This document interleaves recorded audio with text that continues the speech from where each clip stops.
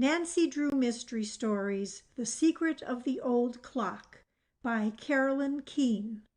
Chapter 1, The Lost Will. It would be a shame if all that money went to the Tophams. They will fly higher than ever. Nancy Drew, a pretty girl of 16, leaned over the library table and addressed her father, who sat reading a newspaper by the study lamp.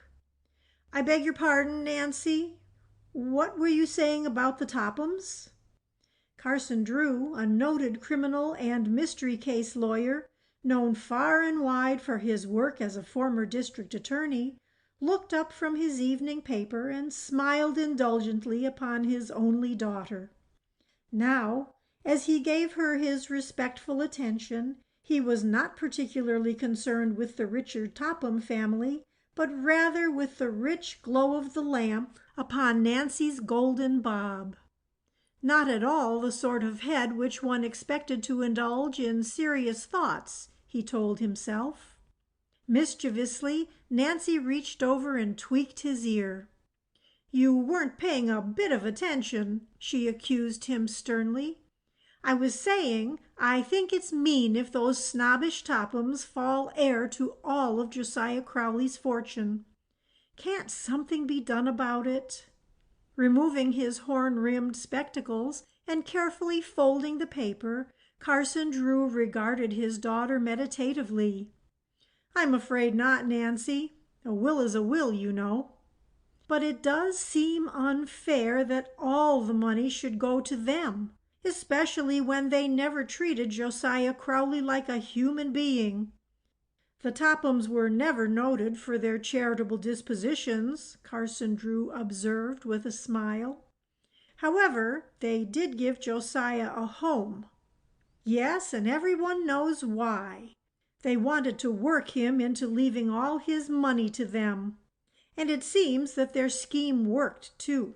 They treated him like a prince until he made his will in their favor, and then they acted as though he were dirt under their feet. Folks said he died just to be rid of their everlasting nagging." "The Tophams aren't very well liked in our little city, are they?" Mr. Drew commented dryly.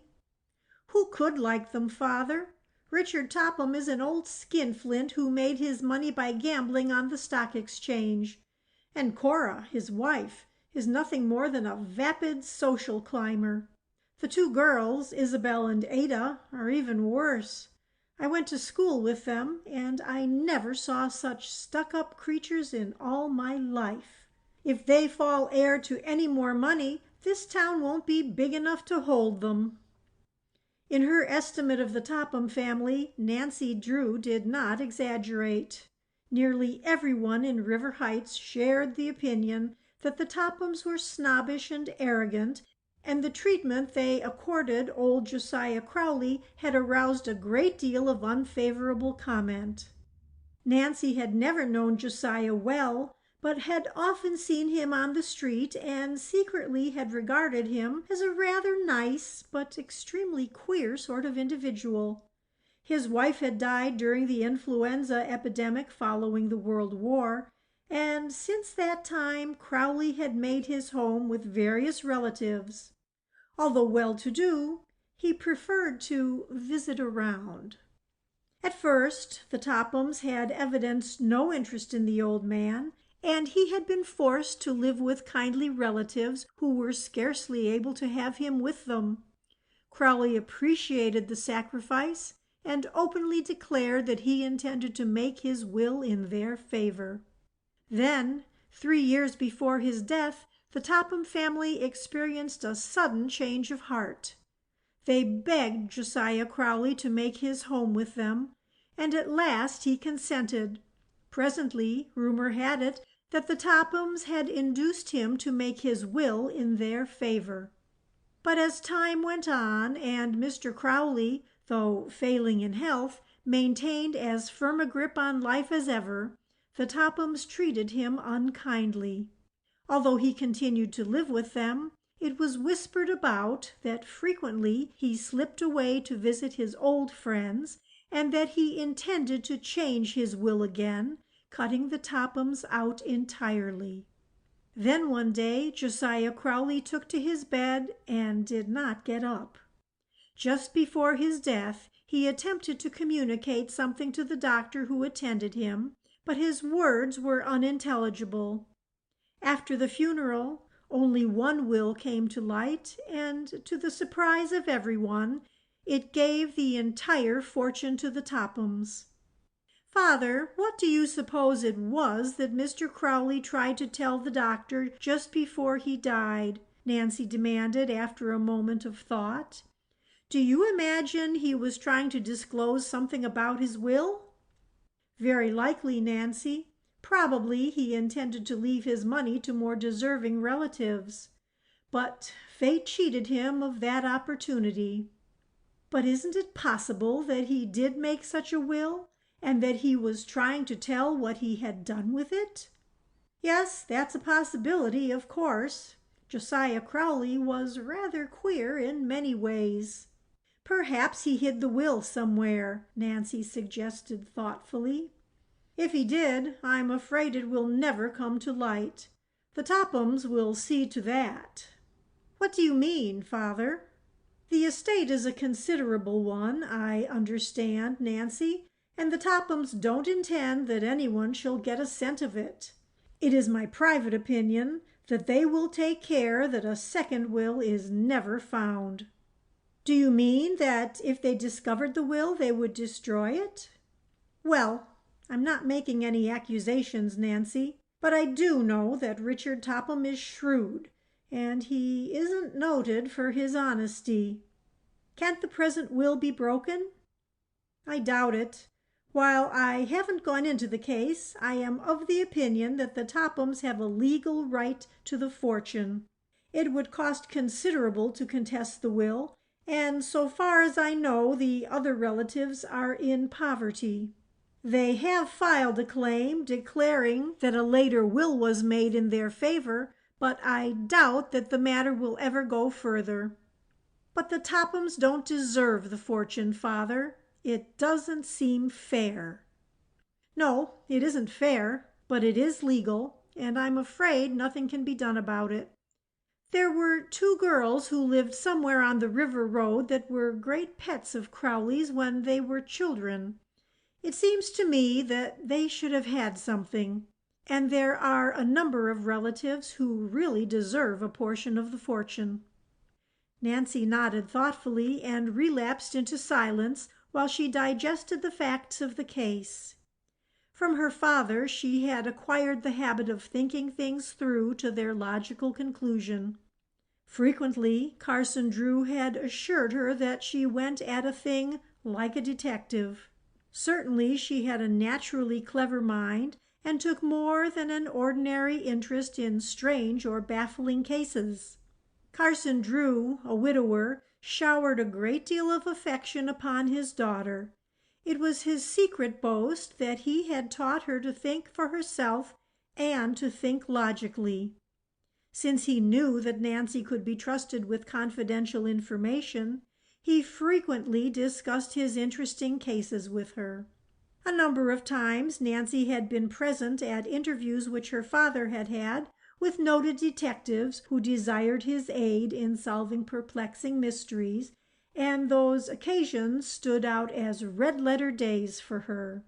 There was something about a mystery which aroused Nancy's interest, and she was never content until it was solved. More than once her father had found her suggestions, or intuitions as he called them, extremely helpful. For a reason which she could not understand, the Crowley case had attracted Nancy's attention, although it had not fallen into her father's hands.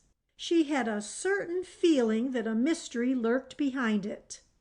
Father, do you believe Josiah Crowley ever made a second will? Nancy demanded suddenly. You're a regular lawyer, the way you cross-examine me, Carson Drew protested, but with evident enjoyment. To tell you the truth, I don't know whether he ever made a second will or not. All I do know is that, but perhaps I shouldn't mention it, since my information is not very definite. Go on, Nancy commanded impatiently. You're trying to tease me. Well, I do remember that one day nearly a year ago, I was standing in the First National Bank when Crowley came in with Henry Ralsted. Not the attorney who specializes in wills and legal documents. Yes. Well, as I was saying, they came into the bank together. I had no intention of listening to their conversation, but I couldn't help but hear that they were discussing a will. Crowley made an appointment to call at Ralsted's office the following day. That looks as though Mr. Crowley had made up his mind to write a new will, doesn't it? That was the thought which passed through my mind at the time. You say you overheard the conversation nearly a year ago, Nancy mused. That was nearly 2 years after Mr. Crowley had made the will in favor of the Tophams, wasn't it? Yes. It's likely Crowley had made up his mind to change the will. I suspect he intended to cut the Tophams out, but whether or not he did, I have no way of knowing. Mr. Ralsted is an old friend of yours, isn't he, Father? He is, an old friend and an old college classmate. Then why don't you ask him if he ever drew up a will for Mr. Crowley? That's a rather delicate question to ask, young lady. He may tell me it's none of my business. You know he won't. You're such a noted attorney that other lawyers feel flattered when you take an interest in their cases. Will you do it, please? I can't promise to blunder into his office and demand the information. Why this sudden interest in the case, Nancy? Oh, I don't know. A mystery always interests me, I guess, and it does seem to me that someone ought to help those poor relatives. You take after your old dad, I'm afraid, but I'm curious to know what mystery you have discovered. If a will is missing, isn't that a mystery? If it is actually missing, yes. But it's possible that if Crowley ever wrote the will, he changed his mind and destroyed it. He was subject to sudden whims, you know. Anyhow, I'd like to learn more about the case if I can. Will you talk with Mr. Ralsted? You are persistent, Nancy, and Mr. Drew smiled. Well, I suppose I could invite him to take luncheon with me tomorrow. Oh, please do, Nancy interrupted eagerly. That would be a splendid opportunity to find out everything he knows about the will. All right, I'll try to do it, but I warn you not to expect startling news. Carson Drew glanced at his watch. Why, it's nearly midnight, Nancy. We've been discussing this case for over an hour. Better run off to bed now and forget the Tophams. All right, Nancy agreed somewhat reluctantly. Don't forget your promise tomorrow at luncheon. Long after his daughter had retired, Carson Drew sat by the fire. At last he, too, arose. It wouldn't surprise me if Nancy has stumbled upon a real mystery, he told himself as he snapped out the electric light and turned toward the stairway. Perhaps I shouldn't encourage her to dig into it, but after all, it's in a good cause. Chapter 2. A Chance Meeting. Don't forget your luncheon engagement with Mr. Ralsted, Nancy reminded her father the next morning at the breakfast table. I'll telephone him the first thing after I reach my office, Carson Drew promised. But again, I warn you not to anticipate startling news. I won't, Father, Nancy laughed. But if I should happen to learn something which has a bearing on the missing will, I won't be exactly disappointed. What are your plans for the day, Nancy? Oh, nothing special. I thought I would do a little shopping this morning, and I am invited to a party one of the girls is giving in the afternoon. Then you are too busy to take luncheon with me. Oh, Father, you know I've just been dying for an invitation, Nancy declared, her eyes dancing. I'm so anxious to learn something about that will. "All right. If you have time, drop in at my office about 12:30. Mr. Ralsted may not accept my invitation, but if he does, we'll try to find out something about Josiah Crowley. Of course, I don't need to warn you not to appear too eager for information." "I'll let you do all the talking," Nancy told him. "I'll just keep my ears open." "I'll look for you at 12:30 then." Mr. Drew pushed back his chair and glanced at his watch. "I must hurry now, or I'll be late getting downtown." After her father had left, Nancy Drew finished her breakfast and then went to the kitchen to consult with Hannah, the maid, concerning the work of the day. Although only 16, Nancy was unusually capable, and under her skillful direction everything ran smoothly in the Drew household. On the death of her mother 6 years before, she had taken over the entire management of the establishment. The Drews employed one servant, Hannah Groon, an elderly maid of all work who had been with them for many years. The responsibility of the household might have weighed heavily upon Nancy, but she was the type of girl who is capable of accomplishing a great many things in a comparatively short length of time. She enjoyed sports of all kinds, and she found time for clubs and parties. In school, Nancy had been very popular, and she boasted many friends. People declared that she had a way of taking life very seriously, without impressing one as being the least bit serious herself. While at school, Nancy had made one particular chum, Helen Corning, of whom we shall hear more later. She had also made 2 enemies, the Topham sisters. Once she had caught Ada in wrongdoing in class, and both sisters had placed the blame on Nancy. But Helen and 2 others had come to Nancy's rescue. Since that time, Ada and Isabel had been more hateful to Nancy than ever. "I'll not be back for luncheon today," Nancy told Hannah as she prepared to leave the house. "I have made out the dinner menu and ordered the groceries, so I guess you won't need me for a few hours." Leaving the house, she went to the garage where she kept her automobile. It was a shiny new blue roadster, a birthday gift of her father. Quickly backing the automobile to the street, she set off for the shopping district. She drove swiftly down the boulevard, and upon reaching the more congested streets, wormed her way skillfully through heavy traffic.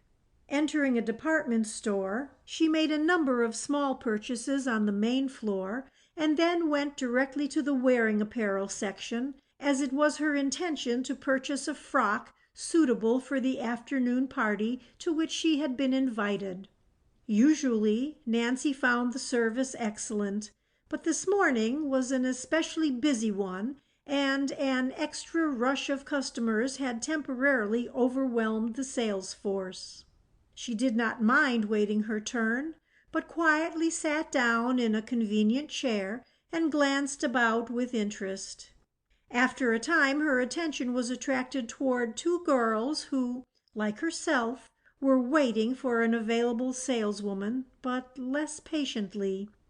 Instantly Nancy recognized them as Ada and Isabel Topham. They were remonstrating with the floor manager, and their voices carried so far that she could not help hearing what they said. "We've been standing here nearly 10 minutes," Ada said petulantly. "Send a saleswoman to us immediately." "I'm afraid I can't," the floor manager said regretfully. "There are a number of others ahead of you. An extra rush of customers—" "Perhaps you don't know who we are," Ada interrupted rudely. "Indeed I do," the floor manager told her with a trace of weariness. "I will have a saleswoman here in a few minutes. If you will only wait—" "We're not accustomed to waiting," Isabel Topham told him icily. "Such service," Ada chimed in. "Do you realize that my father owns stock in this store? If we report your conduct to him, He could have you discharged." "I'm sorry," the harassed floor manager apologized, "but it is a rule of the store. You must await your turn." Ada tossed her head and her dark eyes flashed angrily. In spite of the expensive clothes she wore, she was anything but attractive, for she was tall and slender to the point of being termed skinny.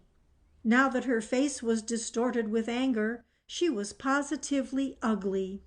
Isabel, who was the pride of the Topham family, was rather pretty in a vapid sort of way, but Nancy Drew thought that her face lacked character. She had acquired an artificial manner of speaking which was both irritating and amusing. It was her mother's ambition that some day she marry into a wealthy family, and every opportunity was given her for a brilliant match. The two sisters were older than Nancy, but had been in her class at school.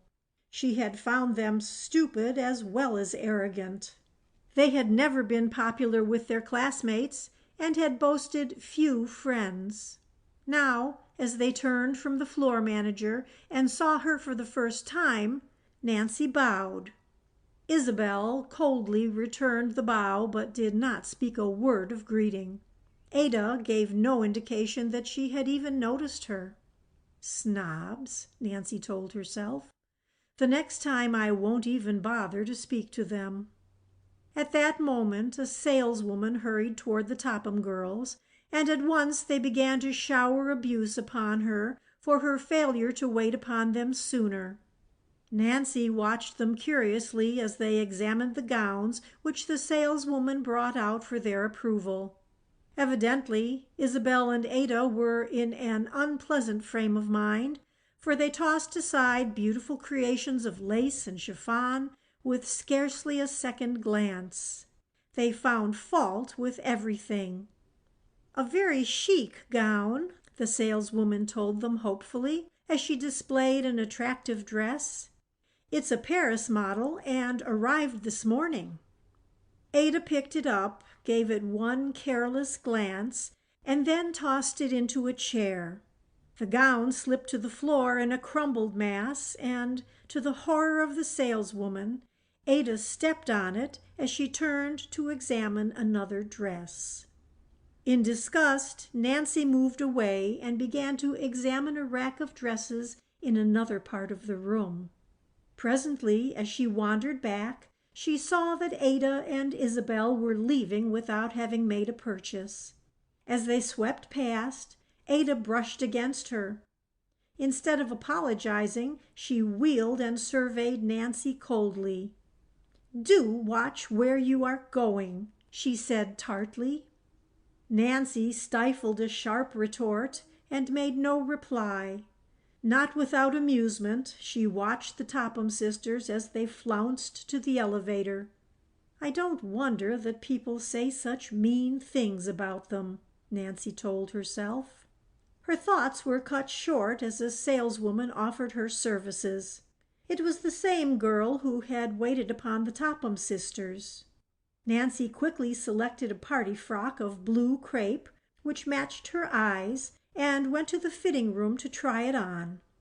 "It's a real pleasure to serve you, Miss Drew," the saleswoman assured her when they were alone. "But how I dread to see the Topham sisters come into the store. They are so unreasonable." "Ada and Isabel aren't very popular," Nancy agreed. "They seem to think their word is law." The saleswoman sighed. "And I'm afraid it will be if they get all of Josiah Crowley's money." She lowered her voice. "The estate hasn't been settled, but they're counting on the fortune already. I heard Miss Ada say to her sister, 'Oh, I guess we'll get all of old Crowley's fortune as soon as the lawyers stop squabbling.' But it's my opinion that the Tophams are mightily worried for fear somebody will show up with a later will which may do them out of most of it." Nancy was far too wise to engage in gossip with the saleswoman, for she could not tell how far anything she might say would be carried. but she was interested in the information. The fact that the Tophams were worried indicated to her that they were of the opinion that Josiah Crowley had made a second will. Evidently, they were somewhat disturbed by the claims of the other relatives. Ordering the frock which she had purchased sent to her home, Nancy glanced at her watch and saw that it was after 12 o'clock. "I must hurry or I'll be late in meeting Father," she thought, and left the store. She drove directly to her father's office, and although a few minutes ahead of the appointed time, found that he was ready to leave. "What luck, Father?" Nancy demanded eagerly when they were alone in the inner office. "Did Mr. Ralsted promise to take luncheon with you?" "Yes, we are to meet him at Royal Hotel in 10 minutes. Do you still think I should quiz him about the Crowley will?" "Oh, I'm more than ever interested in the case, Father. I can't tell you why, but I just seem to know that Josiah Crowley made a second will." "Well, your intuitions are frequently correct, Nancy," Mr. Drew smiled. "So I'll do my best to find out what Mr. Ralsted knows about the case. However, I must warn you not to appear too eager for information, or he may suspect we have a dark motive behind the luncheon invitation." "I'll be careful," Nancy laughed. The Royal Hotel was located less than a block away, and Nancy and her father quickly walked the distance. As they entered the lobby, they found Mr. Ralsted there ahead of them. Carson Drew introduced his daughter, and the three made their way to the dining room, where a table had been reserved for them. At first the conversation centered about a variety of subjects. As the luncheon progressed, the two lawyers began to talk enthusiastically of their college days together, and finally of their profession. Nancy began to fear that the subject of the Crowley estate would never be brought up.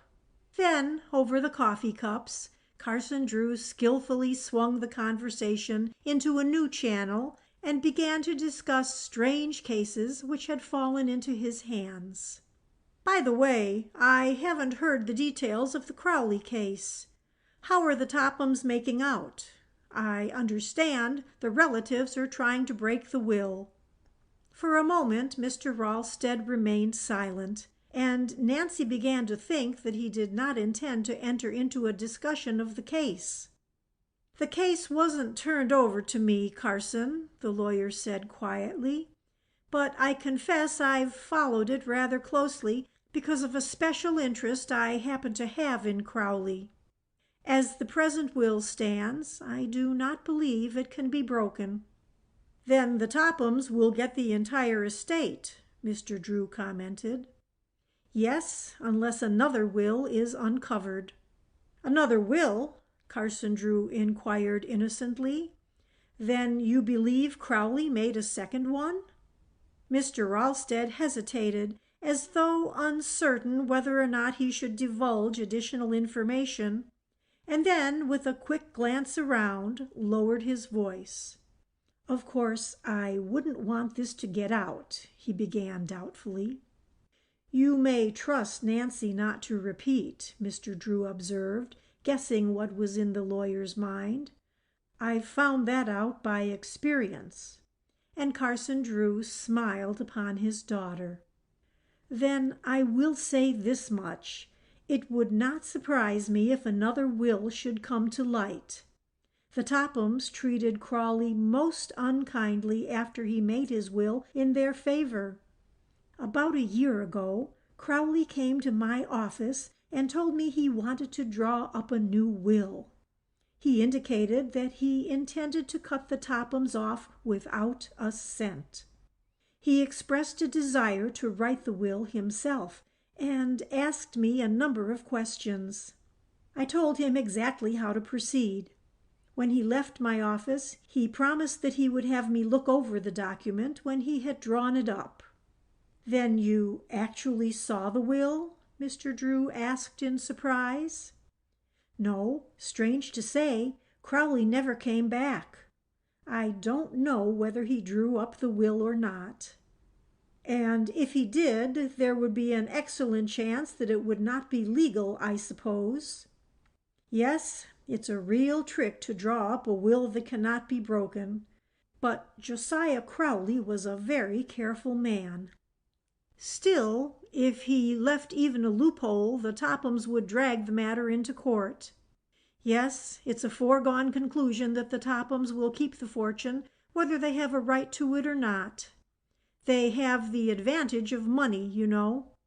I believe the other relatives have filed a claim, but they have no proof a second will exists, and without money they cannot hope to fight the Tophams.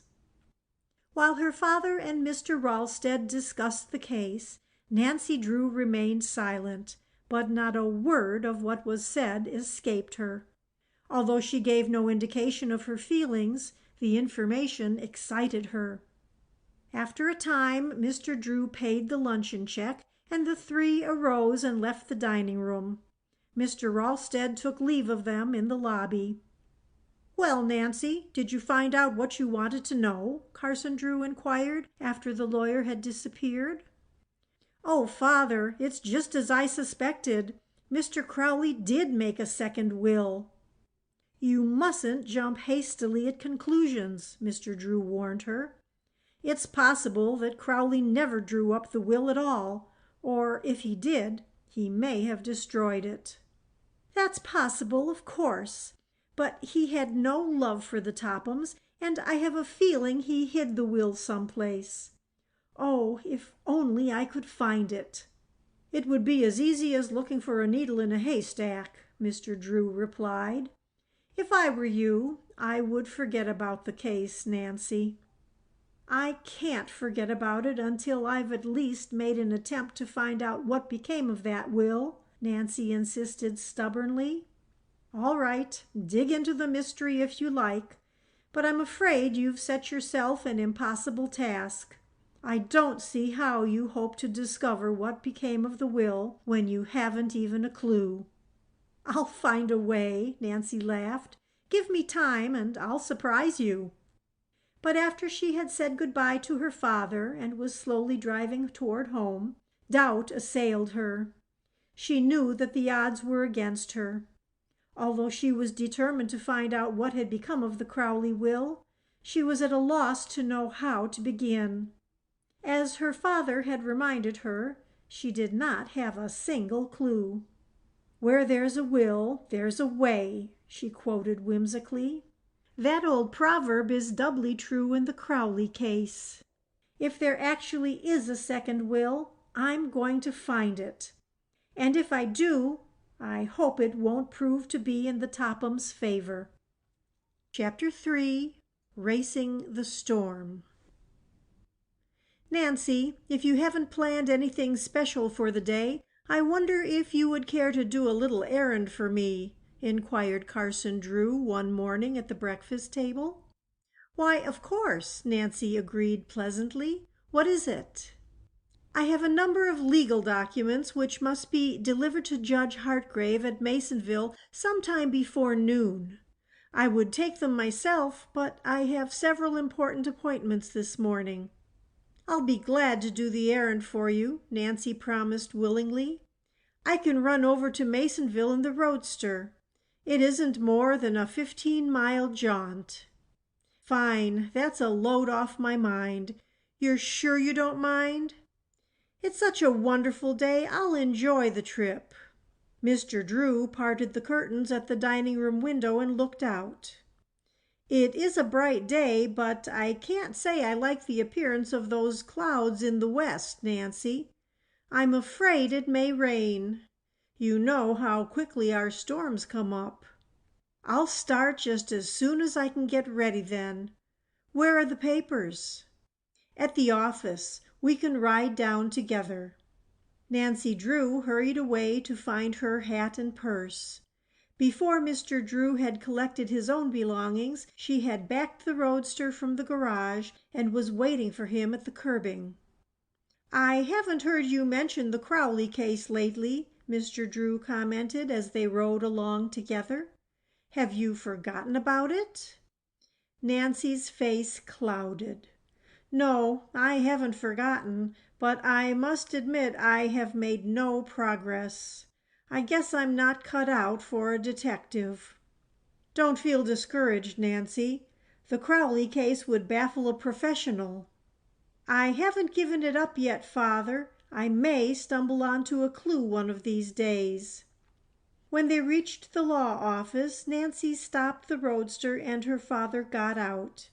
He disappeared inside the building and, returning a few minutes later, placed a fat manila envelope in Nancy's hand.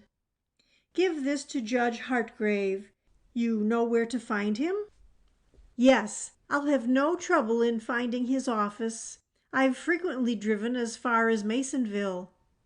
Selecting the shortest route to her destination, Nancy deftly shifted gears and was off. As she rode along the gravel road, her eyes traveled to the fields on either side of the highway. Like a true daughter of the Middle West, Nancy Drew took pride in the fertility of her state and saw beauty in a crop of waving green corn, as well as in the rolling hills and the expanse of the prairie land. More than once Nancy glanced anxiously at the sky. The sun shone down on the gravel road with dazzling intensity, but a large black cloud had settled in the west. Still, it did not appear to be rolling up very fast, and Nancy told herself there was no need to worry. "It won't rain for another hour or two, and by that time I'll be home," she thought. Nancy took her time on the road, and it was nearly 11 o'clock when she finally drove into Masonville. She went at once to Judge Hartgrave's office, but was informed that he had gone to the courthouse. Nancy knew that the legal papers which she had been sent to deliver were important, and rather than leave them with the office girl, she set off in search of the judge. She had considerable trouble in finding him, and it was nearly 12 o'clock when at last she delivered the manila envelope into his hands. Learning that Nancy was the daughter of Carson Drew, Judge Hartgrave insisted that she take luncheon at his home before returning to River Heights. Nancy accepted the invitation and spent a very pleasant hour in company with the judge and his wife. When at last she had insisted that she must start for home, it was after 1:30. "I have half a notion to take a different route back," she told Judge Hartgrave as she stepped into her blue roadster. "It's a beautiful drive on the river road, but the trip will take longer, and I'm afraid it may rain." Judge Hartgrave looked up at the sky, but in spite of a general murkiness, the sun was shining. "Oh, I don't believe it will rain for an hour or two," he said optimistically. "That big cloud is only bluffing." "Then I'll take the river road," Nancy decided. She said goodbye and started the motor. Soon she was spinning along the road which wound in and out along the Muskogee River. Nancy met few automobiles, for the road was infrequently traveled. She did not hurry, but took time to enjoy the scenery. Overhanging trees with dense foliage shaded the road and formed a tunnel which all but blotted out the sky. Presently, as Nancy drove into a clearing, she was astonished to see how dark it had become. Evidently, the big black cloud which had attracted her attention earlier in the day was no longer bluffing. It had grown rapidly in size and was spreading over the sky in an alarming fashion. As Nancy Drew watched, the sun vanished as though by magic. "How foolish of me to take this road," she chided herself. "I'm going to be caught in the storm. There isn't a chance that I can make it." Although the river road was perfectly safe in dry weather, Nancy knew that a little rain would make it dangerously slippery. Then, too, the road was little traveled, and in case of accident she could not depend upon passing motorists for aid. If her roadster slipped into a ditch, it would be necessary to walk miles for help. Few persons lived along the river road, for the land was not considered valuable. In the spring of the year, with the arrival of heavy rains, the Muskoka River sometimes overflowed its banks and spread over the farmland, destroying the newly planted crops. For this reason, the district was not a popular one, and the land was held by poor folk. "If only I can find a farmhouse where I can drive in until the storm passes," Nancy thought desperately. The sky was now entirely overcast, and in among the trees it was dark as night. Nancy could not see the road distinctly, and switched on the headlights of her roadster. A brisk breeze began to stir the trees, and the leaves seemed to whisper a fearful warning of the storm to come. A feeling of uneasiness took possession of Nancy Drew. She stepped on the accelerator, and the roadster fairly leaped forward as though it, too, understood the need for haste.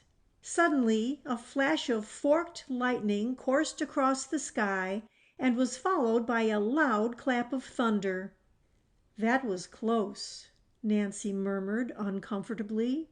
She bent low over the wheel and took the curves as fast as she dared. An unexpected gust of wind struck the road and blew dust in every direction. As the cold air struck her, Nancy realized that the storm was almost upon her. Already she could see the rain sweeping down upon her from the far hills. Frantically, Nancy glanced about for a possible shelter. On down the road a short distance she caught sight of an old farmhouse and a dilapidated barn which stood near the highway. "If only I can get there before the rain strikes me," thought Nancy anxiously. But the storm would hold off no longer. Large drops of rain began to splash against the windshield, slowly at first, then faster and faster. The sky had taken on a yellowish cast.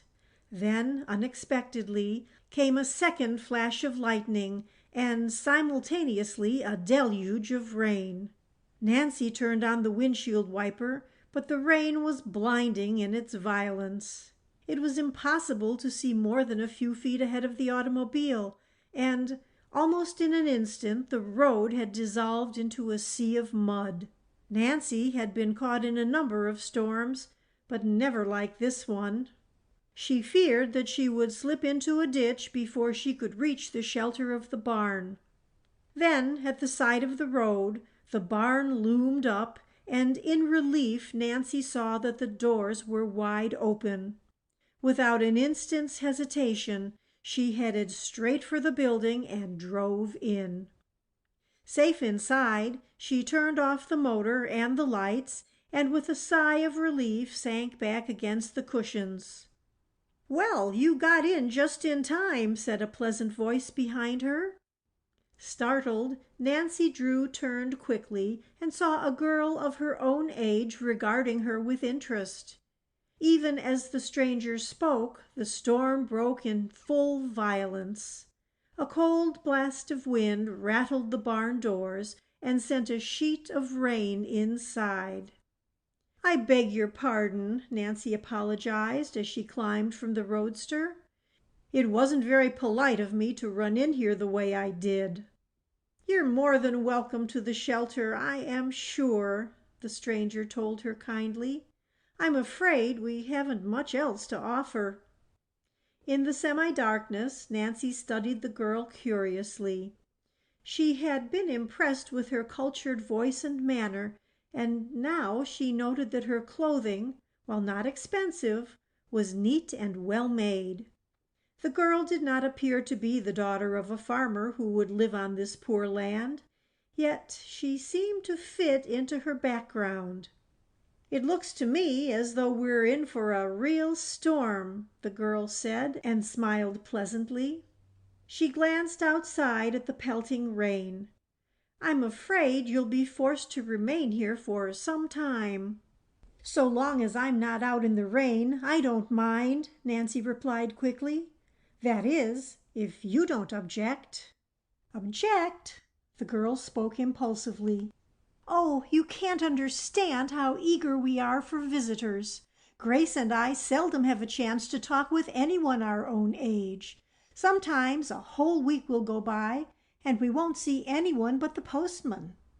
Nancy Drew had a natural talent for unearthing interesting stories, and now a sixth sense seemed to tell her that she had encountered something unusual.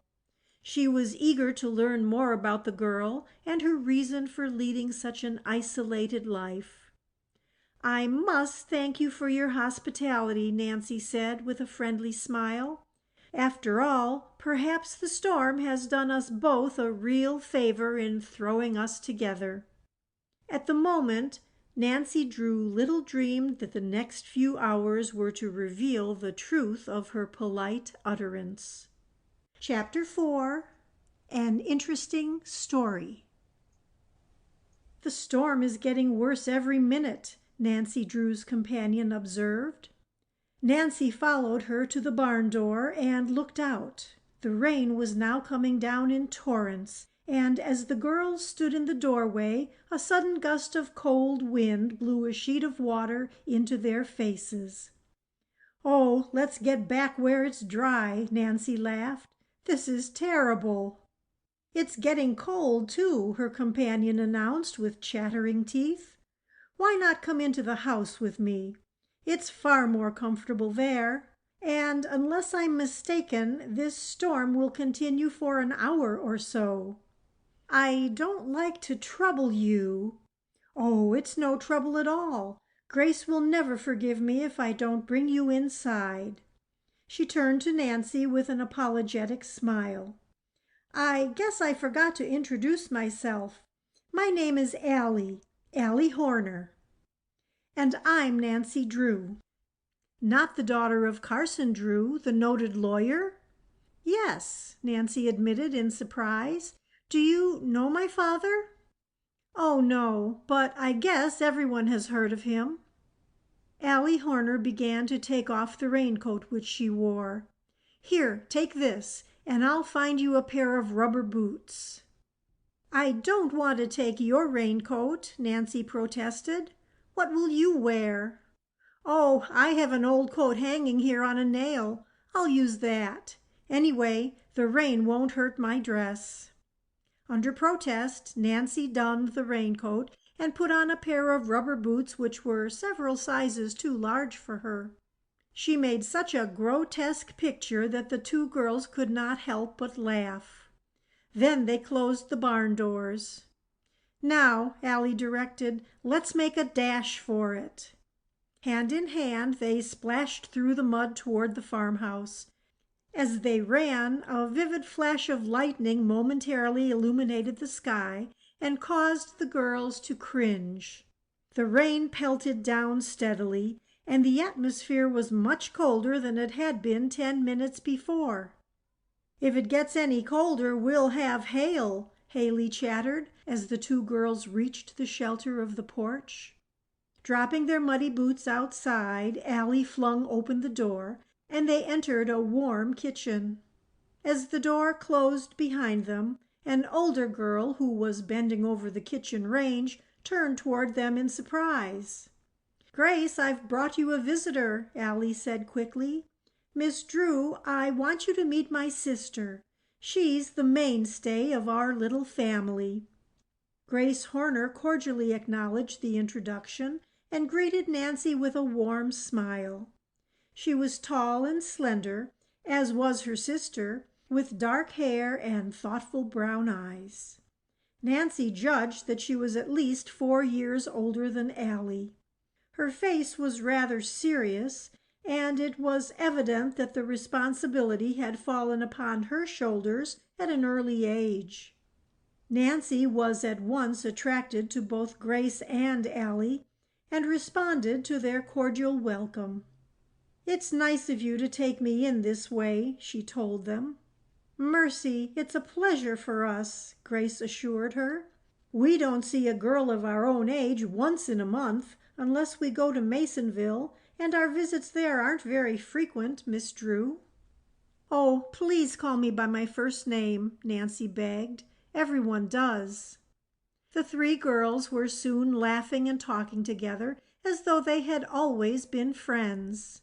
Nancy knew that she was going to like the Horner girls, and it was evident they were delighted with her. Presently Grace deftly removed a cake from the oven and set it on the table to cool. "Let's go into the living room," she suggested. "My cake is done, so I don't need to watch it." "I'll give you a piece before you go, Nancy." "And Grace's cakes are the real thing," Allie declared. "I'm not much of a cook myself. I'd rather be outdoors." "We don't wish you any bad luck, Nancy," Grace laughed as she led Nancy into the next room. "But Allie and I don't care how long it storms." "Neither do I, so long as I get home before dark," Nancy replied. Although the living room was warm and comfortable, it was nearly bare of furniture. The floors had been painted and were scantily covered with handmade rag rugs. With the exception of an old-fashioned divan, an inexpensive table, a few straight-back chairs, and an old wood stove which furnished heat, there was little in the room. However, dainty white curtains covered the windows, and Nancy realized that although the Horner girls were poor, they had tried hard to make their home attractive. "Surely you two girls don't live here alone, do you?" Nancy inquired. Allie nodded. "Grace and I have been living here ever since Father died. That was 2 years ago. Mother passed away just before that," the girl added, with a slight catch in her voice. "But how do you manage? It must be dreadfully hard for 2 girls to run a farm by themselves," said Nancy in wonder. "Our farm isn't very large now," Grace said quietly. "We have only a few acres." "I know you wonder how we live, but are too polite to ask," Allie broke in. "Grace helps a dressmaker at Masonville whenever she can get work. She makes all our clothes, too. And I raise chickens." "Chickens?" Nancy asked in surprise. "Can you make much at that?" "Well, it all depends. This year the market hasn't been so high as usual, and the price of eggs has dropped too. But I enjoy the work, and I could make it pay if only I could afford to start a flock of white leghorns." "Allie is a regular outdoor girl," Grace explained with a smile. "We divide our work. I attend to the house, but she would rather be outside. We get along very nicely in the summer," Allie went on. "We raise vegetables and have enough for our own use. But in the winter it's hard. I don't know how we will manage this year." "We'll find a way, Allie," Grace told her with a brave smile. "We always have." She arose from her chair and turned to Nancy. "I'm sure you're not interested in our misfortunes. It's true that we're poor, but we can still offer a guest a cup of tea. Excuse me while I make it." It was on the tip of Nancy's tongue to protest, but she checked her words just in time. She knew that Allie and Grace were proud, and that to refuse their hospitality would hurt their feelings. "I wish I could help them," Nancy thought. "But if I offer to pay for the tea, they will be offended. Perhaps later on I can engage Grace to make a dress for me." In a few minutes Grace returned to the living room, bearing a tray which had been covered with a clean white napkin. She poured the tea and served the cake with as much poise as though she were gracing an elegant drawing-room. "I never tasted more delicious cake in all my life," Nancy said warmly. The three girls chattered over the teacups and watched the rain beat against the windows. Presently, as Nancy noticed an unusual picture on the wall, she commented on its beauty. "Uncle Josiah gave it to us," Allie told her. "If he were only alive now, things would be different." At the mention of the name, Nancy started. Could it be that Allie referred to Josiah Crowley? It was very unlikely, she decided, yet only the week before her father had told her that there were two girls living on the river road who should have figured in the will. The relationship would be worth investigating, Nancy told herself. "Then your uncle is dead?" she inquired sympathetically. "Josiah Crowley wasn't really our uncle," Grace replied, "but we loved him as much as though he were a relative." Her voice broke, and for a moment she could not go on. "He lived next door to us. That was when Mother and Father were alive. All of our misfortunes seemed to come at once.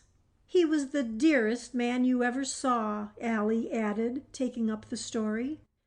"Some people thought him queer, but you never minded his peculiar ways after you knew him. He was so good and kind to us. We were neighbors for years, until the Tophams induced him to live with them. After that, everything was changed." "But he never liked it with the Tophams," Grace declared. "They weren't kind to him, and he used to sneak off to visit us. Didn't he, Allie?" "Yes, he often said that we seemed like his own children. He brought us so many nice gifts. We loved him for himself and not his money.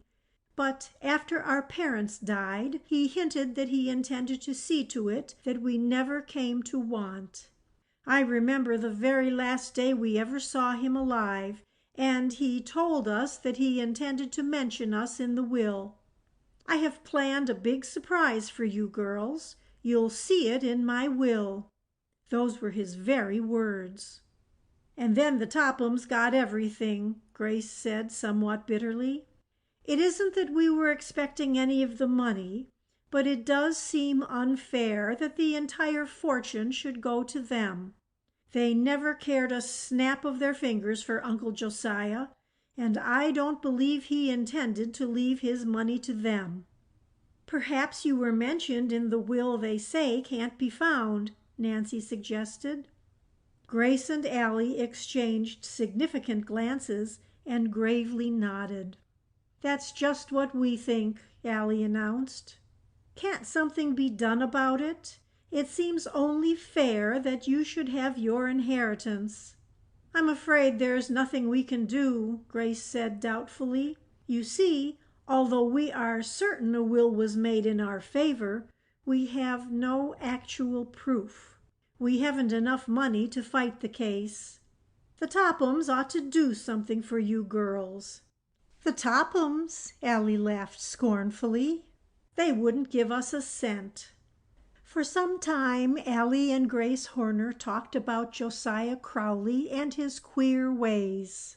To Nancy it was evident that the girls had loved the old man a great deal.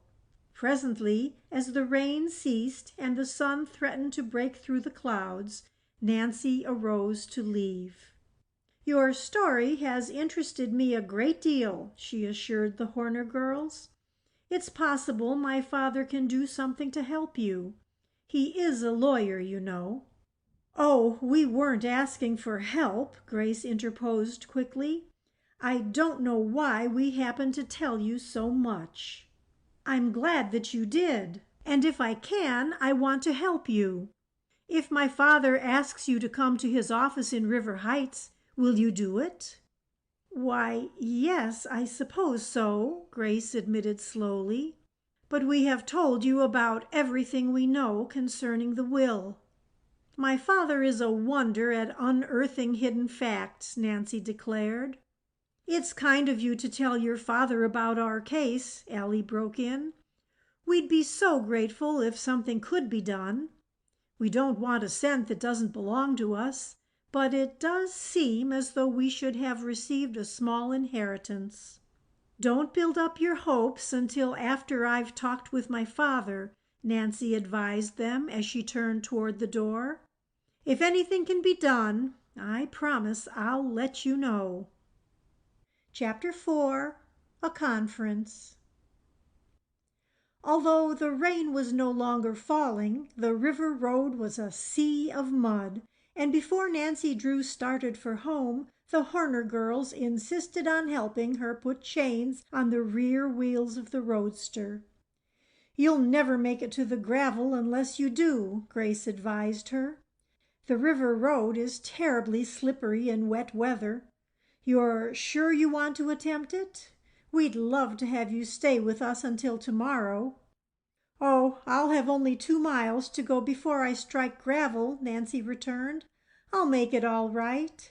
But before I go, I do wish you would let me pay for all the trouble I have caused you." "We couldn't think of accepting money," Grace said quietly.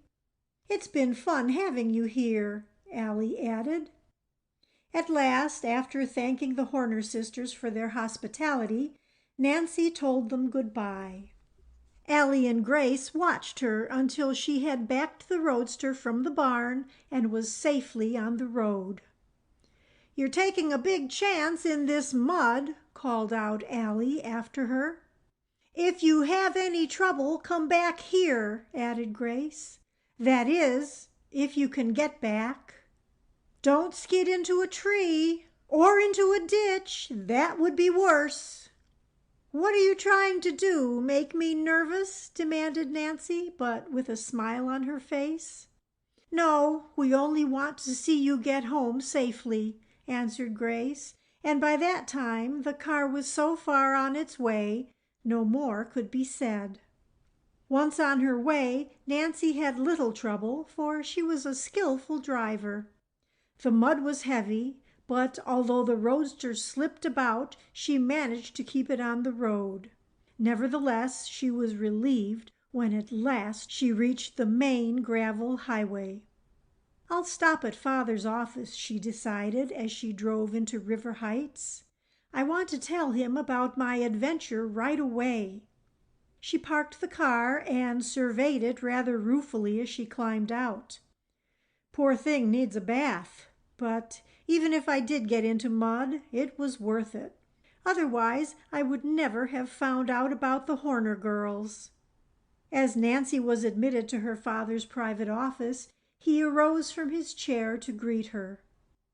"I'm glad you're here safe and sound," he declared in relief. "I've been worried ever since that storm came up. I telephoned the house, and Hannah said you weren't back. It gave me a bad scare." "I had a little adventure," Nancy announced with an important air. Quickly she told of her meeting with the Horner sisters and what they had learned concerning the Crowley will. "Allie and Grace Horner are as poor as church mice, but they're proud too," Nancy ended. "If only we could do something to help them. They deserve a portion of the Crowley estate, but they'll never get it unless someone takes a hand." "From what you say, it looks as though Crowley really did make a will in their favor," Carson Drew commented thoughtfully.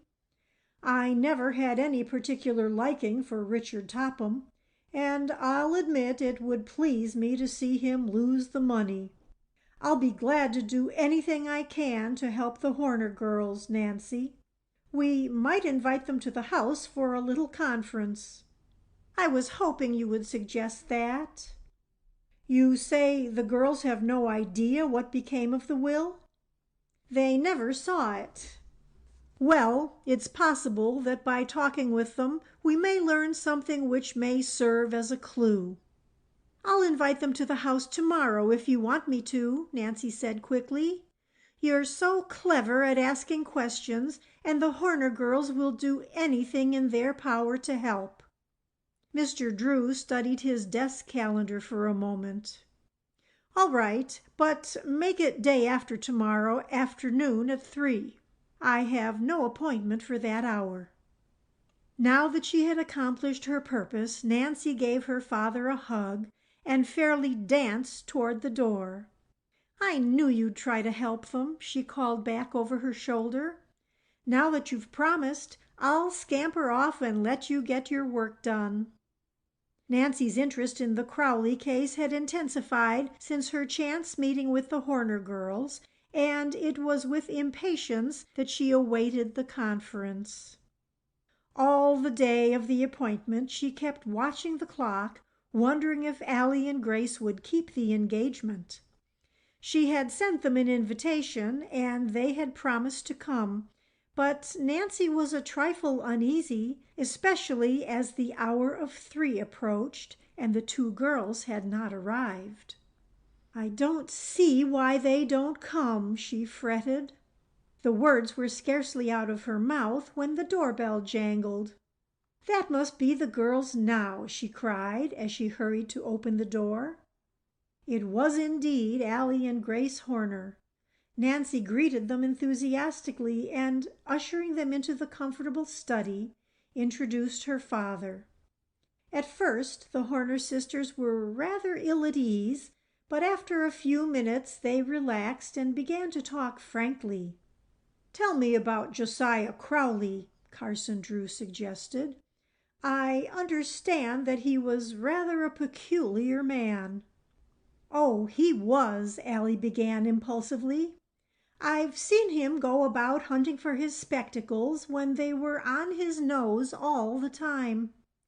"Did he ever hide things?" Mr. Drew inquired. "Did he?" Allie laughed. "He was always putting things away in what he called a safe place. The place was usually so safe that he could never find it again." "Did he ever say anything which would lead you to believe that he had a hidden will?" Allie shook her head. "Not that I can remember." "Why, he did too," Grace broke in. "One day when he was at our house, he got to talking about the Tophams and the way they were trying to get his money. 'I guess they'll be fooled all right when they find out I've made another will,' he said, with that odd little chuckle of his. 'This time I'm not going to trust it to any lawyer. I'll put it away in a place that I know will be safe.'" "That's right," Allie agreed. "I had forgotten." "Was Crowley living with the Tophams at the time he told you this?" Carson Drew asked quickly. Grace nodded.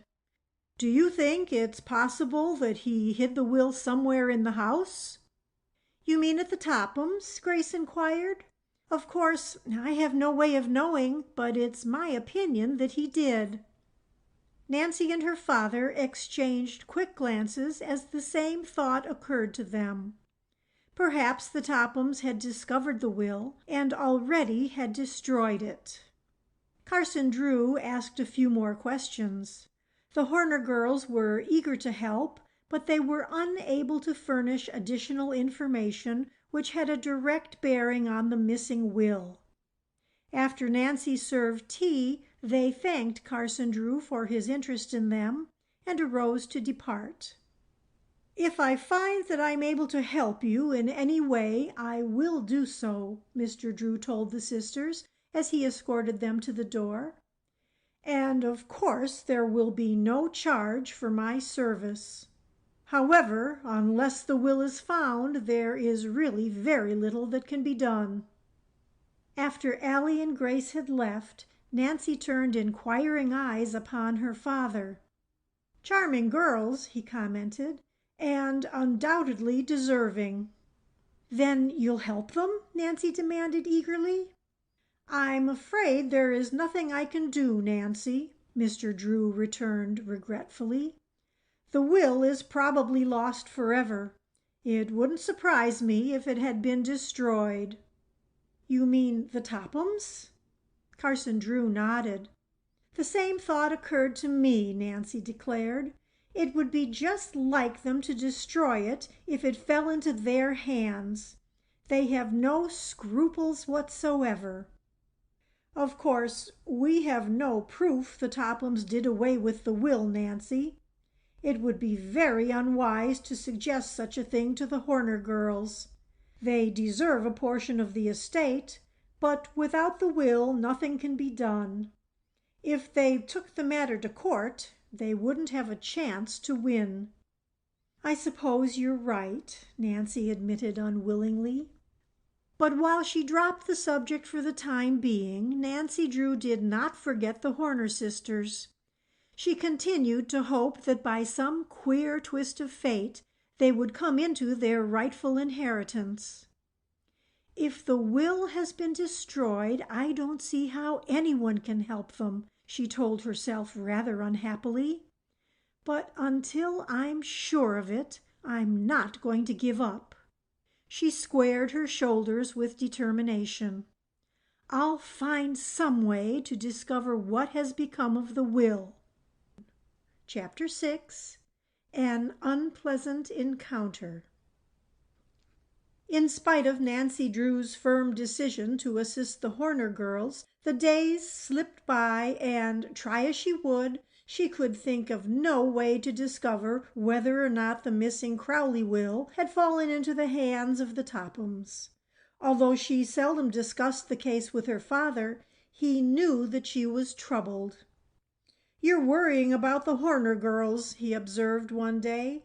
"I am afraid you are taking their misfortunes too seriously. There is nothing you can do without the will, and you had best forget about it. Why, you've scarcely been out of the house since the Horner girls were here. Go shopping or anything to take your mind from the subject." "I have been thinking about Allie and Grace," Nancy admitted with a rueful smile. "I was so sure I could do something for them." "Give your mind a rest, and perhaps you'll have an inspiration," Mr. Drew encouraged her kindly. "All right, I'll take your advice and go shopping, though I really haven't a thing to buy. The fresh air will do me good, I suppose."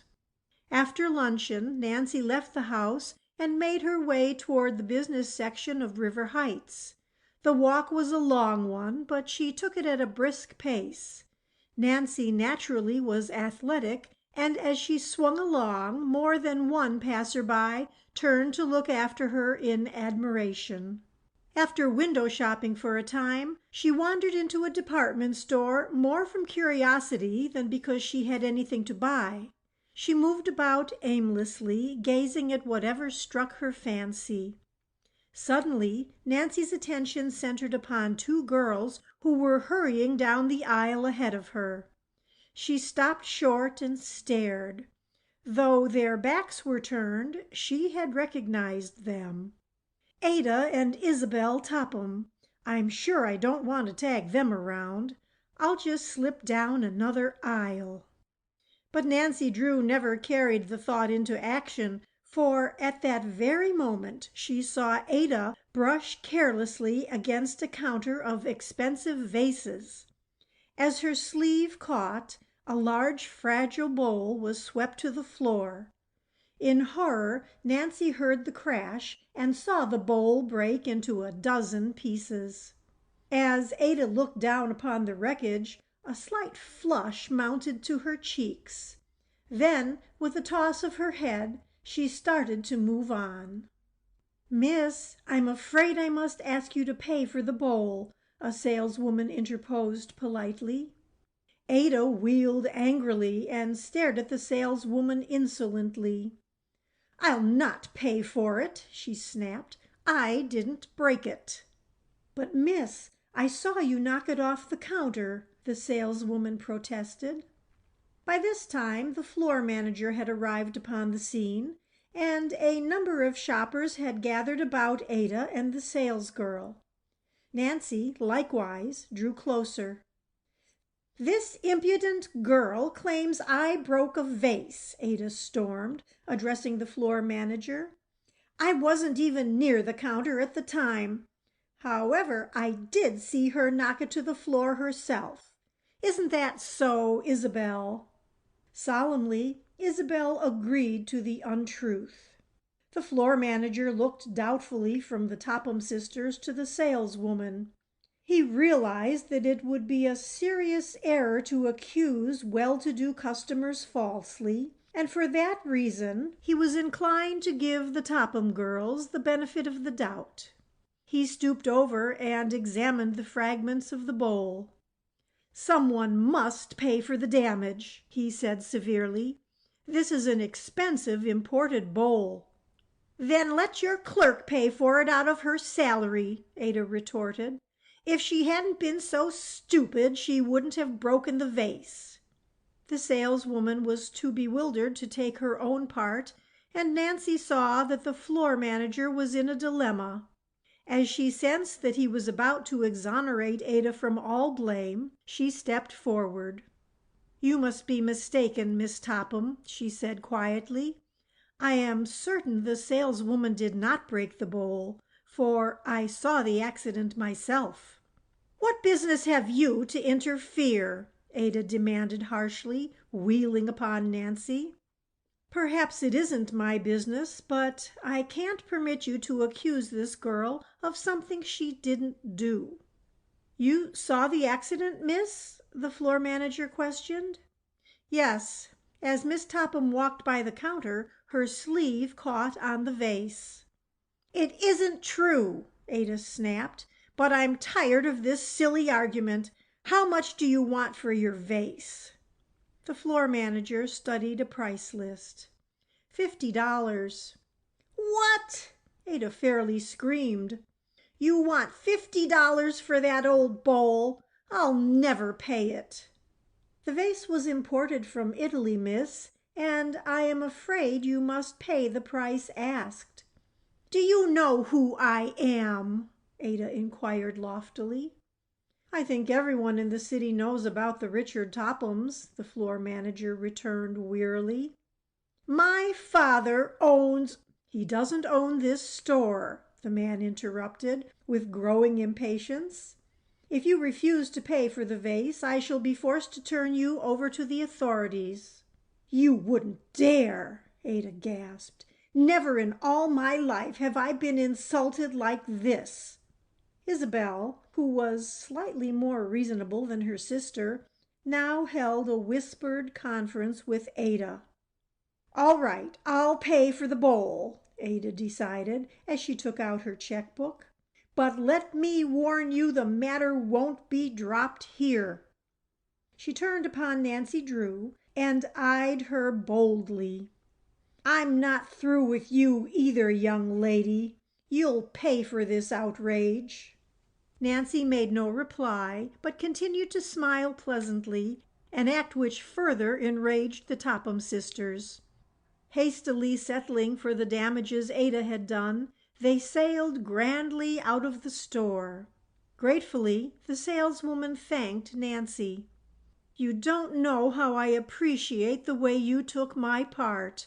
I couldn't have paid for the bowl, and if you hadn't said what you did, the floor manager would probably have discharged me. I saw her break the bowl, and I was determined to see justice done.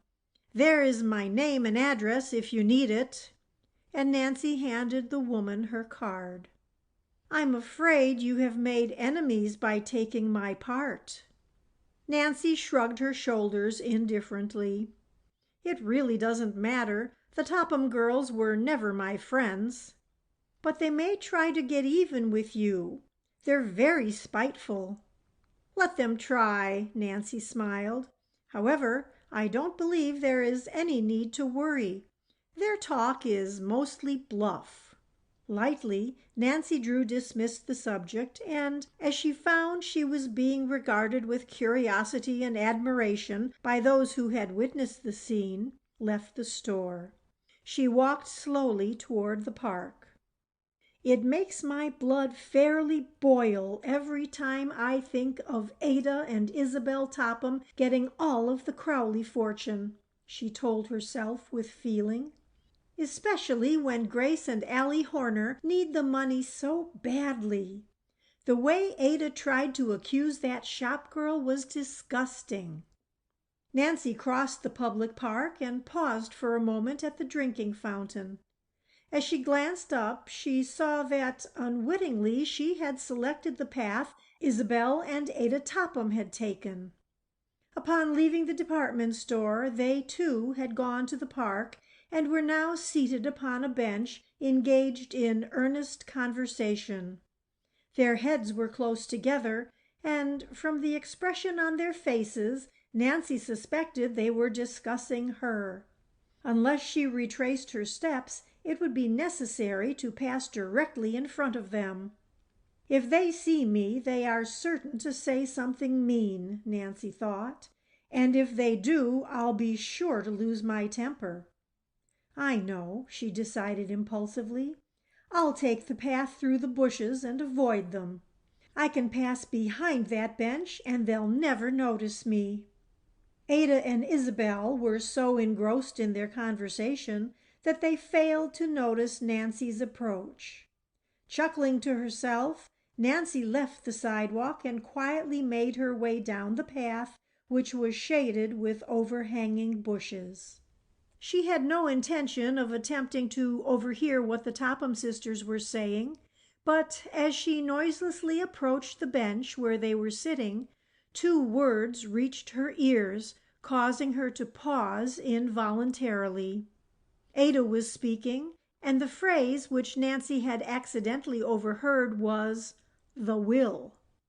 In a flash her suspicions were aroused. She comprehended the significance of the phrase. It must be Josiah Crowley's will they're talking about, she reasoned. Perhaps they know something about the missing will. They may reveal what became of it. With the instinct of a detective, Nancy Drew crept cautiously closer.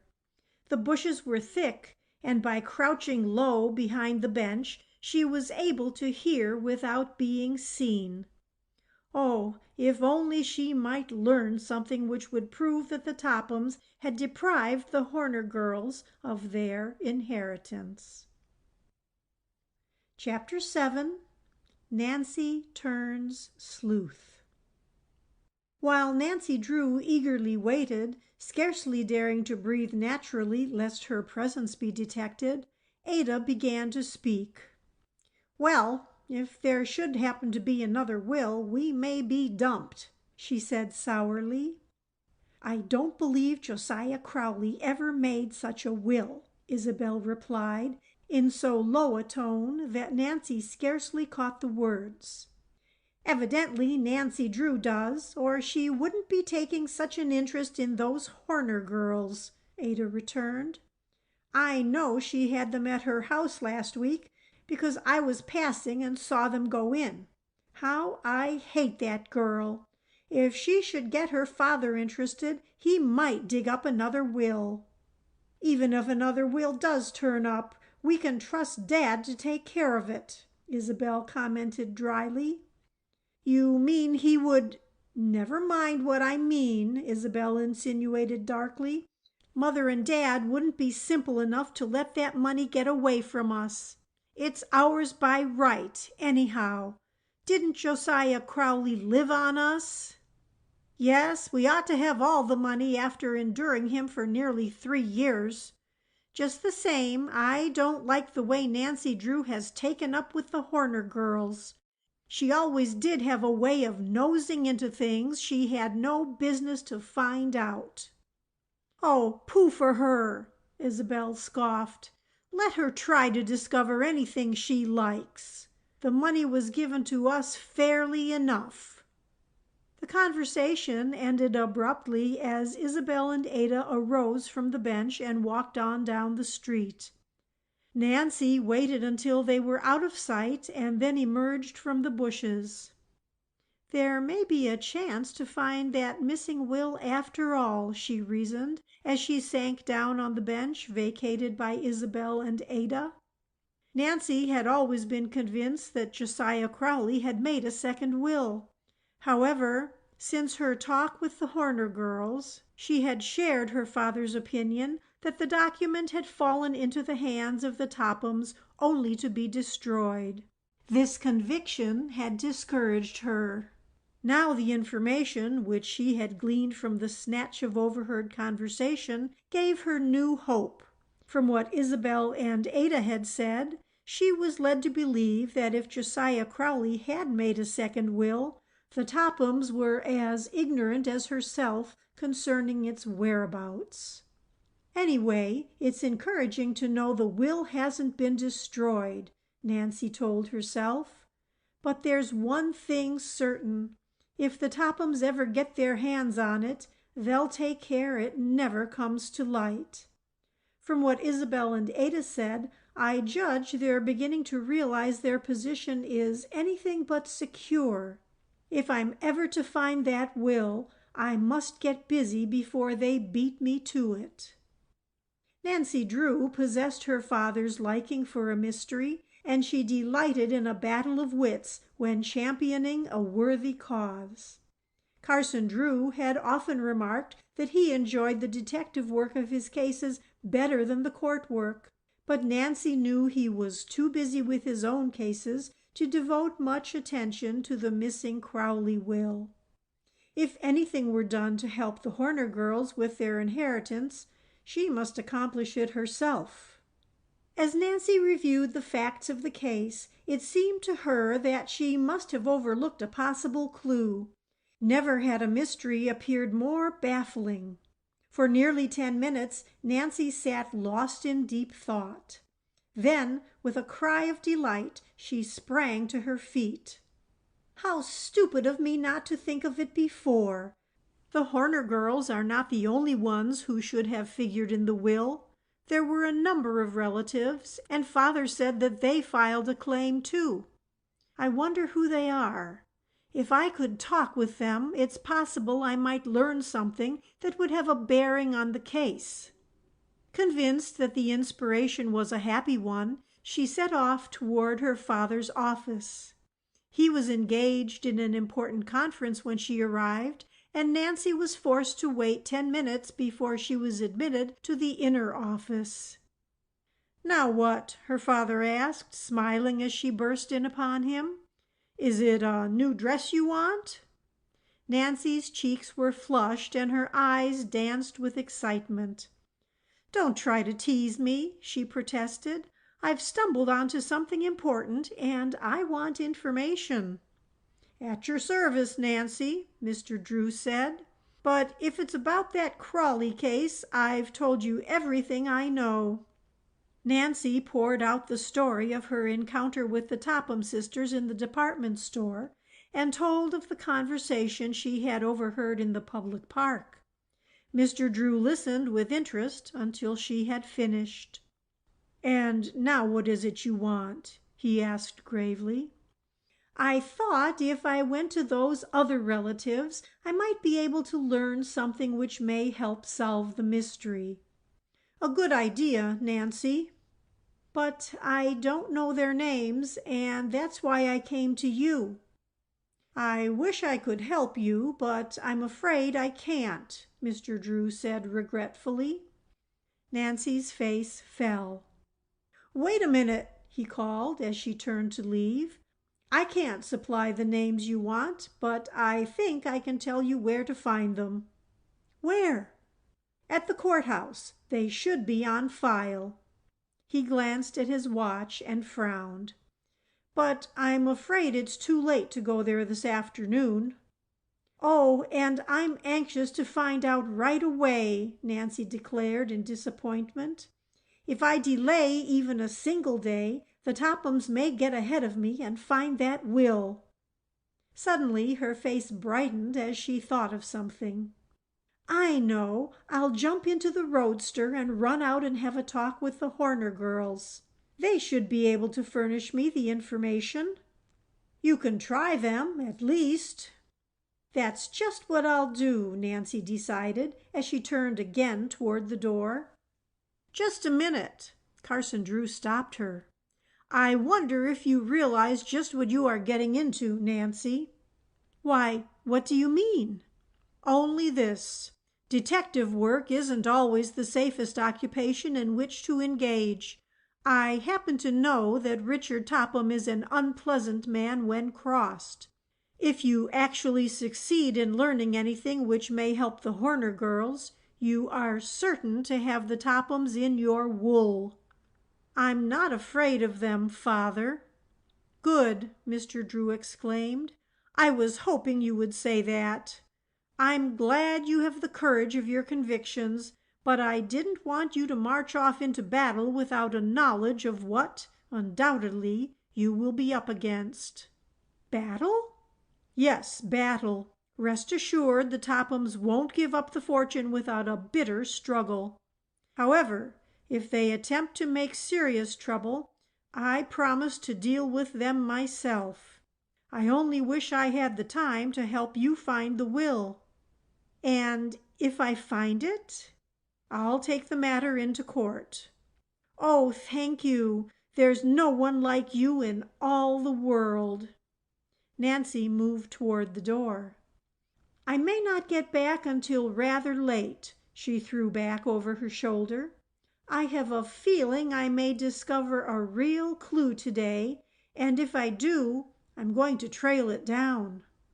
With characteristic impetuosity, she darted from the room, permitting the office door to bang behind her. Chapter 8. A Discouraging Day. After leaving her father's office, Nancy Drew went directly home. Quickly backing her roadster from the garage, she set off down the river road in the direction of the old farmhouse where the Horner girls lived. Before leaving the main highway, Nancy glanced anxiously at the sky and was relieved that no clouds were visible. After my last experience, I don't intend to get caught in another storm, she admonished herself. The recent rain had made the roads rough, and Nancy bumped about in the roadster rather uncomfortably. At last, however, she came within sight of the farmhouse, and as she viewed it from a distance, noticed that it was even older and more run down than she had thought. The house was large and rambling, but apparently it had not been painted in years. Shingles were falling from the roof, and the porches sagged. As Nancy's eyes traveled to the old barn, she wondered how it had managed to survive the recent storm. If Allie and Grace Horner only had money, they could make the place attractive, she thought, as she drove through the open gate. Squawking chickens fled before her as she stopped the roadster in the barnyard and switched off the engine. Springing lightly from the car, she ran up the walk toward the house. She paused at the kitchen door and rapped. Receiving no response, she went around to the front of the house and knocked on another door. There was no answer, nor did a tour of the yard reveal either of the Horner girls. Disappointment took possession of Nancy. She had driven nearly 15 miles, only to find no one at home. I'm defeated at every turn, she thought disconsolately, as she slowly walked back to the roadster. It's certainly discouraging. Hello there, a voice called. Were you looking for us? The shouted greeting reached Nancy as she prepared to step into the roadster. One foot on the running board, she turned her head and saw the Horner girls hurrying toward her from the direction of the barn.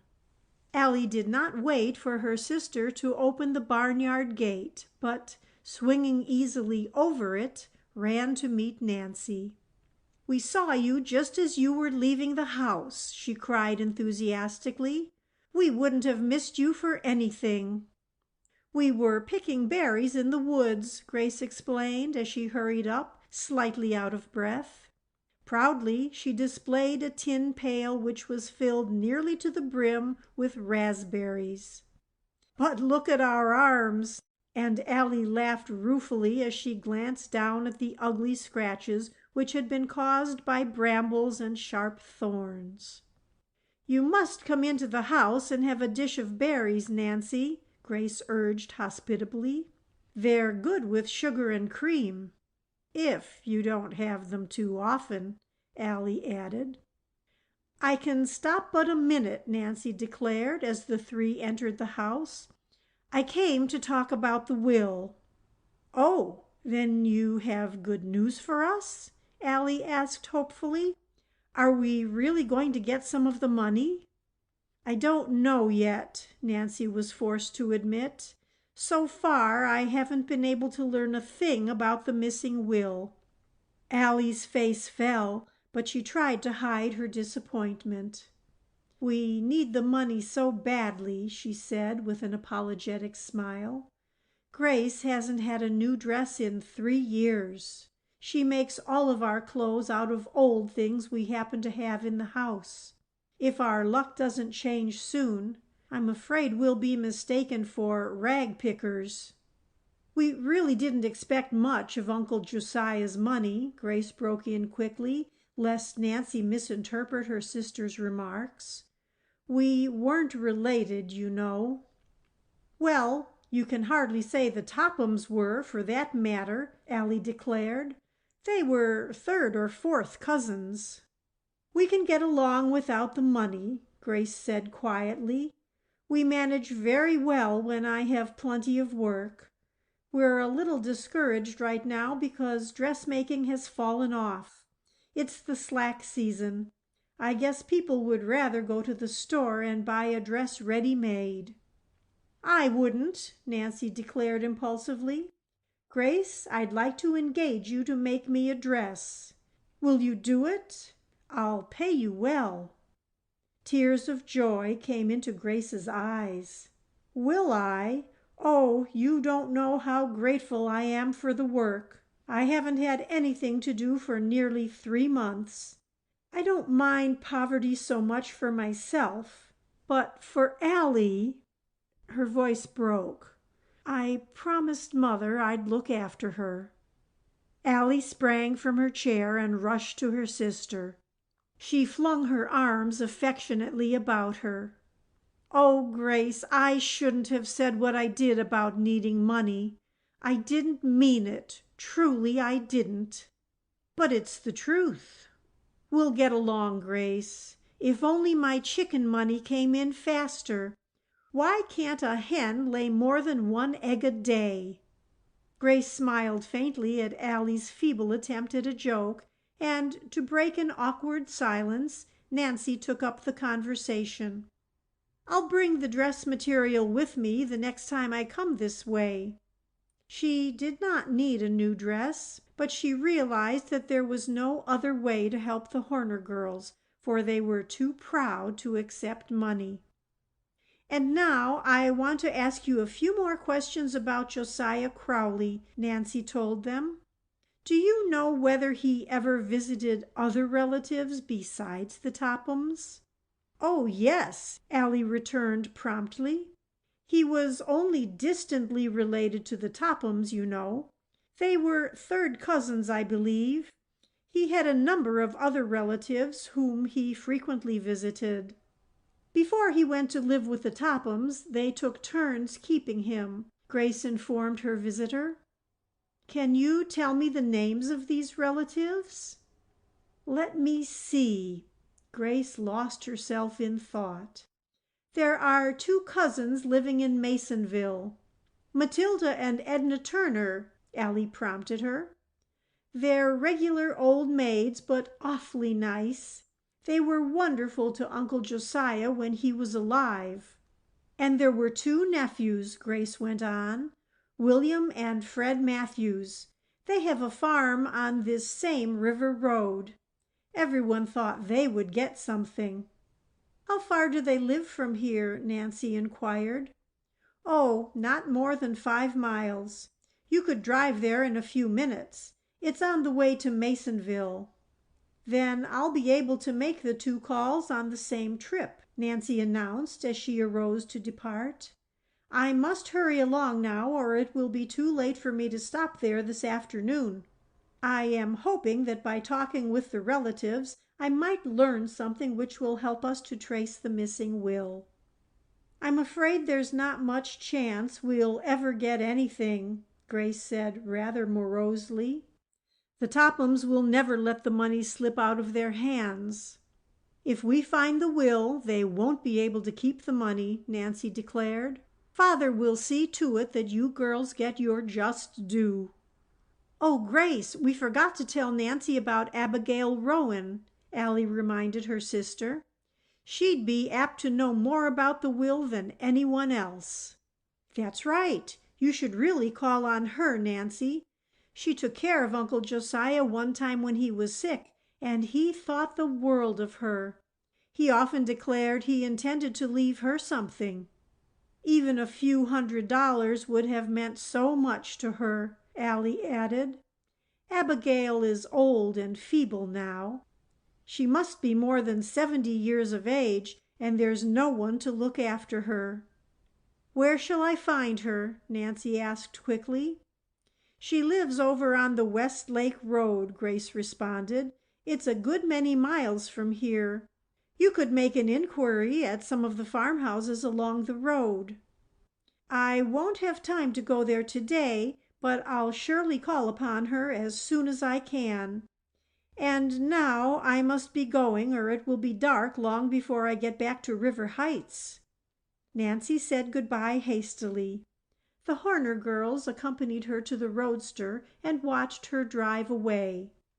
As she looked back from the corner, they waved their handkerchiefs. Plucky girls, Nancy thought. Until today, I didn't realize how terribly they need help. I simply must find a way to help them. She drove along the river road, heading in the direction of Masonville.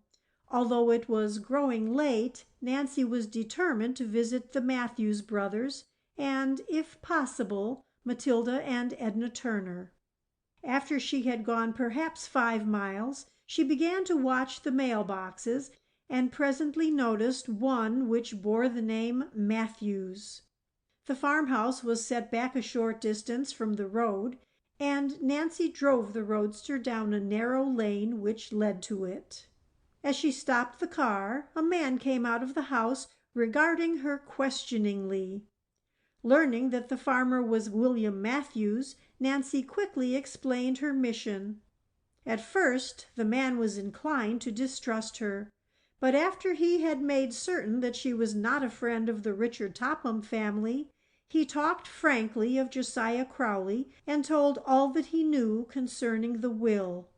"My brother and I have filed a complaint with the proper authorities at the courthouse," he explained. "We feel certain that there must have been another will, because Uncle Josiah always said he intended to leave us something." "Did you actually see the will?" Nancy questioned hopefully. The farmer shook his head. "No, my brother and I haven't the proof that he ever made a second will. But we do know that he never had any particular love for the Tophams. He felt that they took him in only because they were after his money, and I guess he wasn't wrong about that. Anyway, I am certain he had made up his mind to cut them off without a cent." "Perhaps he neglected to write the second will." "That wouldn't be like Uncle Josiah. He was rather queer about little things, but he was always particular in attending to business matters. No, I'm more apt to think he made the will and hid it somewhere." "You have no idea where he could have concealed it?" "Not the slightest, miss. My brother and I will be glad to offer a substantial reward to anyone who can produce it." Nancy asked a number of other questions, but the farmer was unable to furnish information which was of any value. Disappointed, she thanked the man for his trouble and continued on her way to Masonville. "Rumor, rumor," she sighed. "That's all I hear. At my next stop, I hope I'll acquire a few facts." Upon reaching Masonville, Nancy made inquiry and was directed to the home of the Turner sisters. They lived alone at the outskirts of the city. Although not in poverty, they did not have any more money than they needed. Nancy found them at home, and when they learned the purpose of her visit, they greeted her cordially. They were very pleasant ladies, and she spent nearly an hour at their home. But although they answered her questions willingly, she learned nothing which had a direct bearing on the missing will. Matilda and Edna Turner insisted that Josiah Crowley had intended to disinherit the Tophams, but they had no idea what could have become of the later will. They had been led to expect a small inheritance, and were disappointed that everything was to go to the Tophams. "Why don't you talk with Abigail Rowan?" Matilda suggested at the conclusion of the interview. "She took care of Josiah once when he was sick, and he thought a lot of her. She knew more about his queer ways than any other living person." "I don't believe it would do a particle of good," Edna interposed. "Abigail is getting along in years, and her memory isn't what it used to be." It was after dark when at last Nancy took leave of the Turner sisters and headed her roadster toward home. She was tired and hungry, as well as discouraged. "So far, I've only wasted my time," she thought despondently. "I'm no closer to finding the will than I ever was, and I'm sure there is one. I've often heard father say that no real mystery is solved without a lot of hard work, and I'm ready to believe it." With the exception of Abigail Rowan, Nancy had called upon all of the Crowley relatives. From what the Turner sisters had told her, she was doubtful that a visit to her cottage would be worth while. "Oh, well, I suppose I may as well go there tomorrow," Nancy decided after a mental debate. "She's my last hope. If I fail there, I'll be forced to give up." Chapter 9. Vital Information. "This must be the house. It certainly fits the description given me." As she spoke, Nancy Drew paused before a square, one-story frame building which stood dejectedly in the center of a yard overgrown with weeds and dandelions. The cottage was sadly in need of paint, and pickets were missing from the sagging fence which enclosed it. A boardwalk which led to the front porch had begun to rot away and offered treacherous footing. "The place looks deserted, but I'm sure Abigail Rowan must live here," Nancy assured herself as she made her way up the walk, gingerly avoiding loose boards which threatened to fly up at her. Early that morning she had left River Heights in her final quest for information concerning the Crowley will. Nancy did not know exactly where Abigail Rowan lived, but she had taken the Westlake Road and had made inquiry along the way.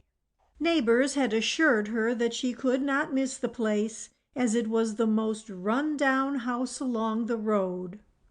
"If Abigail can't help me, I'm at the end of my string," Nancy thought as she rapped on the front door. There was no response to her knock, and she rapped a second time. She was about to turn away in disappointment when a slight noise within the house attracted her attention. She was certain her rap had been heard. "Who's there?" a muffled voice called. "If you're a peddler, I don't want anything."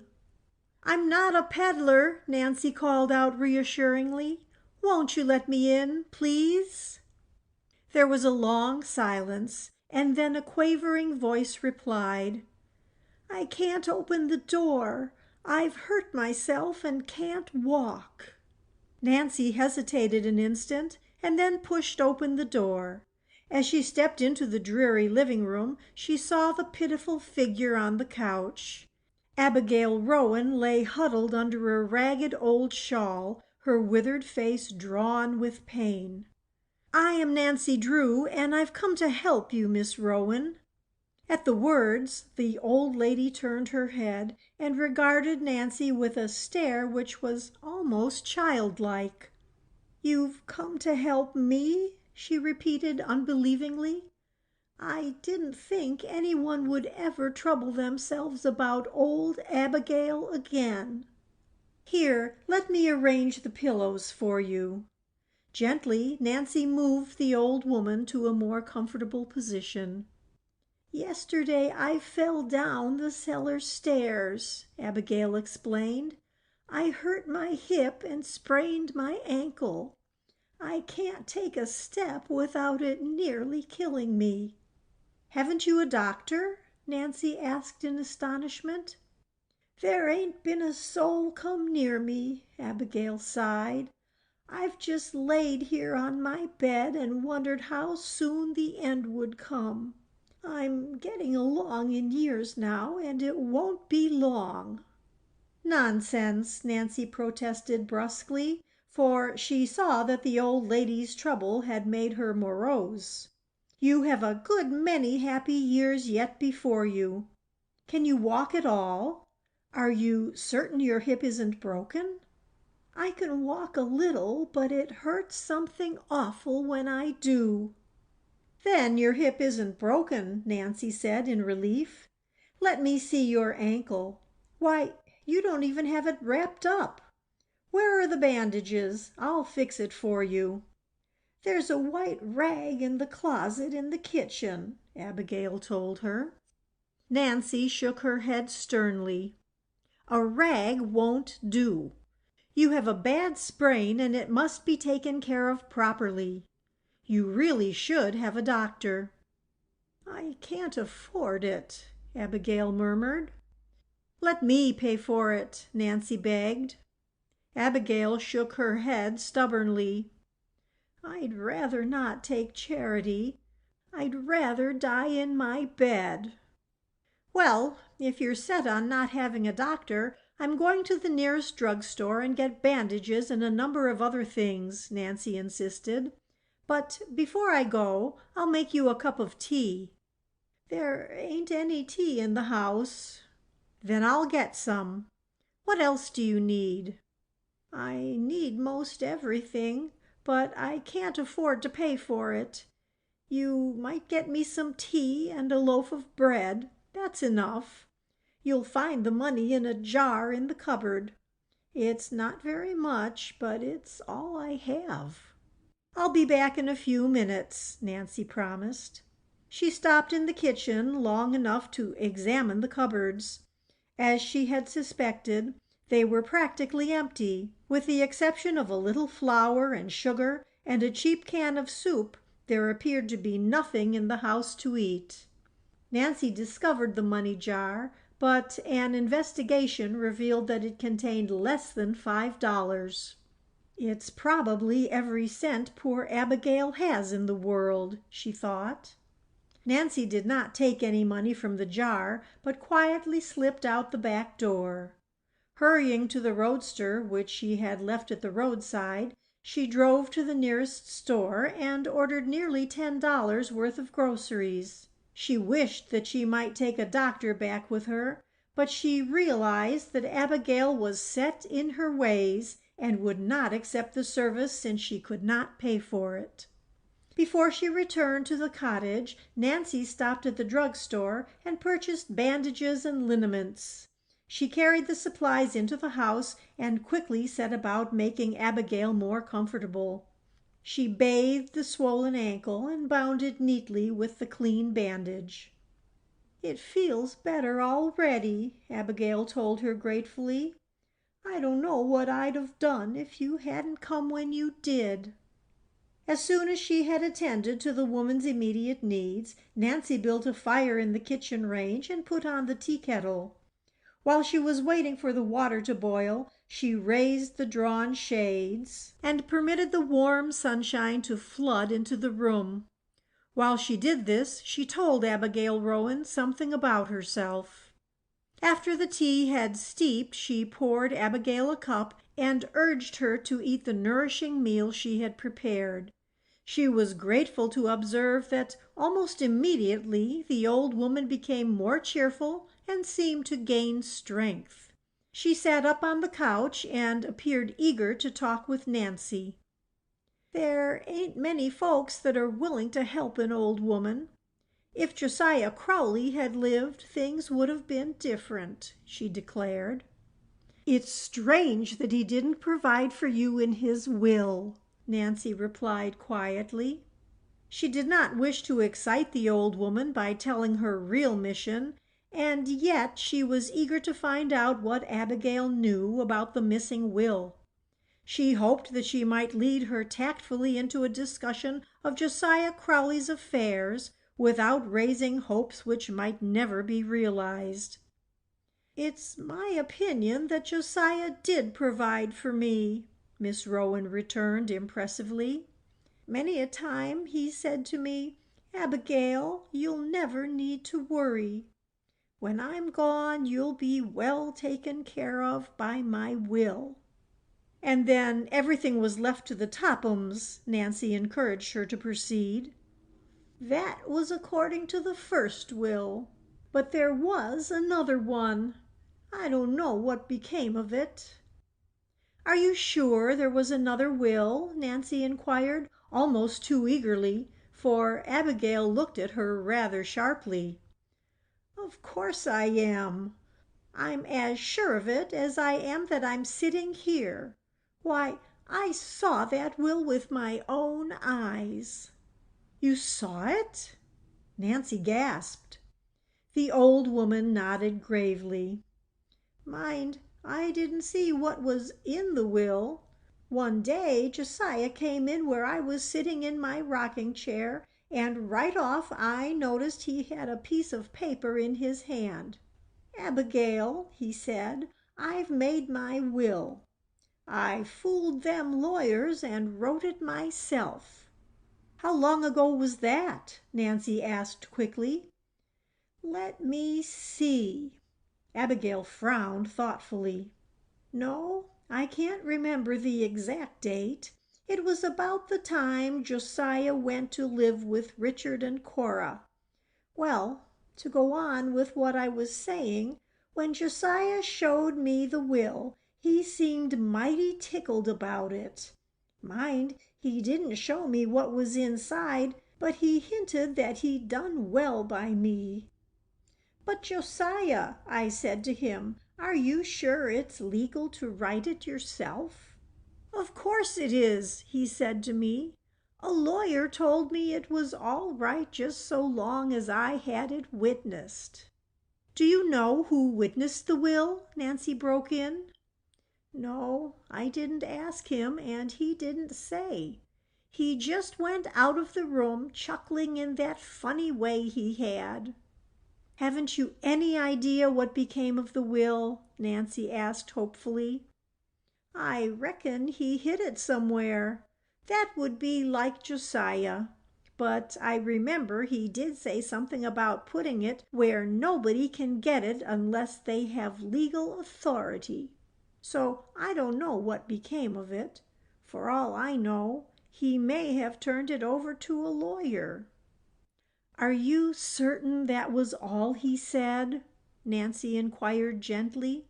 She knew that Abigail had grown rather childish and that her memory was failing. "It seems to me he did say something about what he was going to do with that will, but I just can't recall." Abigail shook her head and sighed. "Many a night I've laid awake trying to think what it was." It seemed to Nancy that as victory was almost within her grasp, it had been snatched from her.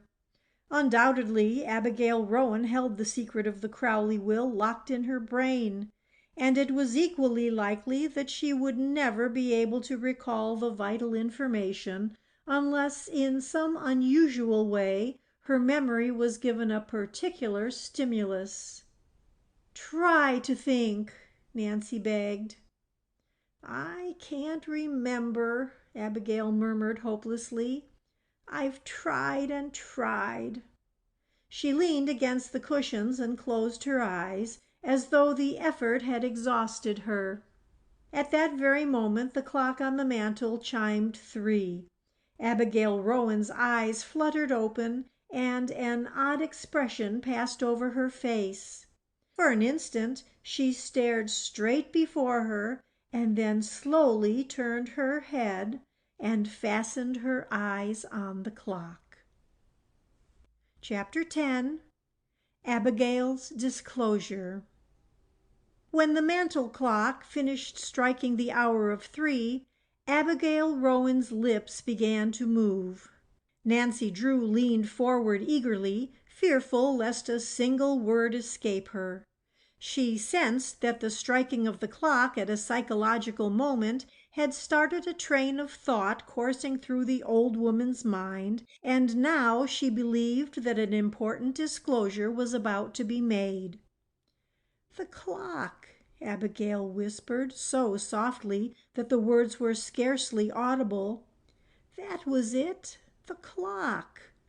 "Josiah Crowley hid the will in a clock?" Nancy prompted her. "No." Abigail shook her head and sighed again. "That wasn't it. I thought I had it, and then it slipped my mind. I seem to recollect that he said something about a clock, but that wasn't it." Abigail continued to stare at the timepiece, as did Nancy, who was at a loss to understand what connection it could have with the missing will. Suddenly a low cry came from the old woman. "There! It came to me just like that, after all these years." "Tell me," Nancy commanded quietly, for she feared that the knowledge might slip from the old lady before she could disclose it. "A notebook," Abigail brought out triumphantly. "It was something about a notebook." "Tell me about the notebook," Nancy urged gently. Although she could scarcely hide her eagerness, she forced herself to speak quietly lest she excite Miss Rowan. "I remember it all now. Josiah wrote about the will in a little notebook of his. One day he said to me, 'Abigail, after I'm dead, if my will doesn't come to light, you can find out all about it in this little notebook of mine.'" "What became of the notebook, Miss Rowan?" "I can't seem to recollect. He hid it someplace." Again Nancy Drew was baffled. Involuntarily her eyes traveled to the mantel clock. She studied it critically. What connection could the clock have with the missing will, she asked herself. Certainly there must be one, for otherwise its striking would not have caused Abigail to think of the notebook. Nancy had studied psychology in school and was familiar with the power of suggestion and association. Now her keen mind jumped to the conclusion that a clock had something to do with the missing Crowley will. Could it be that the notebook had been hidden in the clock? Impulsively, Nancy got up and went over to the mantel. She took down the clock and looked inside. She saw nothing but a tiny key, which evidently was used to wind the timepiece. Disappointed, she returned to her chair. "Where was Josiah Crowley living at the time he told you about the notebook?" she asked the old lady. "He was living in his own house then, but he was just getting ready to go to the Tophams. He had been visiting around with his various kin and letting his own house stay empty. After the Tophams asked him to live with them, he sold his home." "What became of the household goods?" Nancy inquired. "Oh, the Tophams got most everything." "There must have been a family clock," Nancy mused, half to herself. "A family clock," Abigail repeated. "Oh, yes, there was a clock." "Can you describe it?" Nancy questioned. "Well, it was just an ordinary mantel clock, tall, with a square face. Something like that one over there." The old lady pointed to the timepiece Nancy had just examined. "Only Josiah's was more elaborate. It had a moon or something on top." "What became of the clock?" "I don't know," Abigail responded indifferently. "I suppose the Tophams got it. They took everything else." It was on the tip of Nancy's tongue to tell Abigail that Josiah Crowley might have hidden his will inside the family clock, but she hesitated to excite the old lady. After all, it was only a theory, and it would not be kind to encourage Abigail Rowan to believe there was a likelihood of gaining an inheritance unless it were a fact. "I'll wait until I'm sure before I say anything about it to her," Nancy decided. She asked a number of other questions, but it was soon apparent that Abigail had told all that she could recall about the will. Although Nancy spoke of the family clock a number of times, its mention did not seem to interest the old lady. At last Nancy arose to depart, but before leaving she promised Abigail she would return in a few days to see how she was getting along.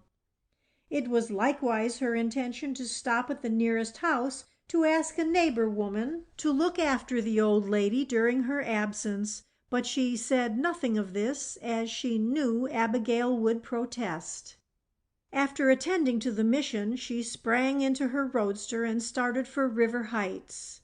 Nancy Drew was highly elated at the information she had gleaned and was now more interested in the case than ever. "I'll not tell the Horner girls what I have learned," Nancy advised herself. "At least not until I have learned more about the family clock. If nothing comes of my theory, Allie and Grace would only be disappointed. I'll not raise their hopes until I have something important to tell." As Nancy drove along on the Westlake Road, she reviewed the facts of the Crowley case. Unquestionably, Josiah Crowley had made a second will. According to Abigail Rowan, he had secreted it in a safe place and had written its location in a little notebook. He had told Abigail where the notebook could be found in case of his death, and with the passing years the knowledge had slipped away from the old lady. "It is my opinion that Josiah Crowley hid the notebook in the family clock," Nancy reasoned. "Otherwise, why would Abigail have said anything about it?" Nancy was at a loss to know how to proceed. She knew that her next step in unraveling the mystery was to search the Crowley clock, but this would not be easy to accomplish. If, as Abigail had indicated, the clock had fallen into the hands of the Tophams, the task might be an impossible one. Then, too, it was not at all unlikely that the Tophams had already discovered the notebook. In that case, they would have destroyed it, Nancy told herself. Still, from the conversation I overheard in the park, I feel reasonably certain the notebook has never been found. No, if Josiah Crowley ever hid it in the clock, it must still be there, and it's up to me to get hold of it. During the long ride to River Heights, Nancy Drew mulled over the perplexing problem, but try as she would, she could think of no way to get her hands on the old clock. She must find some means of gaining entrance to the Topham residence. "I can't very well climb through a window, much as I would like to," she laughed. "And if I pay a social call upon the Tophams, they're sure to be suspicious. We haven't been friendly for years, and since Ada and Isabel discovered that I have taken an interest in the Horner girls, they would be certain to question my motives in going to their house. No, I must think of a good excuse."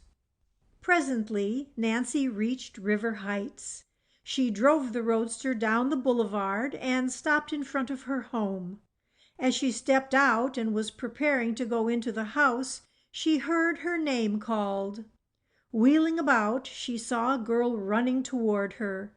It was one of Nancy's chums, Helen Corning. "Hello, Nancy," Helen called. "I haven't seen you for days. Where do you keep yourself?" Nancy laughed as she greeted her chum. "Oh, I've been especially busy lately. Come into the house and we'll have a chat." "Oh, I can't, Nancy. I wouldn't be up this way, but I'm trying to sell tickets for a charity dance." "How many have you sold?" "I have 6 left," Helen sighed. "It's a thankless job." "I'll take 2 if that will help you out," Nancy offered. "Will it help me?" Say, if I ever get rid of these tickets, I'm going to dance a hornpipe. If I don't sell them this afternoon, it's going to fix it so I can't start for Moon Lake. I wish I'd never promised to sell the things." "Moon Lake?" Nancy asked in surprise. "Yes, I'm going to a girls' camp there. I had planned to leave tonight, but unless I get rid of these tickets, I don't see how I can." "I wish you were going with me to Moon Lake, Nancy." "So do I, Helen." "Why don't you come along then?" "Oh, I can't," Nancy protested. "I'm involved in something important and I can't get away. I'd love to go, though. Really, I would." "Well, if you find you can make it later, just hop into your roadster and come along. I'll be there for 2 weeks. That is, if I ever get rid of these charity tickets. I can't leave until I've sold them. I'd pay for them out of my allowance, only I've spent it already." "You are in difficulties," Nancy laughed. She reached in her purse. "How much are the tickets, Helen?" $2 each. How many will you take?" "Oh, give me 2." As Helen extended the tickets, a sudden thought struck Nancy Drew. A pleased light broke over her face. "I have an idea, Helen. I'll sell all of your tickets for you. How will that suit you?" "You're not joking?" "Never was more serious in my life." "Then the tickets are yours, but let me warn you it won't be easy to sell them." "I'll enjoy trying it." "Well, I must say you have queer ideas of fun," Helen commented dryly. "But I'll not argue with you. This will be fine for me. Now I'll be able to start for camp this afternoon. Here are the tickets." She handed them over with evident pleasure. "Good luck to you, Nancy. You'll need it." After Helen Corning had gone on down the street, Nancy walked slowly toward the house. She regarded the charity tickets meditatively and chuckled softly to herself. "That's once when I killed 2 birds with 1 stone. These tickets will serve as my passport to the impregnable Topham Fortress." Chapter 11. Visiting the Tophams. It was nearly 3 o'clock of the following afternoon when Nancy Drew paused in front of the Topham residence on Highland Boulevard. She surveyed the structure with distaste. The house was a large, pretentious affair of nondescript type. It was set back from the street and seemed to look down rather aloofly upon the surrounding homes. Even a casual glance at the lawn revealed that it had been landscaped with a vengeance. In an effort to do it in proper style, Mrs. Topham had crowded the yard with sundials, benches, birdhouses, and statues. Such lack of taste, Nancy thought, as she walked up the path to the house. She lifted the knocker on the front door. Nancy Drew realized that the interview was apt to be an unpleasant one, and she braced herself for the ordeal. "I must be diplomatic," she advised herself, "or I'll not learn a thing about that clock. If they suspect what I am about, they may bounce me out on my ear." At that moment a uniformed butler opened the door and condescendingly waited for Nancy to state her mission. "Tell Mrs. Topham that Miss Drew is calling," she directed. "I am selling tickets for the charity dance. It's one of the most important social functions of the year. I am sure Mrs. Topham will wish to attend." Nancy was forced to wait until the butler returned with permission for her to enter. As she was finally ushered into the living room, she could not help but smile at the elaborate formality, for in spite of Mrs. Topham's lofty ambitions, the woman had never achieved the commanding position in society that she strove for. The room in which Nancy found herself was even more bizarre than she had anticipated. Expensive Oriental rugs clashed with window draperies of a different hue. The walls were heavy with paintings which were entirely out of place in such a small room, and period furniture had been added indiscriminately. But Nancy Drew was not interested in Mrs. Topham's lack of taste. As soon as the butler had left her alone, she hastily glanced about. Almost at once her eye fastened upon a mantel clock which rested above the fireplace. "I wonder if that can be the Crowley clock," Nancy thought. She rather doubted it, for the clock was too modern in appearance. She would have crossed the room to examine it, but a sound in the hall caused her to hesitate. As she heard someone coming, she sank down on an uncomfortable ladder-back chair and assumed an expression of composure. Mrs. Topham sailed grandly into the room, and after surveying her for a minute, took a seat opposite Nancy. "Well," she demanded coldly, "what is it?" "I'm selling tickets for the—" "I don't want them," Mrs. Topham broke in rudely. "I can't be handing out my money to every peddler that comes along." "Mrs. Topham, I am not a peddler," Nancy said cuttingly, as the color mounted to her cheeks. With difficulty she kept her temper in check. "Perhaps you didn't understand my name. I am Nancy Drew." "Oh!" A slight change came over Mrs. Topham's face, for she was fully aware that Carson Drew and his daughter were cordially welcomed in River Heights homes which merely tolerated the Tophams or, in a few cases, barred them. "I didn't catch the name, Miss Drew. What is it you are selling?" "Tickets for the charity dance." "Well, I hardly know what to say," Mrs. Topham hedged. It was apparent that she was afraid to offend Nancy, and yet she was unwilling to part with the money. Although the Tophams were well-to-do, it was common knowledge that Mrs. Topham was decidedly stingy where other persons were concerned. "How much are the tickets?" $2 each." "Why, that's positively exorbitant," Mrs. Topham protested. "But we are selling the tickets for charity," Nancy explained. "I assure you the cause is an excellent one." Before Mrs. Topham could reply, the front door opened and Isabel and Ada entered the house. Unaware of the visitor, they paused in the hall and carried on a disgruntled conversation. Evidently they had been making social calls and were angry because some woman had refused to see them. "Her maid said she wasn't at home, but I know she was," Nancy heard Ada complain. The two sisters entered the living room, and when they saw Nancy stopped short and stared rudely at her. They did not speak a word of greeting. "Miss Drew is selling tickets to a dance," Mrs. Topham informed her daughters. "Don't buy them," Ada advised harshly. She had not forgotten the scene in the department store and longed to avenge herself upon Nancy, whom she considered responsible for her humiliation. "But Ada," Mrs. Topham protested feebly, "I thought it might help our social standing to take a few tickets."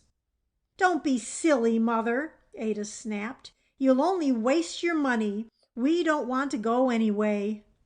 "All right, I won't buy the tickets. Good afternoon, Miss Drew." Reluctantly, Nancy arose. She was somewhat taken aback at the unceremonious dismissal, for she had not accomplished the real purpose of her visit. As she turned, she saw that Richard Topham blocked the door. He had entered so quietly that his arrival had been unobserved. "Just a minute, Miss Drew," he said. "How many tickets have you there?" "4." Nancy gasped in surprise. "I'll take them all." With a grand gesture, Richard Topham opened his pocketbook and carelessly pulled out a $20 bill. "Keep the change," he ordered with assumed indifference. "Give it to the charity." "Richard!" His wife gazed at him with disapproval. "Have you lost your mind? A $20 bill?" she whispered. "It's you who can't see beyond your nose," Mr. Topham retorted, but in a low voice. "You're always trying to get into society, and then you pass up a real opportunity. This donation will get our names into the paper."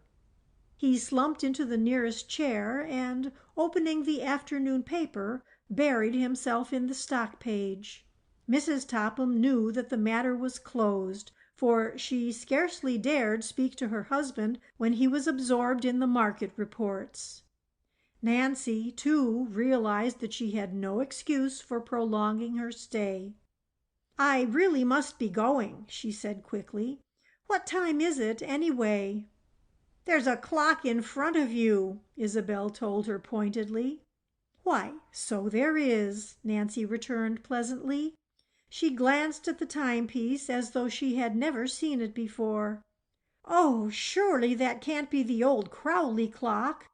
I'm so interested in heirlooms." "I should say not. That is a far more expensive clock than the one Josiah Crowley left us," Mrs. Topham informed her caller condescendingly. "Indeed! But I suppose you still have the family clock stored away in your attic. It's so hard to part with heirlooms." Cleverly, Nancy led Mrs. Topham to further disclosures. "It wasn't hard to part with that old-fashioned thing," Mrs. Topham returned. "We didn't want it cluttering up the attic," Isabel added. "Crowley left so much old junk." "We considered the clock entirely out of place in our modern home," Mrs. Topham continued, "so we sent it up to our bungalow on Moon Lake." Unwittingly, Mrs. Topham had given Nancy the information which she sought. The purpose of her visit accomplished, the girl politely thanked the Tophams for the purchase of the charity tickets and quickly took her leave. As she walked down the path to the street, she chuckled softly to herself. The Tophams may be old schemers, but this time they weren't so clever. Unless I am mistaken, those tickets will prove the most expensive ones they ever bought. Before they get through, it may cost them the Crowley fortune. Chapter 12. Following a Clue. Although highly elated at what she had learned from the Tophams, Nancy Drew was at a loss to know how to proceed. Undoubtedly, the old Crowley clock was set up in the bungalow at Moon Lake, but to get there was another matter. Nancy was determined to profit by the information, but was confronted with a number of serious problems. Moon Lake was located among the hills 40 miles away, and the roads were not of the best. Nancy did not know the exact location of the Topham cottage. Then, too, she needed an excuse for making the long trip. "If the Tophams learn I have gone to Moon Lake, they may become suspicious," she counseled herself. "I must think of some excuse to broadcast as a smokescreen." But try as she would, Nancy could think of nothing. She took a certain amount of pride in her detective work, and now that she felt she had struck a valuable clue, she did not wish to ask advice from her father. She preferred to solve the mystery herself and then surprise him with the solution. At dinner that night, Nancy was unusually silent, and Carson Drew commented on her preoccupation. "It seems to me you've been looking troubled lately," he observed. "Do you feel well?" "Never felt better in my life," Nancy laughed. "Just the same, I believe you need a vacation. I realize that it isn't easy for a girl your age to look after a big house like this. After a time, the responsibility gets to be wearing." "How stupid of me!" Nancy exclaimed. In her excitement, she permitted a fork to fall from her hand and clatter against the plate. Carson Drew, who did not comprehend what was passing through his daughter's mind, looked at her in surprise. "Stupid?" he inquired. "Oh, I mean it was strange I didn't think of Helen Corning before this," Nancy said hastily. "Helen is going to a girls' camp on Moon Lake. I'm dying to go to Moon Lake. May I start the first thing in the morning? I know I can get in. They have room for half a dozen more girls," Helen said. "I think it would be an excellent idea, Nancy. A nice rest will do wonders for you. Go, by all means." Nancy was delighted that she had stumbled upon an excuse which would make it appear natural for her to go to Moon Lake. Early the next morning, after packing a suitcase, she started off in the roadster. As it was not out of her way to go by the river road, she decided to stop at the Horners and give Grace the dress goods she had promised her. As she drove in at the gate, one glance told Nancy that something was wrong. She saw a number of dead chickens in the barnyard, and as the Horner girls came toward her from the direction of the hen house, it was evident that Allie had been crying. "Why, what is the matter?" Nancy asked quickly. "Oh, it's my chickens, Nancy. They're all dying. I can't understand it. This morning when I went to feed them, I found 10 dead. I'm so discouraged." "And yesterday a fox took 2, Grace added. "I guess fate is against us." "I'm afraid I'll lose all of my chickens before I get through," Allie declared unhappily. "I don't know what is killing them. They seem to have a strange disease." "Allie is all broken up," Grace said quietly. "She's worked so hard with her chickens. Most of them are pets. And then we need the money so badly. Now that dressmaking has fallen off, the chicken money is our only means of support." "Please, won't you let me help?" Nancy begged, reaching for her pocketbook. "Accept a little loan to tide you over?" Grace shook her head firmly. "Thank you for your kindness, Nancy, but we can't take your money. We'll manage somehow." "If only Uncle Josiah had provided for us," Allie sighed. "You haven't learned anything more about the second will, Nancy?" "I haven't anything definite to report," Nancy replied, evading the question. She did not wish to raise false hope, and she thought it best not to tell of her discovery. "But I'm still hoping we'll be able to trace the will." "I doubt it," Grace commented pessimistically. "I'm on my way to Moon Lake now," Nancy told the girls. "I stopped here to deliver the dress goods." She handed a package to Grace. "The pattern is inside, and I'm easy to fit, so you'll have no trouble." Grace's face brightened as she accepted the bundle. "Oh, Nancy, I can't thank you." "It is I who should thank you," Nancy laughed. "And now let me pay you for the dress in advance." Again Grace stubbornly shook her head. "Not until the work is finished. That isn't good business." Nancy saw that Grace and Allie were too proud to accept help, and regretfully abandoned the idea of trying to give them money. "I'll come back in a few days for a fitting," she promised as she prepared to drive away. Nancy's talk with the Horner girls had left her rather depressed, for she realized that in spite of their pride, Allie and Grace would soon be forced to accept charity. Oh, if only she could help them!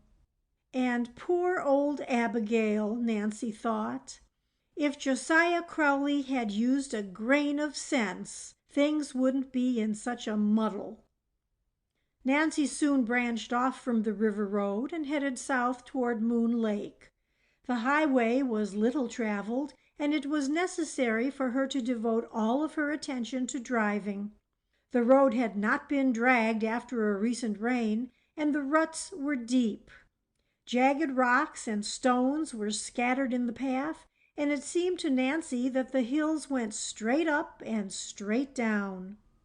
Presently she noticed that the roadster had taken a strange notion to turn to the left of the road in spite of her efforts to keep it in the middle. Not without foreboding of trouble, she stopped the car and got out to make a tour of inspection.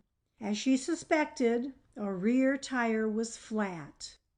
"A puncture," Nancy murmured in disgust. "If that isn't just my luck! Oh well, I suppose I must fix it myself, because there won't be another car along for an hour on this road." It was not the first time Nancy Drew had changed a tire, but she never relished the task. Rummaging under the seat, she pulled out the tools and quickly jacked up the rear axle. She loosened the lugs which held the tire in place and tugged at it. Again and again she pulled, but the huge balloon tire could not be budged. Then, as she gave one mighty tug, it came off and Nancy Drew fell backwards into a sitting posture in the road. "Well, it's off anyway," she told herself with satisfaction as she brushed the dirt from her clothing. It required but a few minutes to put on the spare tire and fasten the old one to the rear of the car. Then, in relief, Nancy started on her way again, but the accident had delayed her nearly an hour. It was after 12 o'clock when she at last came within sight of Camp Avondale, where Helen Corning was staying. Through the tall trees she caught a glimpse of a long row of shacks and saw the smoke rising from the cookhouse. Beyond, the blue lake sparkled and glimmered in the sunlight. As Nancy drove into the camp, a group of girls gathered about the roadster. Helen Corning came running out of a cabin to greet her chum. "Girls, it's Nancy Drew!" she exclaimed enthusiastically. "Now the fun will start. Park your car over there, back of the cookhouse, Nancy." "Am I too late for dinner?" Nancy demanded. "I'm nearly starved." "You're just in time," Helen assured her. "Oh, Nancy, I'm so glad you came." "So am I." "How long can you stay?" "Oh, I don't know. Until you get tired of me, probably." "Then you'll stay for the rest of the summer," Helen laughed. Nancy was escorted to the main building of the camp, where she met the lady in charge and registered. "She is to stay with me," said Helen, and so it was arranged. When the girls walked off, Nancy told Helen about selling the charity dance tickets and gave her the money paid by Mr. Topham. "He surely was generous," said Helen in surprise. "He did it just to show off," declared Nancy. "I'm positive of it." Nancy scarcely had time to deposit her suitcase under her cot and freshen up a bit from her long ride when dinner was called. The food was plain but substantial, and already she discovered that she had developed an enormous appetite. Dinner over, she was rushed from one thing to another. The girls insisted that Nancy join them in a hike. She returned to camp with a desire for a good rest, but Helen Corning had other plans. "We're all going for a ride in the launch before supper," she declared. "Don't you ever rest here?" Nancy groaned. "Oh, yes, at night. This is your first day here. You'll be used to it in a day or so." "Either that or I'll be a wreck." "But you don't want to miss the launch ride, Nancy. You'll have a splendid opportunity to see all the summer cottages on Moon Lake." "Summer cottages?" Nancy asked quickly. Instantly she thought of the Topham bungalow and wondered where it was located. Undoubtedly, the launch ride would give her the opportunity to find out. "You'll go, won't you?" Helen begged. "You can rest after supper." "Yes, I'll go," Nancy promised. "You couldn't keep me here." Although she was tired, she was really enjoying herself immensely. 6 girls loaded themselves into the launch, and someone started the motor. "It's always a relief when the engine starts," Helen explained. "Every so often it balks." As the little launch turned out into the lake, it seemed to Nancy that she had never seen a more beautiful sight. The sun, which appeared to be sinking down into the water, resembled a great ball of fire. Yet she did not forget the real purpose of the trip. "The Tophams have a bungalow up here, haven't they?" she questioned. "Yes, it's across the lake from here. We'll come to it presently." "The Tophams aren't there now?" "Oh, no, the cottage is closed. There's a Negro caretaker who looks after it. They call him Jeff Tucker." "Is it hard to get to the place?" "Oh, not if you go by launch. But it's a long way if you take the road around the lake. I didn't know you were particularly interested in the Tophams, Nancy." "Oh, they're no friends of mine," Nancy returned hastily. "I was merely curious." After a time, as the launch chugged along close to the shore, Helen waved her hand toward a bungalow which was set back some distance from the water. "The Tophams own that one," she informed her chum. Eagerly, Nancy turned her head and looked. She told herself that she would remember the location. "We're going to have a wonderful time here together," Helen chatted happily on. "Next week there's going to be a big dance, too. Oh, there's so much of interest at Moon Lake, Nancy. You'll stay, won't you?" Involuntarily, Nancy's eyes swept the shore and came to rest on the Topham bungalow. "You're right, Helen," she agreed heartily. "There are a number of interesting things here. Yes, if you want me to, I'll stay." Chapter 13. An Adventure. Nancy Drew had made up her mind to visit the Topham cottage the very next day, but in making her plans she had counted without Helen Corning and her friends. They were unwilling that she should be alone, even for a minute. From the moment she awoke in the morning and sniffed the fragrant odor of the pines, she was rushed from one thing to another. After a breakfast of fruit, fried eggs, crisp bacon, and hot cornbread, she was pressed into a tennis game. The afternoon was devoted to swimming and water polo.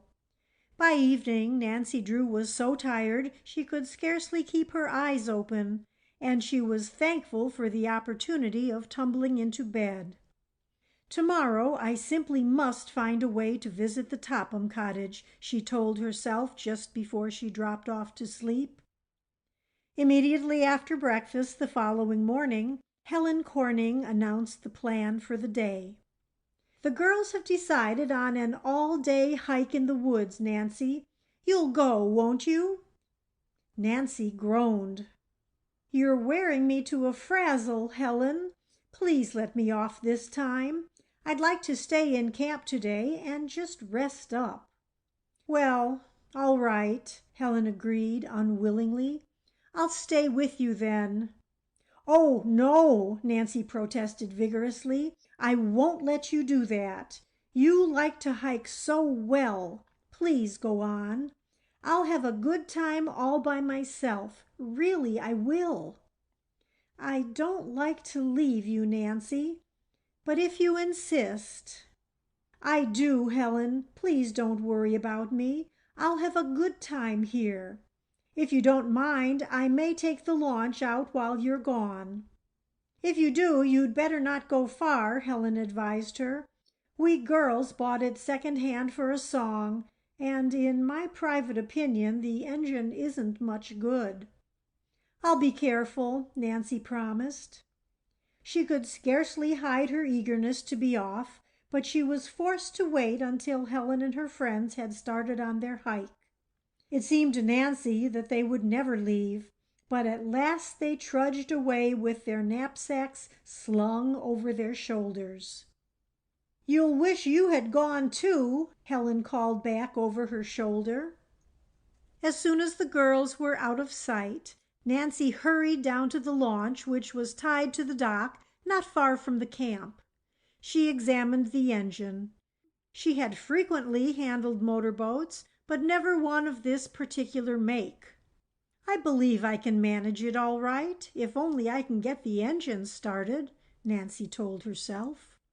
She discovered a pin sunk in the rim of a flywheel, and after adjusting other parts, pulled it out rather timidly.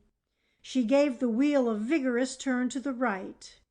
She tried again, swinging it farther and snapping back hard. To her delight, the engine began to roar. Cutting down the motor, Nancy steered out into deep water. At first she followed the shore, but as she became more familiar with the wheel, and as the engine appeared to work perfectly, she headed out into the lake. Nancy experienced a real thrill as the little launch responded to her hand. The lake was as smooth as glass, and there was scarcely a cloud in the sky. As the launch cut through the water, a tiny spray blew in Nancy's face, but she did not mind.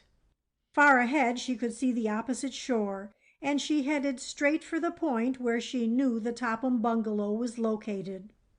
"If only the caretaker will let me in when I get there," she thought as she drew near her objective point. But she was doomed never to reach the opposite shore that day, for unexpectedly there was a miss in the steady throb of the engine. The motor gave one long, slow wheeze and died.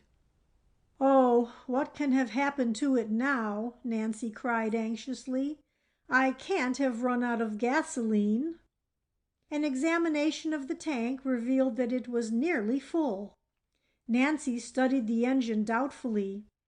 Like most girls, she had never interested herself in the mechanics of what made wheels go around.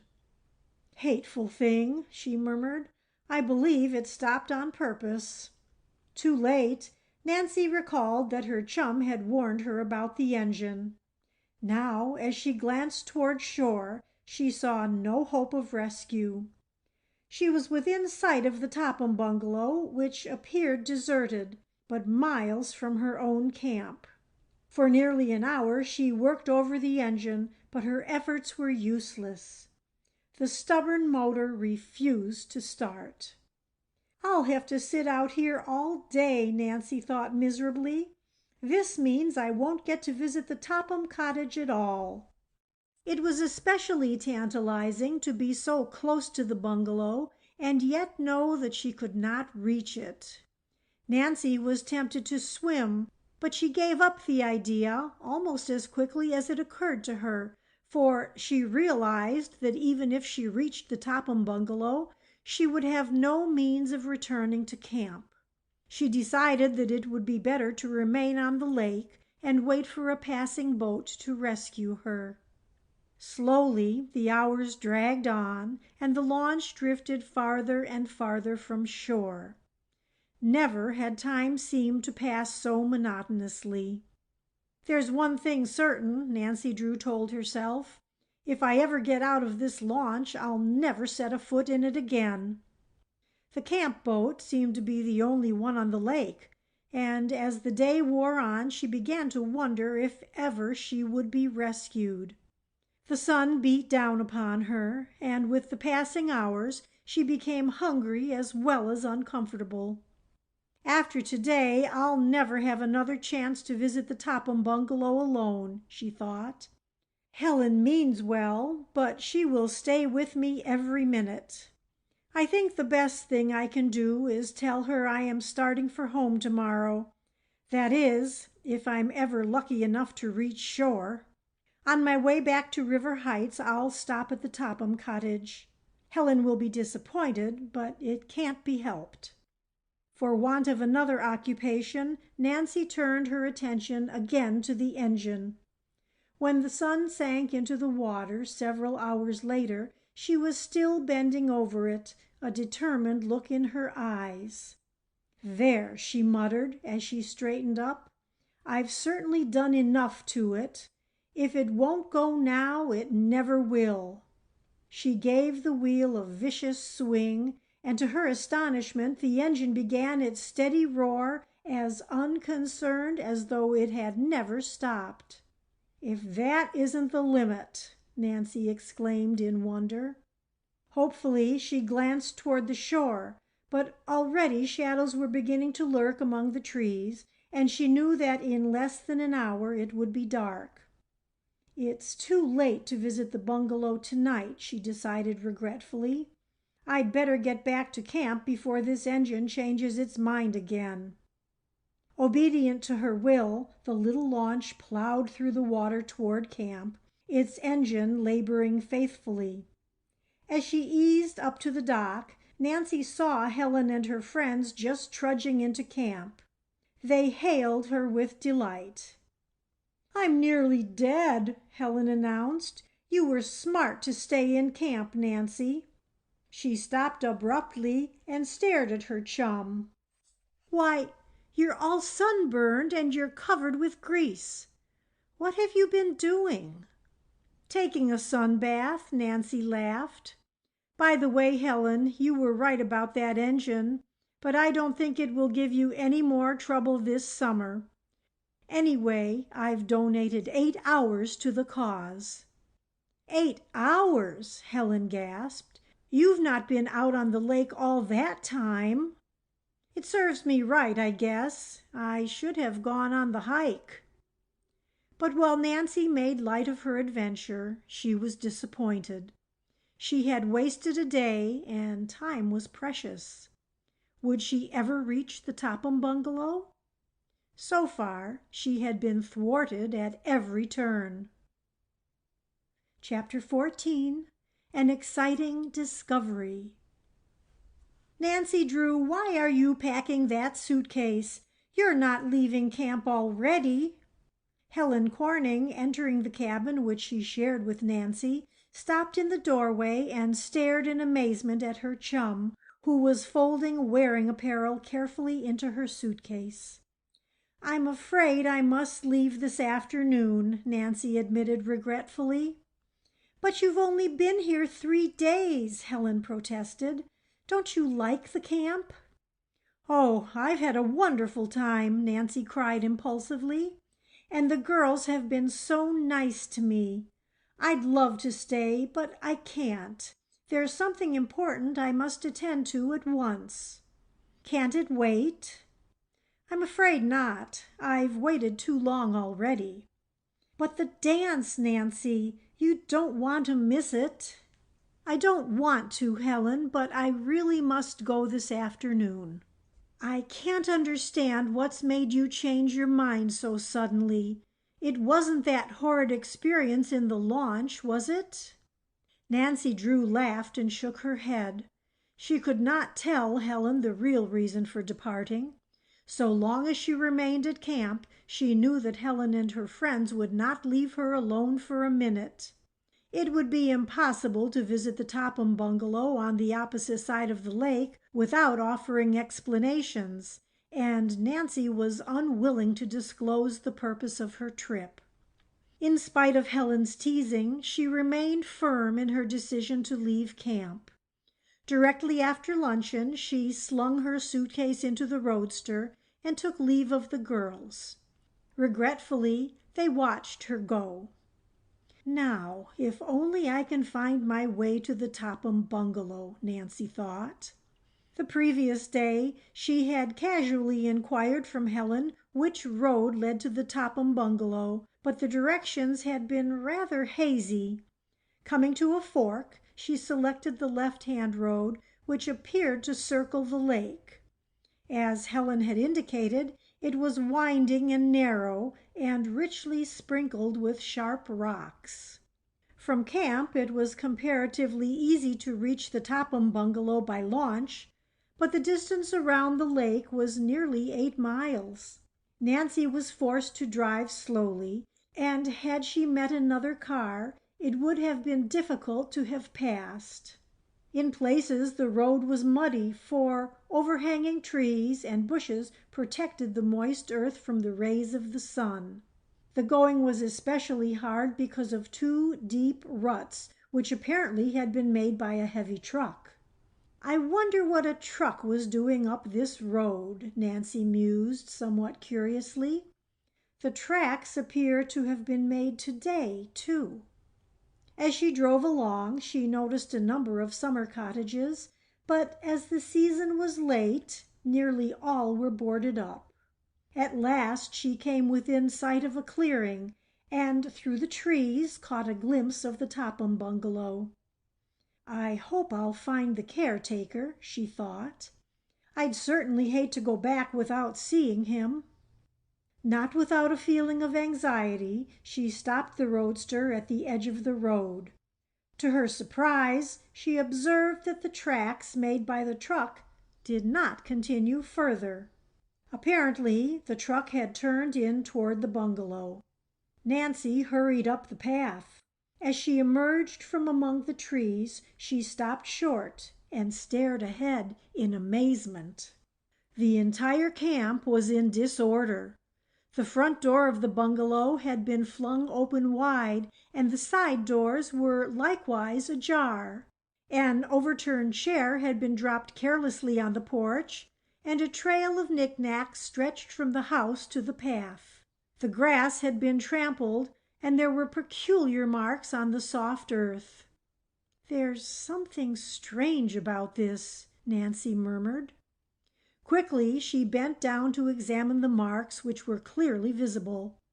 At a glance she saw that the footprints had been caused by heavy boots, and there were long lines evidently caused by dragging boxes and furniture across the lawn. "I think I'm beginning to see the light," Nancy told herself. "Now I know what that truck was doing on this road. Unquestionably, it was a moving van, and it came here." Again she examined the imprints in the soft earth. "These marks couldn't have been made more than an hour ago at the latest," she decided. As she hurried on up the path, it appeared to Nancy that the camp was deserted.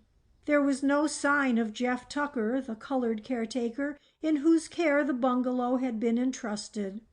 Reaching the veranda, Nancy knocked loudly on the door. When there was no response, she boldly entered. "What can this mean?" she asked herself in dismay as she stared at the sight before her. The living room was in confusion. Save for a few pieces, it was bare of furniture. Even the draperies and curtains had been ripped from their rods. The rugs were missing, as was everything else of value. To Nancy's astonishment, she found that with the exception of one room, the entire house had been ransacked. Only one bedroom had been left practically untouched, and as she stepped into it, she noticed that the rug had been rolled up and securely tied as though in preparation for moving. As Nancy gazed at the disorder about her, she searched her mind for an explanation. What could it mean? "It looks like a case of ordinary robbery to me," she reasoned. Nancy had frequently read of cases where the summer homes of wealthy persons had been stripped of furniture and rugs by unscrupulous robbers who sold the valuables to second-hand dealers and fences. In recent years there had been a number of thefts in the vicinity of Moon Lake, and as a protective measure, many of the cottage owners employed caretakers the year around. What had become of Jeff Tucker, the colored man who'd been left in charge of the Topham bungalow? The place seemed deserted. Nancy realized that the Topham bungalow, which had been expensively furnished, would offer a rich prize for thieves. Now, as she viewed the evidence, the suspicion which lurked in her mind developed into firm conviction. She was certain that robbers had ransacked the place, carrying off nearly everything of value. "They must have taken the Crowley clock, too," Nancy told herself with a sinking heart. "If they have, I'll never set eyes on it." A feeling of desperation came over the girl as she realized that again she had been thwarted. It seemed almost as though a cruel fate had ordained that the mystery of the missing Crowley will should remain forever unsolved. "It's barely possible the robbers overlooked the clock," Nancy thought hopefully. She began to look about in nooks and corners of the bungalow. She opened closets and poked around in drawers, but her search was in vain. She found no clock. As Nancy returned to the bedroom, she regarded it meditatively. Why had the robbers left this one room practically untouched? Certainly the furniture was as valuable as that which they had taken. Unquestionably, the thieves had intended to strip the room, for they had rolled up the rug.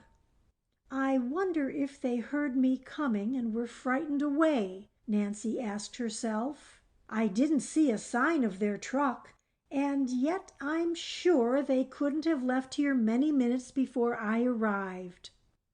As the thought occurred to her, she glanced uneasily over her shoulder. She realized that she was buried in a wilderness some miles from the nearest house, and the knowledge that unscrupulous men were in the vicinity was anything but reassuring. "What if those robbers should still be around here?" flashed through her mind. As Nancy Drew listened tensely, the very silence of the empty house was startling. A strange feeling came over her. She could almost sense that someone was watching her every movement. Chapter 15. A Desperate Situation. "How silly of me to be afraid!" Nancy Drew laughed nervously. "Probably there isn't a person within miles of here." As she glanced about the bungalow, it was with relief that she assured herself the place was deserted. Yet, for some reason, she was unable to free herself entirely from the feeling that an unseen danger lurked in wait for her. The very walls seemed to smirk and grimace at her, and there was an ominous something in the air. Now that Nancy felt certain that the Crowley clock had been stolen, she was anxious to get away from the Topham bungalow as quickly as possible. "I'll drive to the nearest town and report the robbery to the police," she decided. "Those men won't be able to travel very fast with a heavy moving van. There's a chance that they might be caught yet." Having made the decision, Nancy moved toward the front door. Passing a window, she chanced to glance out, and what she saw caused her to pause in sheer fright. A heavy-set man with a cap pulled low over his eyes was coming up the path toward the house. For a moment Nancy Drew was held in a paralysis of fear. She was positive that the man who was coming toward her was one of the members of the robber band. Only an instant did the girl hesitate. Then she turned and ran back into the bedroom. Too late she saw that she had trapped herself, for this room had no outside door. Nancy started back toward the living room, but before she had taken half a dozen steps, she realized that her escape had been cut off from that direction.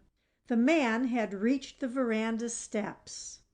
Frantically, she glanced about for a hiding place.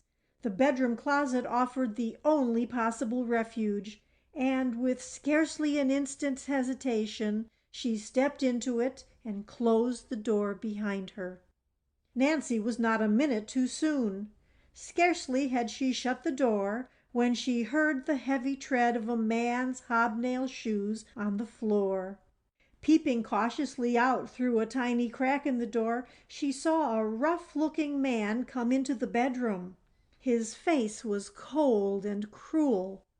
As he turned toward the closet where she was huddled, Nancy Drew held her breath, scarcely daring to breathe naturally lest her presence be detected.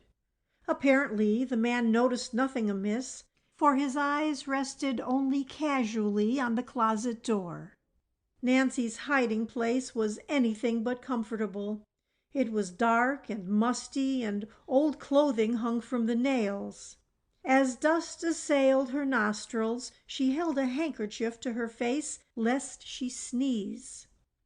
"If I sneeze, they'll be sure to find me," she told herself.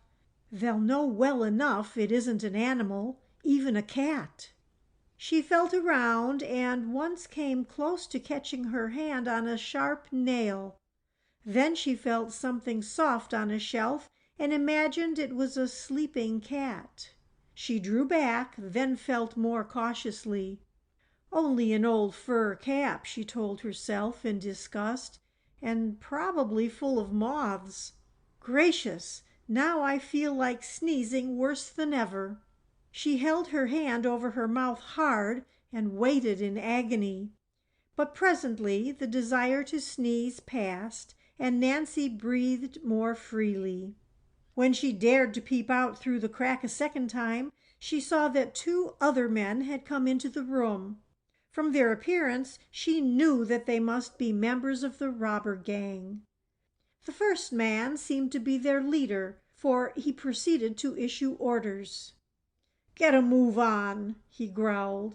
"We haven't got all day unless we want to be caught.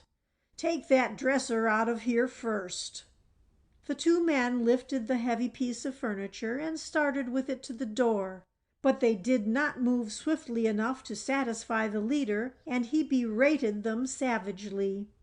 "If you were in such a hurry, why didn't you back the van up to the door instead of leaving it hidden in the bushes?" one of the men retorted angrily.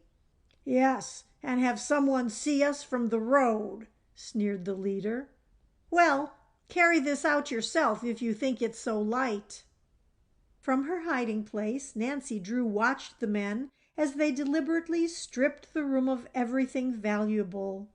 Piece by piece, they carried out the furniture, but the girl was given no opportunity to escape, for the leader of the gang remained in the room while the others made the trip to the van. "Well, I guess we have everything now," the leader muttered at last. He turned to follow his companions, who already had gone to the truck, but in the doorway paused for a last careful survey of the room. At that fateful moment there came a muffled sneeze from the closet. The robber wheeled about.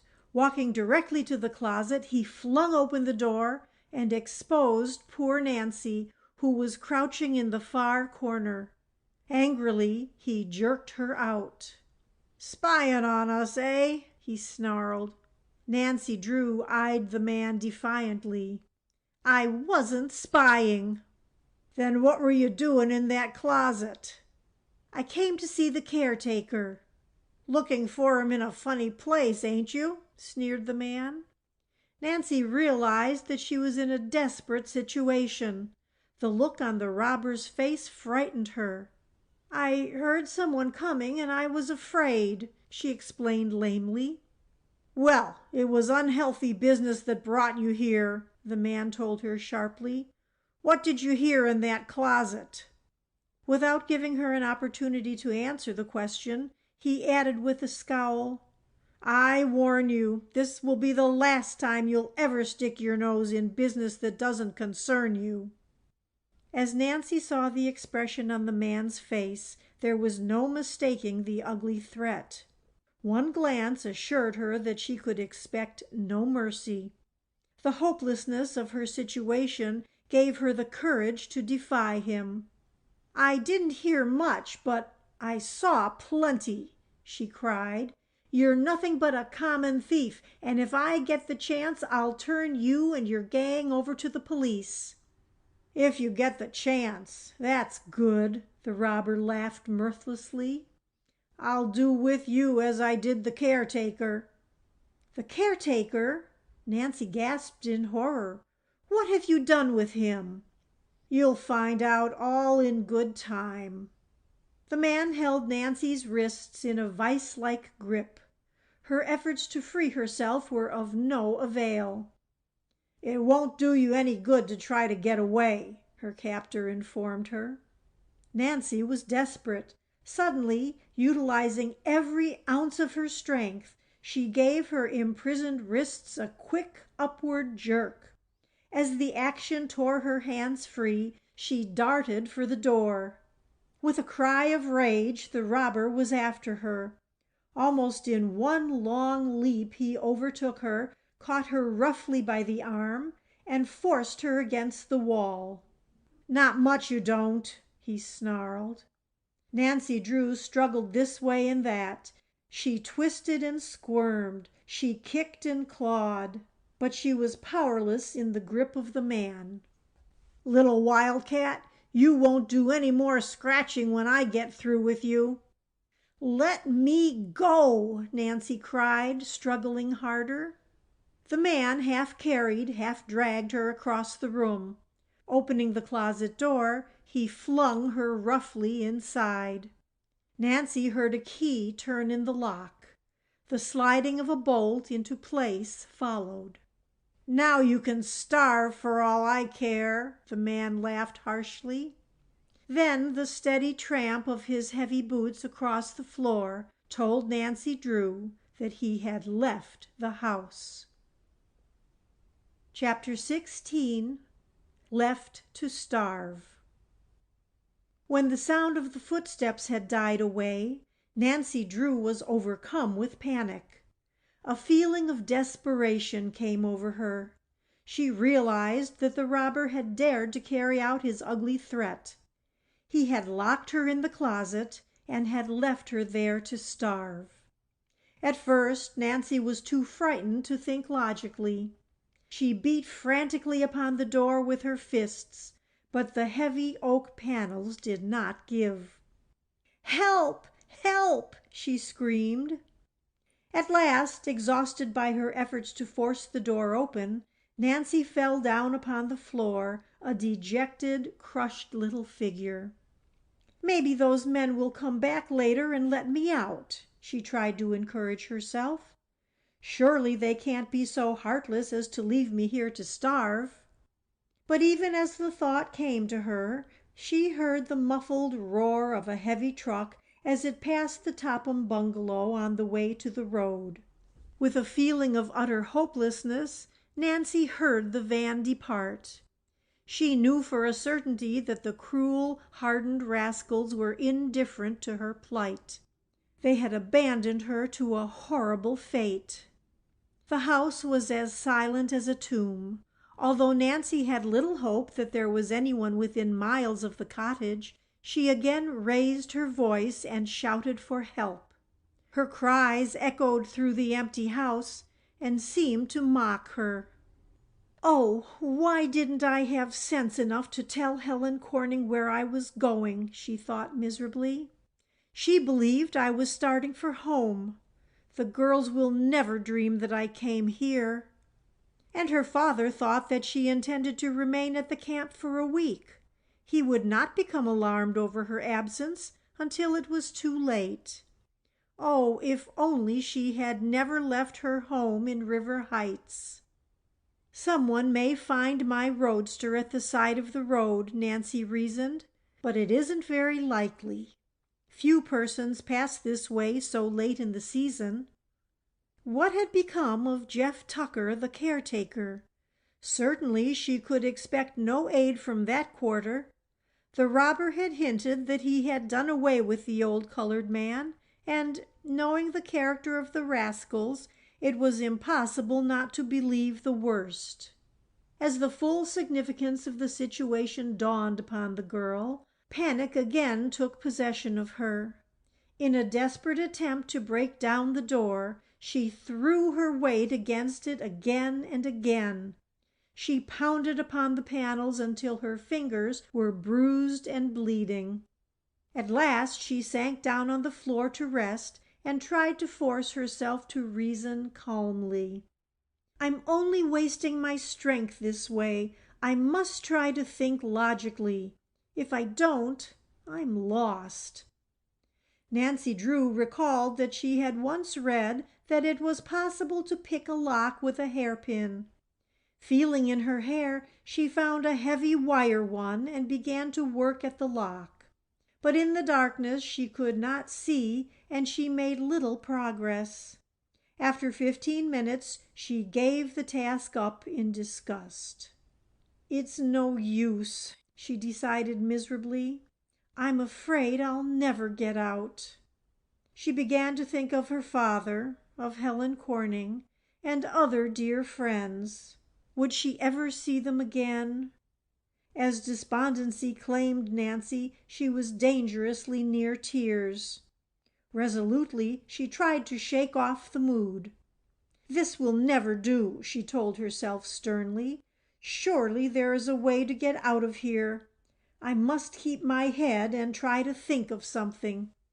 After a time, a new idea occurred to the girl, and she began to rummage about in the closet, hoping that by some lucky chance she might find a tool which would help her force the lock of the door.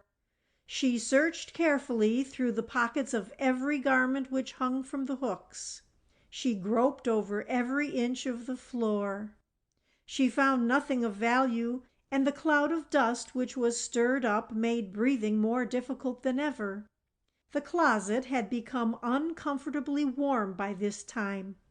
Then, unexpectedly, Nancy's head struck something hard. Quickly investigating, she discovered a narrow wooden rod suspended overhead. Evidently it had once been used for dress and clothes hangers, as it was fastened to either wall and ran the length of the closet. "If I could get that rod down, I might be able to use it to break out a panel of the door," Nancy thought hopefully. "It feels strong, and it's about the right size." She tugged at the rod with all her might. To her satisfaction, one side gave. Another hard jerk brought the rod down on her head.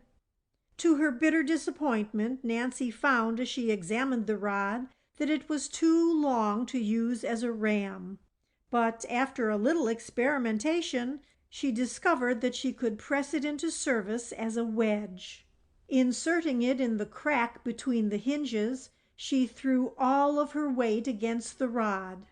At first the door did not budge. "Archimedes didn't know what he was talking about when he said the world could be moved with a lever," Nancy murmured. "I'd like to see him move this door." As she applied steady pressure to the rod a second time, she saw that the hinges were beginning to give. Encouraged, she applied more force. "It's coming!" she cried. Once more she threw her weight against the rod. A hinge tore from the casing and the door sagged. It was now easy to insert the wedge, and Nancy knew that success would soon be hers. Then, just as another hinge gave way, she was startled to hear footsteps. Someone came running into the bedroom, and a heavy body hurled itself against the door of the closet. The unexpected action stunned Nancy. Could it be that one of the robbers had heard the noise she had made and had returned to make sure that she did not escape? She discarded the theory as quickly as it came to her. The robbers were far too wise to tarry once their disgraceful work had been accomplished. Then, too, she had heard their moving van leave. Frantically, Nancy rattled the doorknob. "Oh, you is a caged lion this time," a rather unsteady voice remarked. "You is one of dese tough robber boys, is you? Well, you won't do no more pilfering, 'cause I done got you surrounded." "Let me out!" pleaded Nancy. "I'm not a robber." The sound of a feminine voice coming from the closet nonplussed the man. "Say, robber boy, is you imitating a lady's voice to throw me off the scent? If you is, it won't do no good, 'cause I's a natural born two-legged bloodhound." Nancy thought of a way to convince him. She let go her longest and loudest feminine scream. "Dat's enough. Hold your siren. I'll let you out. Dere ain't a man in de world could make a racket like dat. Dis way out, lady." Expectantly, Nancy waited, but the door did not open. "My lordy," she heard to her horror, "I's done gone and misplaced de key." Chapter 17. Jeff Tucker's Story. There was another long wait, and then, to her relief, Nancy Drew heard a key turn in the lock, and then a bolt shot back. Quickly she pushed the closet door open and stepped out into the light. She stood face to face with Jeff Tucker, the colored caretaker employed by the Tophams. The robbers had led her to believe that they had harmed the old fellow, and Nancy was glad to see him well and happy, albeit a little too happy, for Jeff Tucker plainly had had a bit too much to drink.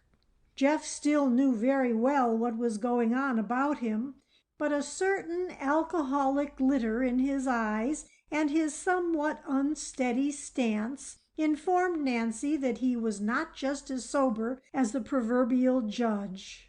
She suspected that while he had been absent on his convivial celebration, the robbers had made off with the Topham furniture, for even in his condition of semi-inebriety, Jeff seemed to realize that something was amiss. He stared at Nancy, then his eyes roved about the topsy-turvy room. "Say, white girl, you tell me where all dis furniture is at?" Nancy smiled in spite of herself at the old caretaker's bewilderment, for, try as he might, he evidently could not rationalize the situation. "The most definite information I can give you," she said, "is that some robbers carted it away. If you had been here attending to your duty, it would never have happened." That's right, that's right. Blame me. I ain't supposed to be no standing on me. I's just a plain colored man with a wife and 7 children depending on me. No, Mom, I ain't having no truck with them machine gun boys." Jeff paused and passed his hand over his forehead as if he were trying to wipe away the alcoholic cobwebs that were accumulating around his perceptive faculties. Then suddenly he pointed a bony finger at Nancy and demanded, "How come you're here?" "That's a fine question for you to ask," replied Nancy indignantly. "But I don't mind telling you. I arrived just as the robbers were hauling off the last of the furniture. They locked me in the closet. I must have been there for hours." "You was in that there closet all the time?" Jeff's voice suddenly took on a pathetic tone. "You poor child. Suppose you had starved to death in there, or the house had burned down, or you was scared into fits, or—" "There now, Jeff. Don't take on about what might have happened to me. I'm all right." Nancy determined to try persuasion on the old fellow in order to find out what had happened to him. "Tell me where you were last night," she suggested gently. "Well, miss, it was dis here way. I was out in that yard a-chorin' around last night, and I thinking about how I wished I was some place where I wasn't. Just any place. I didn't mind where. I was just all fed up being a caretaker and taking care of all dis truck from morning till night. It ain't such an exciting life, miss, and while I's done sowed my wild oats, I still sows a little rye now and den." "Yes, Jeff, I can smell that on your breath right now." Jeff wiped the back of his hand over his mouth in an apparent effort to keep his rye-laden breath from being propagated into the atmosphere. "You can't blame me, miss," he protested. "He give it to me." "Who is this he?" "Why, that white man who drives up in the big sedan. He sees me out there and knows how lonesome and useless I feels, so he says, 'Jeff, hop in. I know a place where.' So in I hops. Course I locked up this here house and the barn and seed that everything was safe."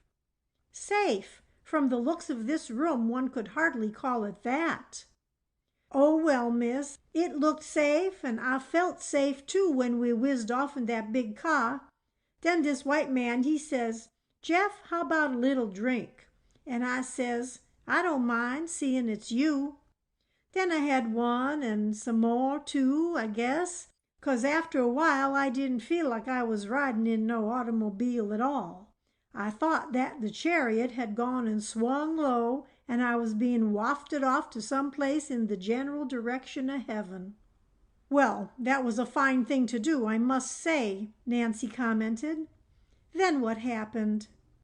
"I comes to. I sees I ain't in no chariot no more, but I's in a hotel. And I's in bed, and I's feel powerful sickish like and discouraged. Well, I gets my clothes on, and I see my keys to the house have been pilfered. Then I tries to recollect what done come to pass, and I gets suspicious. I says to myself, Jeff, how come dat white man so friendly? How come he give you drinks that cost $4 a pint? How come you ain't got no keys? Black boy, bestir yourself. And here I is. Oh, yes, you're here all right, Nancy returned severely. And a fine mess you've made of it, too. What do you think Mrs. Topham will have to say when she learns? Jeff rolled his eyes. Lordy, miss, what will she say? I reckon I's done gone and discharged myself. It would be only what you deserved, Jeff. You were unfaithful to your trust.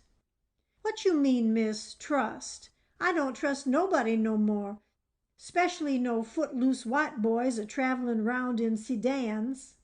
You don't understand. I mean you didn't treat Mrs. Topham right in going off. I reckon you's right, miss. Old Jeff done gone and made a fool of himself. I realize that whatever I gets, I's got it comin'." A tear rolled out on Jeff's black furrowed old cheek, and he wiped it away with his handkerchief. "There, Jeff," Nancy said consolingly. "Let's forget about what has been done and think about what we can do to straighten things out. I'll try to help you. We must report the robbery to the police right away.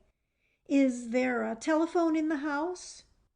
"No, miss. We ain't got no telephone here. We always use the RFD. "Then we shall have to go to town as quickly as we can in my car. Do you suppose that you would recognize the man who enticed you away, Jeff?" "Say, would I remember him? I'd recognize that man in a bootleggers' convention. He was tall and slick-looking with a kind of gimme look in his eyes. Yes, Mom, I sure would know that baby." Before leading the way to her roadster, Nancy Drew thought of the old Crowley clock again and all that it might mean in solving the mystery of the will. Jeff, as caretaker, would surely know whether or not it was in the bungalow before the robbery. "Tell me something, Jeff," she said. "Was there an old clock in the house, a tall, square-faced mantel clock?" "Yes, miss, but all I ever done to it was dust it. I never wound it up to see if it would run. I's got my watch of my own." Jeff punctuated his remarks by taking a large silver open-faced watch from his pocket and holding it to his ear. "She's done run down, too. I reckon that I was in that hotel when I should have been tending to this watch." "Never mind the watch, Jeff. You're sure there was a clock in the house then?" "Oh, I's dead rights on that, miss. There sure was. I recollects that clock just as plain as day.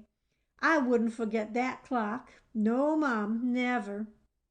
Nancy now felt almost certain that this was the clock which contained the notebook telling of what disposal had been made of the Crowley will, and that it had been stolen by the robbers. She must recover the clock. And there was only one way. The thieves must be apprehended and the stolen goods returned. With this thought in her mind, she rushed out toward her roadster, calling to Jeff to follow. "I's a-comin', miss," Jeff called. "Just a minute." He half hobbled off behind the house out of Nancy's sight while she was waiting impatiently in her roadster. She started the engine and warmed it up, but Jeff still failed to return. She called to him, but there was no response. Finally, she could stand the suspense no longer. Jumping to the ground, she set off to find out what had become of the old scamp. She found Jeff leisurely performing an elaborate facial ablution at the cistern pump. He would pump his hands full of water and then, with a great spluttering noise, dash it against his face. "For goodness sakes, Jeff," said Nancy, provoked as she came upon him. Don't you realize I've been waiting for you?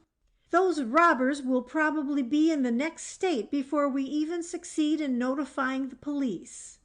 Excuse me, miss, but I's taking a little wash. I see you are, but can't that wait? But this here wash is important. I just wants to get good and sober before I goes to that police station, and this cold water is good for what ails me. Coax, wheedle, or threaten, Nancy was unable to hurry Jeff a minute.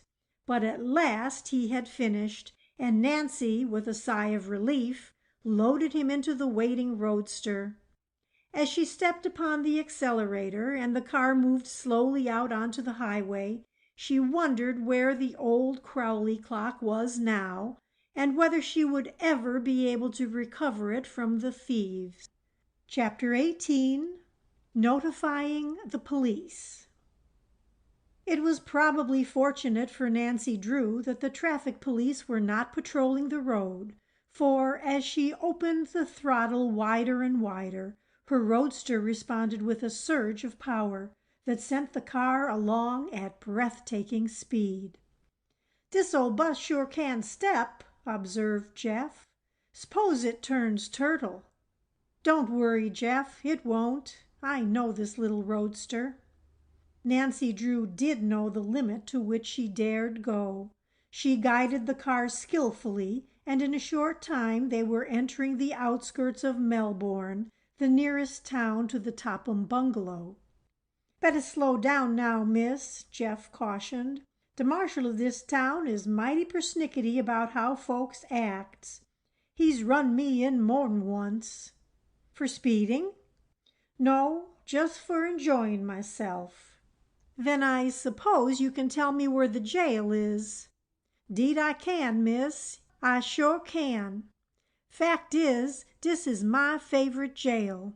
You goes right down Central Avenue to Maple Street and turns to the left, and there you is." The roadster stopped in front of the building with a lurch, and Nancy stepped out briskly, with Jeff following at a more leisurely gait. "I must see an officer," Nancy announced as she entered the office. "I want to report a robbery." A buzzer rang, and soon a marshal, followed by several men, entered. Nancy quickly told them all she knew about the Topham robbery, and to corroborate what she had said, she called Jeff for his version. "She speaks the truth," testified Jeff, "'cept she don't make it strong enough. First thing, they kidnaps me so I won't go around to raise no ruckus. Den dey gives me some kind of a sleeping powder and packs me in a hotel. But I comes to and goes back, and there I find dis girl cooped up in a closet just as she told you. And they wrecked Mis' Topham's house and stole all the furniture." The marshal and his men listened attentively and plied Nancy with questions to clear up certain points. "Have you any idea which road they took?" the marshal asked her. "Yes, sir. I examined the tire tracks where the thieves had backed a truck up to the house and noticed the pattern they made in the turf. When we passed the road crossing a few miles out of town, I saw the same tracks just off to the side of the road where they had slipped off in turning their truck northward." "Can you lead the way?" "Yes, I'll do everything in my power to help." The marshal terminated the interview by giving curt orders to his deputies. "Get your automobile started," he directed Nancy. "We'll follow in the police car." "Hurry," Nancy begged as she turned toward the door. "Those men have nearly an hour's start of us now." Hastily she ran to the street and sprang into the roadster. Starting the motor, she waited impatiently for the marshal and his men to appear.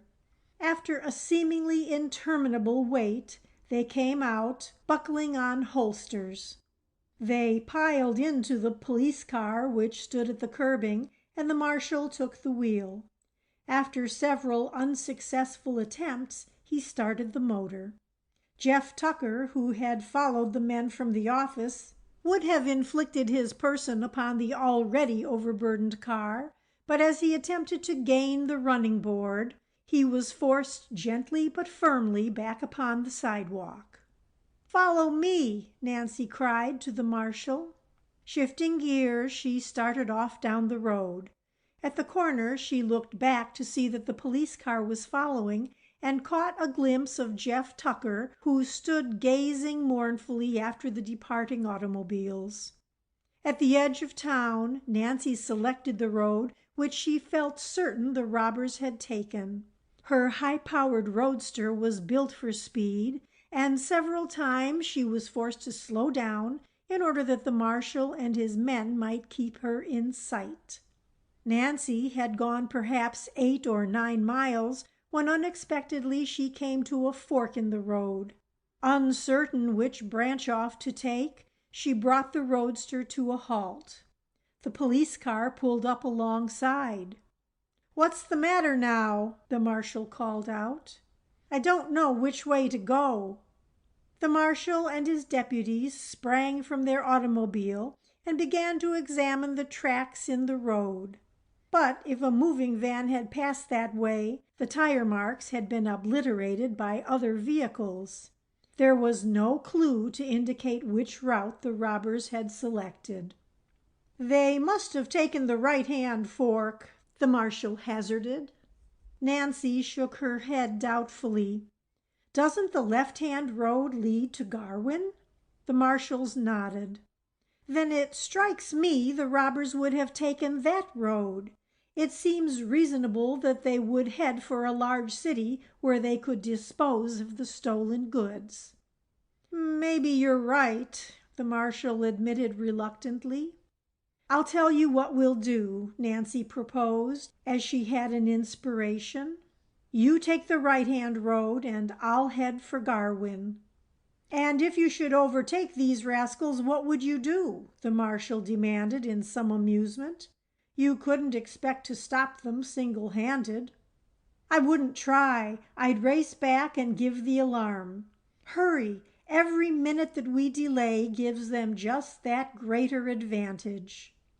Without waiting until the marshal had returned to his automobile, Nancy drew back her car and headed down the left-hand road. The highway was smooth, and as there was a clear stretch ahead, she drove rapidly. She realized that already the robbers had a big start, and that if once they reached Garwin, she could not hope to overtake them. "I'm sure I'm on the right trail," she told herself. "That other road doesn't lead anywhere in particular." After she had traveled several miles, Nancy became less confident. Although she had passed a number of side roads, she had kept to the main highway, and she realized that it would have been easy for the moving van to elude pursuit by taking any one of the branches. "Still, the robbers can't know that they are being followed," she reasoned. "It's likely they'll be off their guard." 15 minutes passed, and Nancy began to fear after all that she had selected the wrong road at the fork. Presently, as she noticed a man with a team of horses approaching, she determined to question him. "Have you seen a large moving van on this road?" she called out as she stopped the roadster alongside the wagon. "A truck passed me about 20 minutes ago," the farmer told her. "The big road hog tried to push me into a ditch." Highly elated at the information, Nancy thanked the farmer and drove on. "At the rate I'm going, I should overtake the robbers in a few minutes," she thought. "Oh, if only I could get my hands on the Crowley clock before the police confiscate the stolen goods." 10 minutes passed, and then another 10. As Nancy gazed anxiously down the road, she could see no sign of the moving van. "I've missed them somewhere," she decided in disappointment. "There's nothing to do but go back." Nancy Drew recalled the fact that she had passed a roadhouse less than a mile back, and it occurred to her that possibly the robbers had stopped there. "I'll go back there and make inquiry," she thought. "I haven't gone by a single crossroad since I talked with that farmer, so if the robbers didn't stop at the roadhouse, I can't imagine what became of them. If they were on this road, I am certain I would have passed them by this time." Dusk was approaching, and Nancy Drew knew that if she were ever to find the robbers, it must be within the next hour. Skillfully, she turned the roadster around in the road. A few minutes of fast driving brought her within sight of the roadhouse. The place was of disreputable appearance, and Nancy suspected that it might be a bad resort to visit. It stood back from the road a short distance and was half hidden by tall trees. The building was large and rambling, but rather old and sadly in need of paint. A sign on the gate read, "The Black Horse." Beyond the inn, Nancy caught a glimpse of a garage and a large stable. She did not enter the private driveway which led to the inn, but stopped her car at the side of the road. Before starting to walk toward the roadhouse, she hesitated. "I don't like to go in there, but there's no other way," she decided. She walked briskly up the path, glancing about in all directions for a sign of a moving van. The door of the garage was closed, as was the door of the barn, and the thought occurred to her that perhaps the robbers had parked their van inside one of the buildings. As she drew near the inn, Nancy approached cautiously. As she stopped upon the veranda, coarse laughter reached her ears.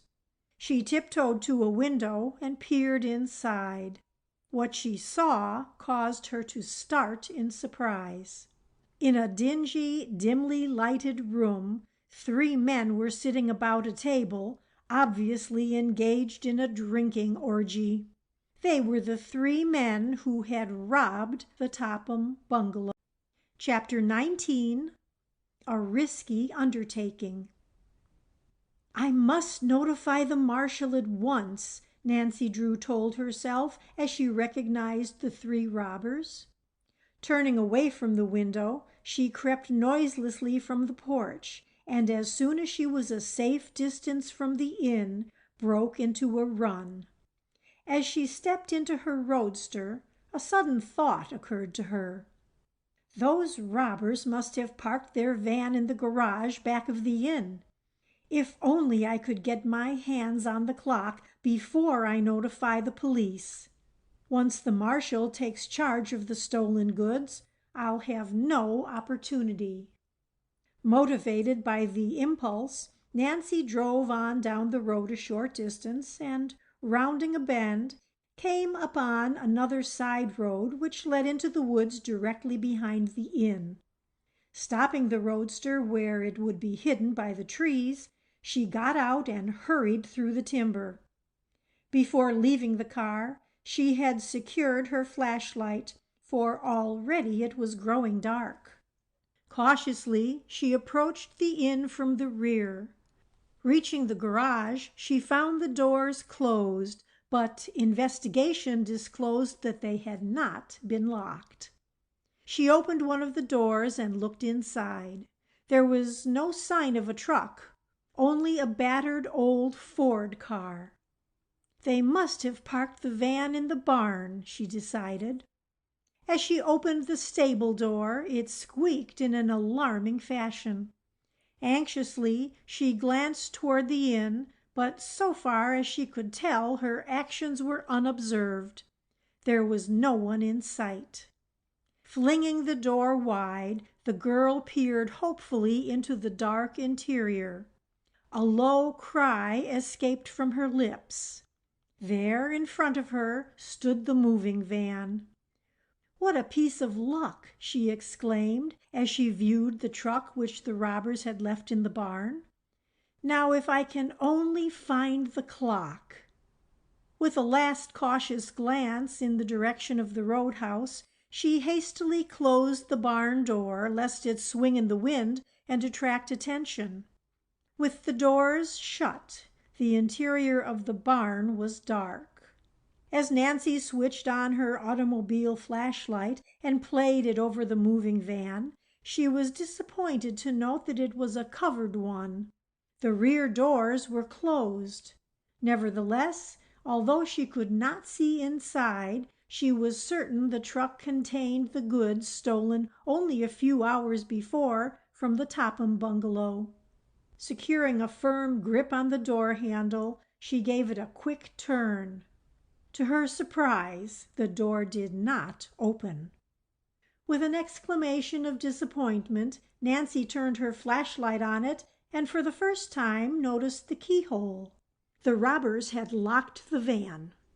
"Oh dear, now what shall I do?" she questioned frantically. "I'll never be able to break the lock." Desperately she glanced about. She dared not remain many minutes in the barn, lest the robbers return and find her there. Yet she could not admit defeat. Perhaps the keys were left in the ignition switch, she thought hopefully. She rushed to the front of the van and clambered into the driver's seat. An examination of the dashboard did not reveal the keys hanging from the ignition switch. The robbers must have taken the keys with them, she told herself. Nancy was discouraged. She was on the point of admitting defeat when a thought came to her. Among her acquaintances there were a number of persons who upon occasion hid their automobile keys under the front seat. It was barely possible that the robbers had done likewise.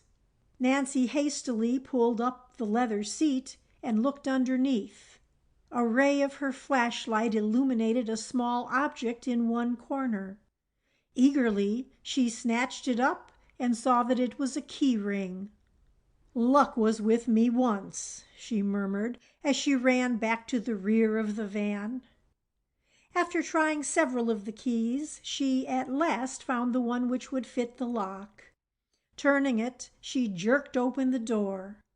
As she flashed her light about inside the truck, she saw that she had made no mistake. The van contained the stolen goods, and it was loaded nearly to the top. "What shall I do if the clock is on the bottom?" Nancy groaned as another problem occurred to her. "I'll never find it." Dexterously, she swung herself up on the load. She flashed the light about on chairs, tables, rugs, and boxes. There was no sign of the Crowley clock. Then the beam rested for a moment upon an object in a far corner, and with a low cry of delight, Nancy saw that her search had been rewarded. Protected by a blanket, an old-fashioned mantel clock rested on top of a center table in the very front of the van. She scrambled laboriously over odd pieces of furniture as she tried to reach the clock. Her dress caught on something sharp and tore, but Nancy did not heed it. She snatched at the blanket and swept the clock toward her. One glance at the timepiece assured her that it fit the description Abigail Rowan had given her.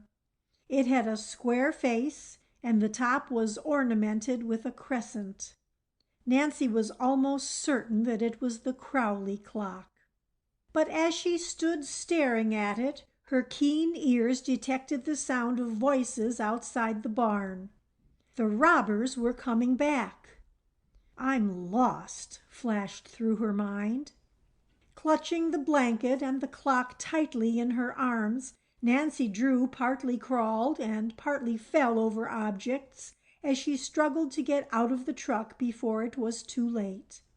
She was afraid to think what would happen to her if the robbers discovered her in the van. Reaching the door, she leaped lightly to the floor.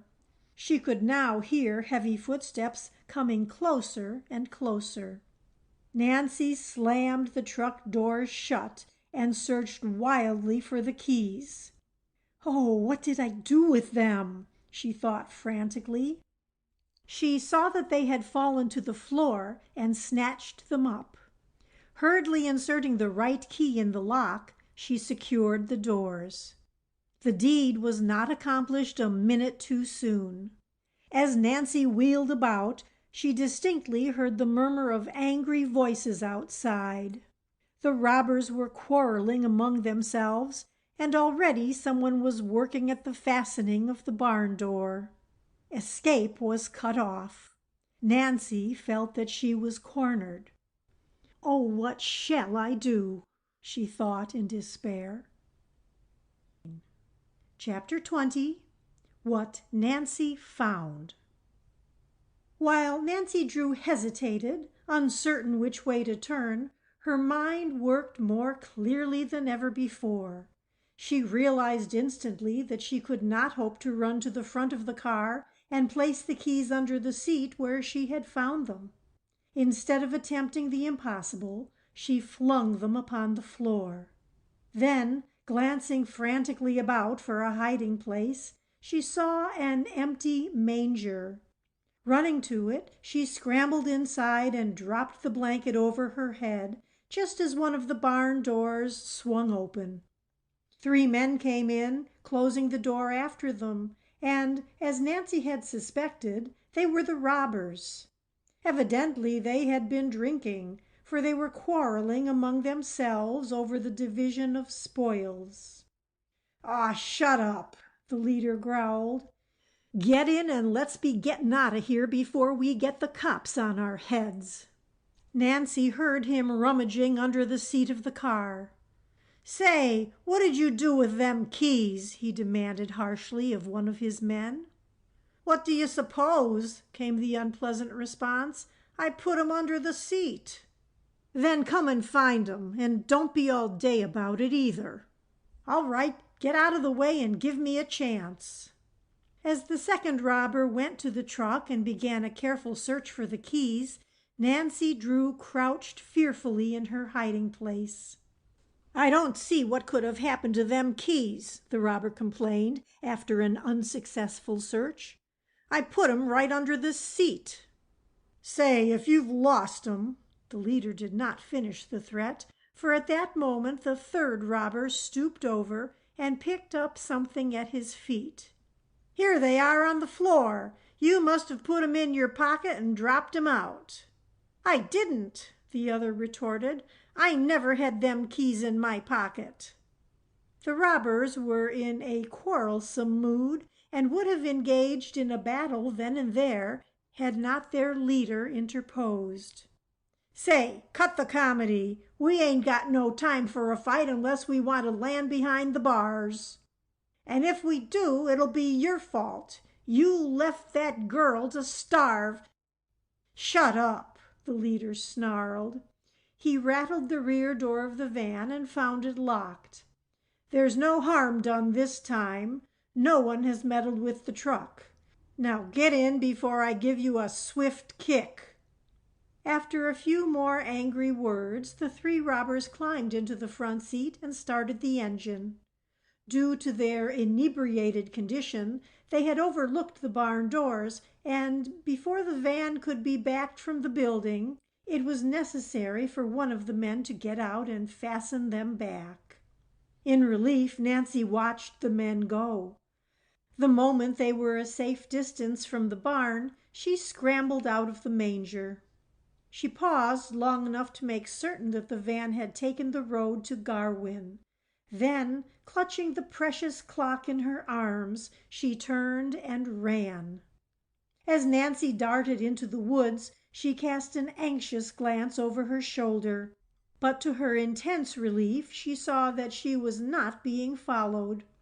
There was no one to be seen in the vicinity of the roadhouse, and the big moving van was proceeding slowly on its way toward Garwin, the occupants oblivious that their whereabouts had been discovered. "I had a narrow escape that time," Nancy told herself as she ran. "I hate to think of my fate if I had been discovered." She chuckled softly at her own bravado and clutched the mantel clock more tightly in her arms. "Oh well, it was worth the risk I took." It was dark in the woods, and Nancy could only see a few feet ahead of her. To her chagrin, she discovered that she had left her automobile flashlight somewhere in the barn, probably in the manger. There was no time to go back after it. Confident that her sense of direction was good, she plunged through the bushes toward the place where she had parked her roadster. "I'm sure the clock is the right one," she thought. "Now, if it only contains Josiah Crowley's notebook."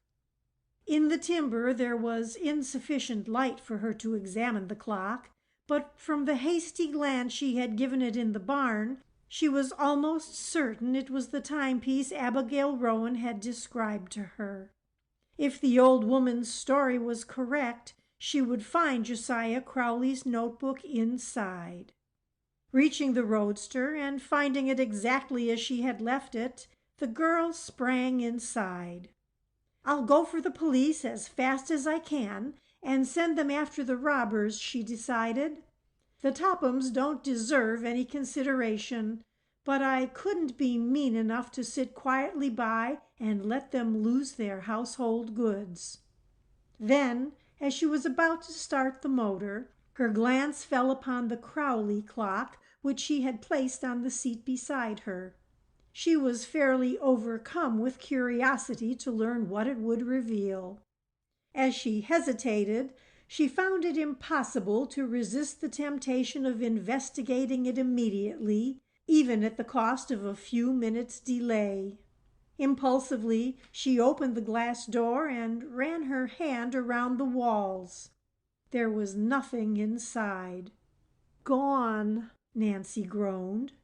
Could it be that the Tophams had discovered the notebook only to destroy it? Nancy discarded the thought as quickly as it came to mind, for she recalled the conversation she had overheard between Ada and Isabel. No, they were as ignorant as herself concerning the location of the will. It was more likely that Abigail Rowan had been confused in her story. After all, she had not declared that the notebook would be found inside the clock.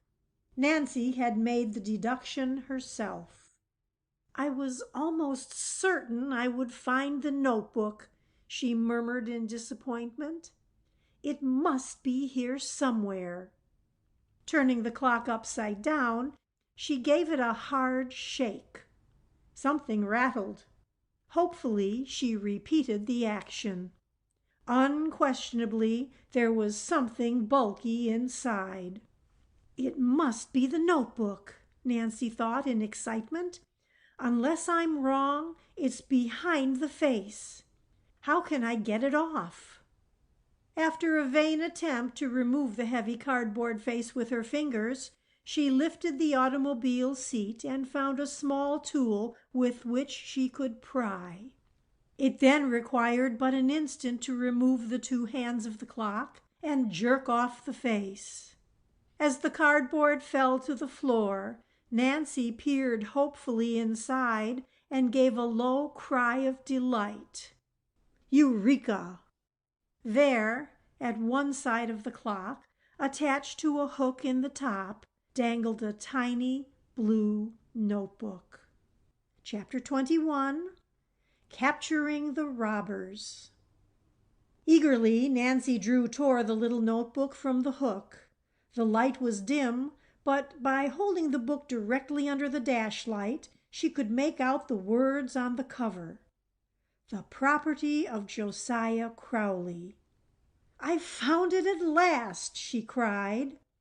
Quickly turning the first few pages, she saw that they were yellowed with age.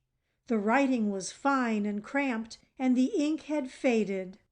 These pages were crowded with business notations, but in the poor light it was next to impossible to make out the words. Nancy was excited, for she was positive that the notebook would disclose what Josiah Crowley had done with his will. Yet she realized that she could not hope to read through the book without a considerable loss of precious time. If she were to report the whereabouts of the robbers to the police, she must not delay another instant. "I'll read the notebook later," she decided.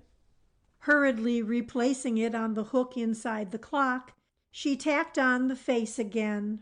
Then, dropping the timepiece on the seat beside her, she covered it with a blanket. Starting the engine, she skillfully backed the roadster and headed for the main road. Reaching the highway, she cast an anxious glance in the direction the robbers had taken.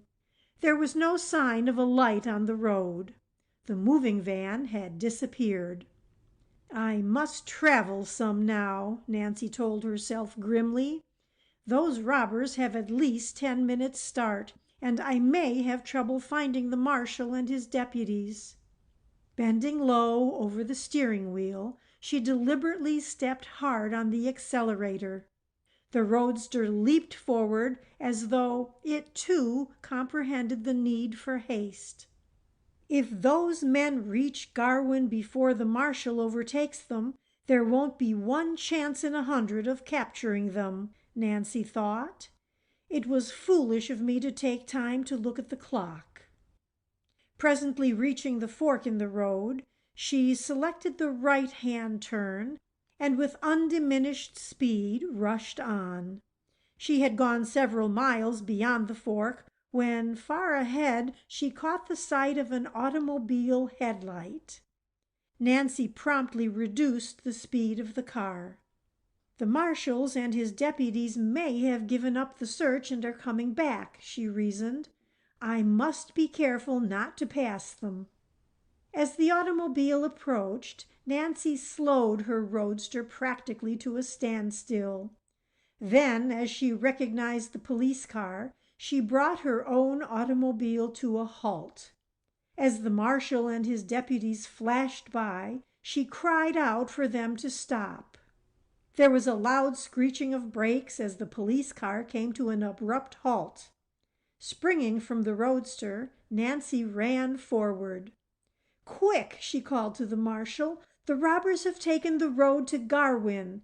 If you hurry, you can overtake them. Go on, and I'll follow." Without waiting for more, the marshal and his deputies drove off at top speed. The automobile rounded a bend and was lost to view. For an instant, Nancy Drew stood looking after it. Then, springing into her roadster, she too was off. Following close behind the police car, the girl sped down the road in pursuit of the robbers. The two automobiles passed the roadhouse beyond the fork and raced toward Garwin. "We should have overtaken the robbers by this time," Nancy told herself anxiously, after a number of miles had been traversed and still there was no sight of the moving van. "They can't have gone very far." 10 minutes passed. Then, unexpectedly, she caught a glimpse of a red tail light on the road far ahead. "It must be the van," Nancy thought. "The light doesn't appear to be moving fast enough for an automobile." Evidently, the marshal and his deputies were of the same opinion, for at that moment the police car slowed down. "Don't fire unless it's necessary," the marshal ordered his men. "But if they resist, pepper them." Cautiously, the police car approached. As the headlight played upon the rear of the van, Nancy saw the license plate clearly and recognized the numbers. Then, as the van pulled over to the side of the road, the police car drove alongside. "Halt!" came the order. The van did not stop. Instead, it put on additional speed and crowded the police car toward the ditch. Nancy's heart was in her mouth as she watched, for it seemed certain that the marshal and his deputies were doomed. At the very edge of the road, the police car, by a sudden spurt of speed, forged ahead and averted disaster. "Halt!" rang out the warning cry a second time. "Halt, or we'll fire!" There was a sharp crack of a revolver as the robbers fired the first shot. The marshal and his deputies answered with a quick volley. One of the shots found its mark, the front tire. The van swerved in the road, and as the two side wheels went off into a steep ditch, toppled over. In an instant, the marshal and his men were out of the police car and had covered the three robbers. So easily had the van tipped over on its side that the men were not injured, but the unexpected jar had thrown them off their guard. "Take their guns," the marshal ordered. A deputy relieved the three men of their revolvers and searched their pockets for other dangerous weapons. Another deputy handcuffed them. By this time, Nancy, who had stopped her roadster at the side of the road, reached the scene. As she came running up, the marshal turned to her. "Can you identify these men?"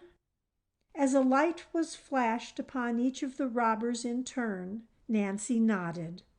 "There is the man who locked me up and left me to starve," she declared, pointing to the leader of the robber band. "And the stolen goods are in the van." "They'll get 10 or 20 years for this," the marshal promised. "We'll hold them on several charges. You are willing to testify against them, I suppose?" "Yes, if it is necessary," Nancy promised reluctantly. "But I don't live in this county, and I'm anxious to get home right away. It seems to me you have enough evidence to convict them." "Well, if you don't want to, I guess there's no need for you to go back with us," the marshal admitted. "I'll take your address, and if your testimony should be required later, I'll get in touch with you." As Nancy told the marshal her name and address, he glanced at her with new interest. "So, you're the daughter of Carson Drew. I see you're following in his footsteps. Starting in young, aren't you?" Nancy laughed. "It was only an accident that took me to the Topham bungalow at the critical moment," she protested modestly. "I don't deserve any credit for the roundup." "Not many girls would have used their brains the way you did," the marshal observed. "Unless I'm mistaken, these robbers are old hands at the game. They have been plying their trade around Moon Lake for a number of seasons. The residents will be mighty grateful for what you've done. And that Mrs. Topham you spoke of, she ought to give you a liberal reward for saving her household goods." Nancy shook her head. "I don't want a reward." "Just the same, you've earned one," the marshal insisted. "If you're shy about blowing your own horn, I'll take it up with this Mrs. Topham myself." "You don't know her as well as I do," Nancy remarked. "She'll not offer a reward, and even if she did, I wouldn't accept it. In fact, I must ask you not to mention my name to her at all." "You don't want any credit for capturing the robbers?" the marshal gasped in astonishment. "No, I would prefer that my name not be mentioned in connection with the affair. I have a particular reason for making the request."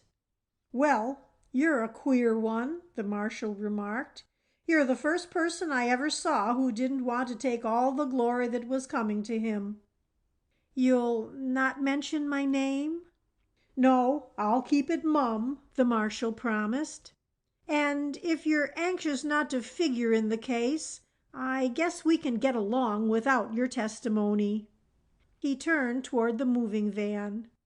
"I'll just have a look inside and see if everything is here." Taking the keys, which one of the deputies had turned over to him, the marshal unlocked the rear doors of the van and carelessly glanced inside. "It's all here," he announced. Nancy smiled and thought of the clock, which was at the moment hidden under a blanket in her roadster less than a dozen yards away.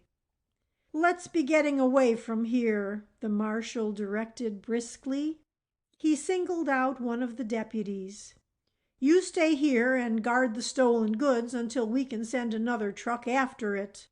I'll see to it that these robbers land behind bars, and then I'll come back." "Just a minute," Nancy interposed as the marshal was about to escort the three robbers to the police car. I want to ask a few questions." She turned to the leader of the robbers. "It was you who stole the keys from Jeff Tucker after getting him drunk, wasn't it?" "What if I did?" the robber growled. "I wish I'd finished him." Unceremoniously, the three prisoners were crowded into the police car. One of the deputies took the steering wheel and another stood on the running board, covering the robbers with his revolver. There was no room left for the marshal. "Are you going back through town?" he asked Nancy. "Yes, it's right on my way to River Heights," she responded, without a thought as to the purpose of the question. "Then, if you don't mind, I'll ride back with you. There isn't room in the police car." Why, of course," Nancy stammered. At once she thought of the clock which she had left on the seat of the roadster. What if the marshal should discover it? Even as the thought came to her, the marshal started toward her roadster. Chapter 22. What the Notebook Revealed. "Just a minute," Nancy Drew stammered as she darted toward the roadster, blocking the marshal's path. "There's a package in the seat. I'll put it in the back." Hastily, she picked up the clock, which was covered with a blanket. "Never mind that," the marshal interposed. "I can hold it." "Oh, it's no trouble to put it in the catch-all at the back," Nancy assured him. "Then it will be out of your way." Before the man could offer to do it for her, she had carried the clock to the rear of the car. Lifting the cover, she placed it on the floor. During the ride back to town, Nancy Drew was anything but easy in her mind, but she gave no indication that she was nervous. It was not until she had said goodbye to the marshal at the jail that she felt entirely safe. "That was a narrow escape," she laughed as she drove away. "It might not have gone so well with me if the marshal had discovered stolen goods in my car. It certainly wouldn't have been easy to explain how I came by that clock." Although it was late, Nancy was determined to return to River Heights that night. She was anxious to examine the notebook and learn whether or not it would disclose the hiding place of Josiah Crowley's second will. "Oh, I'm so eager to get home and have a chance to dig into the notebook," she thought as she drove along the road. "I went through a lot to get it, and I'll be disappointed if it doesn't contain good news. It will mean so much to the Horner girls and poor old Abigail if the will is found." It was nearly 10 o'clock that night when Nancy, tired and worn from the long automobile ride, reached her home in River Heights. As she drove into the double garage, she noticed that her father's car was gone. A glance at the house disclosed that the windows were dark. "I wonder where father can be," she questioned herself. "I want to tell him about my discovery right away." She removed the Crowley clock from the back of the roadster and paused an instant to gloat over it. She was well satisfied with the result of her detective work. Locking the garage door, she went inside and switched on the electric light. The house seemed deserted, for Hannah, the maid, had already retired. "Father is probably working late at the office," Nancy decided. "Oh, well, I may as well stay up. And while I'm waiting, I'll have a look at the notebook." During the long ride from Moon Lake, she had been impatient for the opportunity to examine the Crowley notebook, and now she lost no time in finding a screwdriver. She took off the face of the clock and from the hook removed the notebook. "Now to find what became of the will," she declared, as she curled up in a comfortable chair near a reading lamp. "Oh, I hope everything turns out right for Allie and Grace and for Abigail Rowan." Carefully, Nancy thumbed over the pages, for they were yellow with age and she was afraid they might tear. Evidently, Josiah Crowley had used the same notebook for many years. Page after page the girl read, perusing inconsequential memoranda and numerous notations of property owned by Josiah Crowley, as well as various business transactions made by him. Nancy was surprised at the list of stocks, bonds, and notes which apparently belonged to the estate.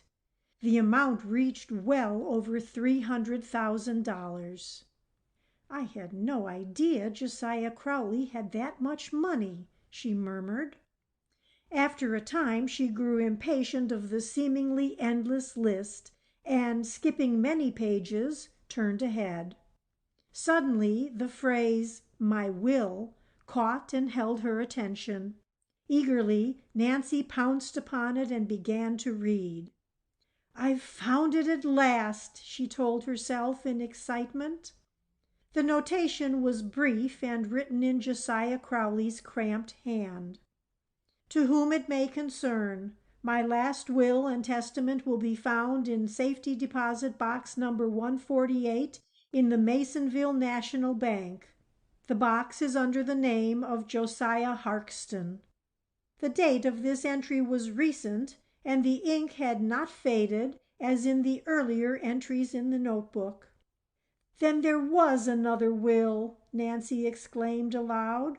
"Oh, I'm sure it must be in favor of the Horner girls, too." She hurriedly read on, but although she carefully examined every page in the book, there was no other mention of the will. "No wonder the will never came to light," Nancy mused. "Who would have ever thought of looking for it in a safety deposit box under the name of Josiah Harkston?" In his zest for safety, Josiah Crowley nearly defeated his own purpose. Her thoughts were interrupted as she heard an automobile turn in at the drive. Rushing to the window, Nancy saw her father drive into the garage. As he opened the front door, she ran to meet him. "Why, hello, Nancy," he greeted her in surprise. "If I had known you were here, I'd have come home sooner. I was doing some special work on a case. Back from Moon Lake early, aren't you?" "Yes," Nancy admitted, trying to hide her excitement, "but for good reason." Before her father could remove his hat, she plunged into the story of her adventures and ended by showing him the notebook which she had found inside the mantel clock. When she had finished, Carson Drew stared at her with mingled pride and amusement. "You're a regular detective, Nancy." "You're making fun of me." Carson Drew's face sobered. "No, I'm proud of what you've done, Nancy. I couldn't have done better myself. Perhaps not so well. You took a real risk when you encountered those robbers, but so long as you are back home safe and sound, it doesn't matter. The Tophams aren't going to thank me when they find out what I've done." "Hardly. They may accuse you of stealing their clock, although so long as their house was open when you entered, they can't claim that you broke in. However, if we can manage to keep the knowledge from them, it will be just as well that they don't learn the details of how the will was found." Carson Drew picked up the notebook and glanced through it with interest. "The fortune will make a nice nest egg for someone," he commented as he looked over the list of stocks and bonds owned by Crowley. "These securities are of the best, too, all gilt edge." "I hope the Tophams will be cut off without a cent," Nancy declared. "It's likely they will be, but of course you can never be certain until the will is read. Unless I'm mistaken, your discovery will strike the Tophams at an especially awkward time." "What do you mean?" "Well, there's a rumor going the rounds to the effect that Richard Topham has been losing heavily in the stock market this last month. He has been getting credit at a number of the banks on the strength of the inheritance, and I suspect he's depending on Crowley's money to pull him through a tight place. At least he has made every effort to speed up the settlement of the estate. "It would serve the Tophams right if they lose everything," Nancy said decisively. "They never had a particular charity for anyone. They would let their relatives starve before they would help them." Carson Drew glanced again at the notebook in his hand. "Now that you have found this, the thing to do is locate the will at once before Richard Topham gets wind of what is up," he advised. "We want to administer the coup de grace before the Tophams have had a chance to get the fortune into their hands. Once the estate is settled, it will not be easy to wrest it away from them."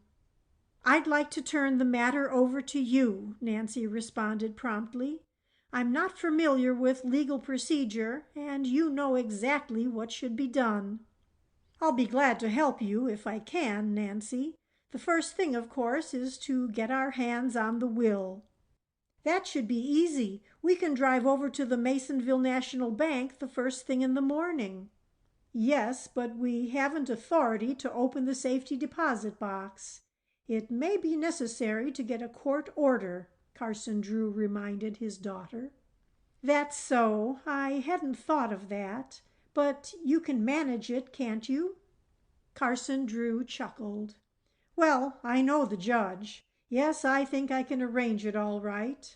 I'll tell him I'm acting as counsel for the Horner girls. I really am, because I promised I'd help them if I could." "I'm sure everything is going to turn out just as I hoped," Nancy cried enthusiastically. "The deserving relatives will get the money, and the Tophams will be left out in the cold. Abigail Rowan will be able to have the medical attention she needs, and Allie and Grace will be fixed for life." "Don't build your hopes too high," Carson Drew advised her wisely. "There may be a slip, you know. We may fail to find the will in the deposit box, and of course there is a chance that Josiah Crowley didn't dispose of the fortune as it was expected he would. If I were you, I wouldn't say anything to the Horner girls until we are certain." "I won't," Nancy promised as she turned toward the stairs. "But I can't help hoping. I'm going to bed now and get a good night's rest. Then tomorrow we'll start off on the big adventure. Oh, I can scarcely wait to find out what the will contains." Halfway up the stairs, she hesitated and then returned to the living room and picked up the notebook which rested on the table. "After all I've gone through to get my hands on this, I'm not going to take any chances," she laughed. "Tonight I'm going to sleep with it under my pillow." Chapter 23. Looking for the Will. When Nancy Drew awoke the following morning, the bright sunlight was streaming in at her open bedroom window.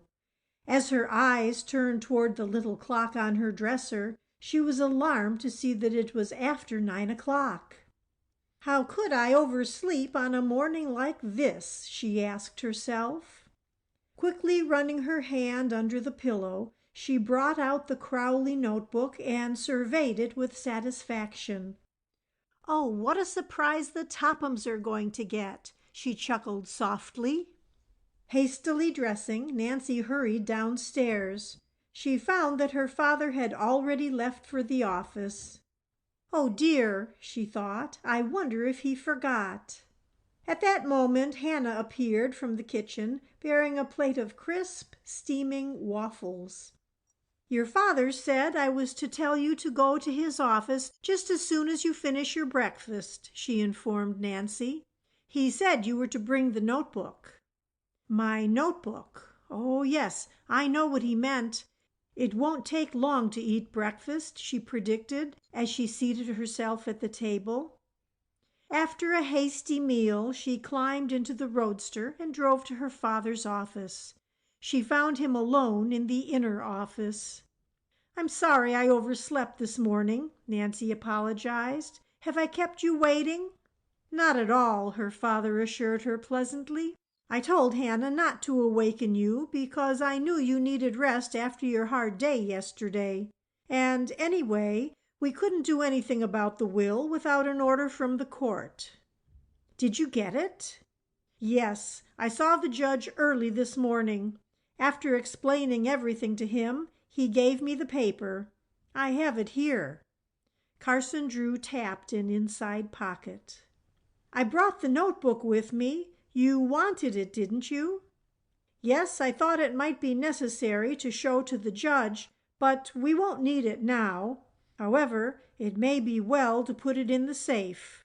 I'll do it now."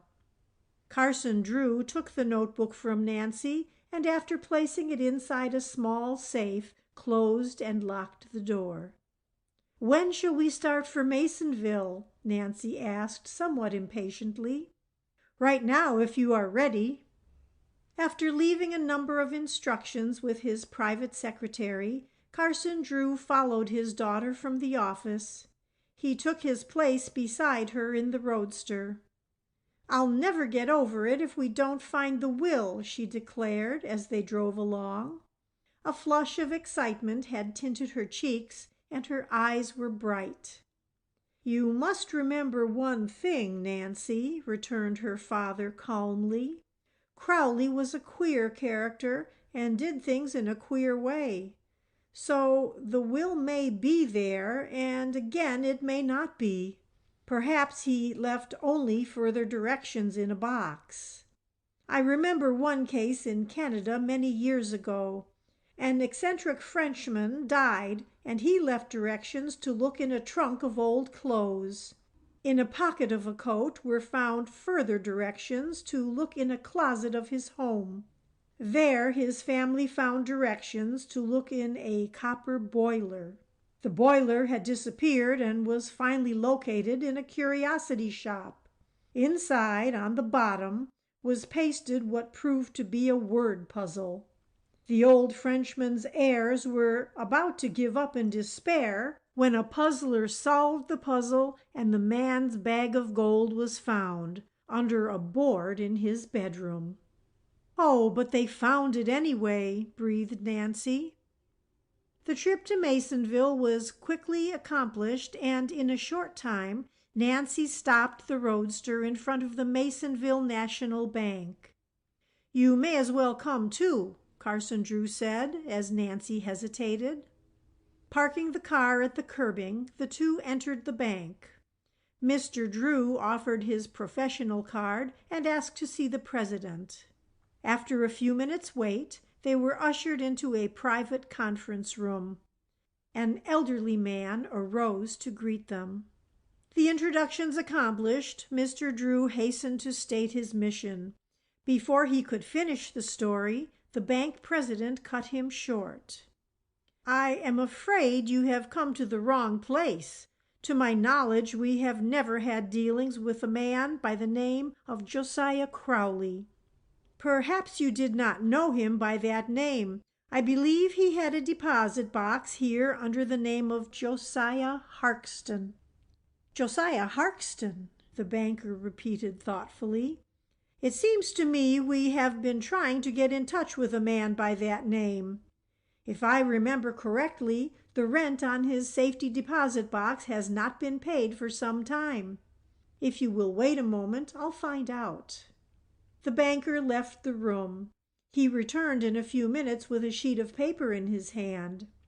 "According to our records, Josiah Harkston rented box 148 from us, but the past year the rent has not been paid.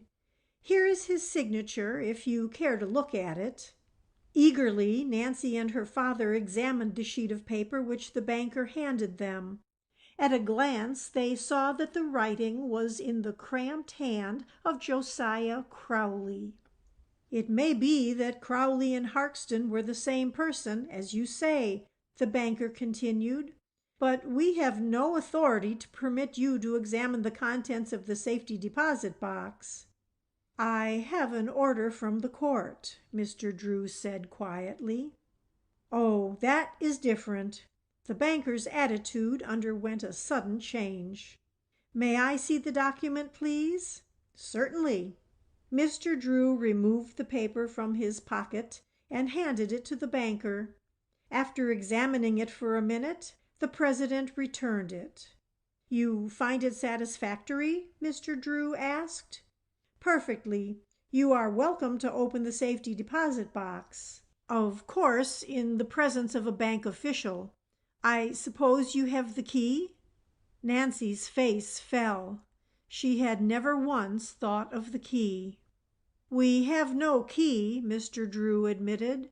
"Isn't there one in the bank which will fit the box?" He knew some small banks had this. "No, we did away with that when we got our regular vault," said the banker. "But wait a minute," he added suddenly. "I think I can help you out." He disappeared into another part of the bank and presently came back holding up a sealed envelope. "That man had 2 keys for his box, and he left one here in my possession, sealed up as you can see. As you have a court order, I feel you are entitled to this key." And he handed the envelope to Mr. Drew. The envelope was marked with Josiah Crowley's assumed name, also the number of his box. It contained a small, flat key, nothing more. "Now we will go back to the boxes," said the bank official. Nancy and her father followed the president into the main part of the bank. They were then admitted into a small room which was protected by heavily barred doors. Finally, they entered the vault which contained the safety deposit boxes. The president inserted a small key in a lock, then used the key given to Mr. Drew, and finally pulled out a metal box which bore the number 148. Politely, he handed the box to Mr. Drew, who quickly lifted the lid and peered inside.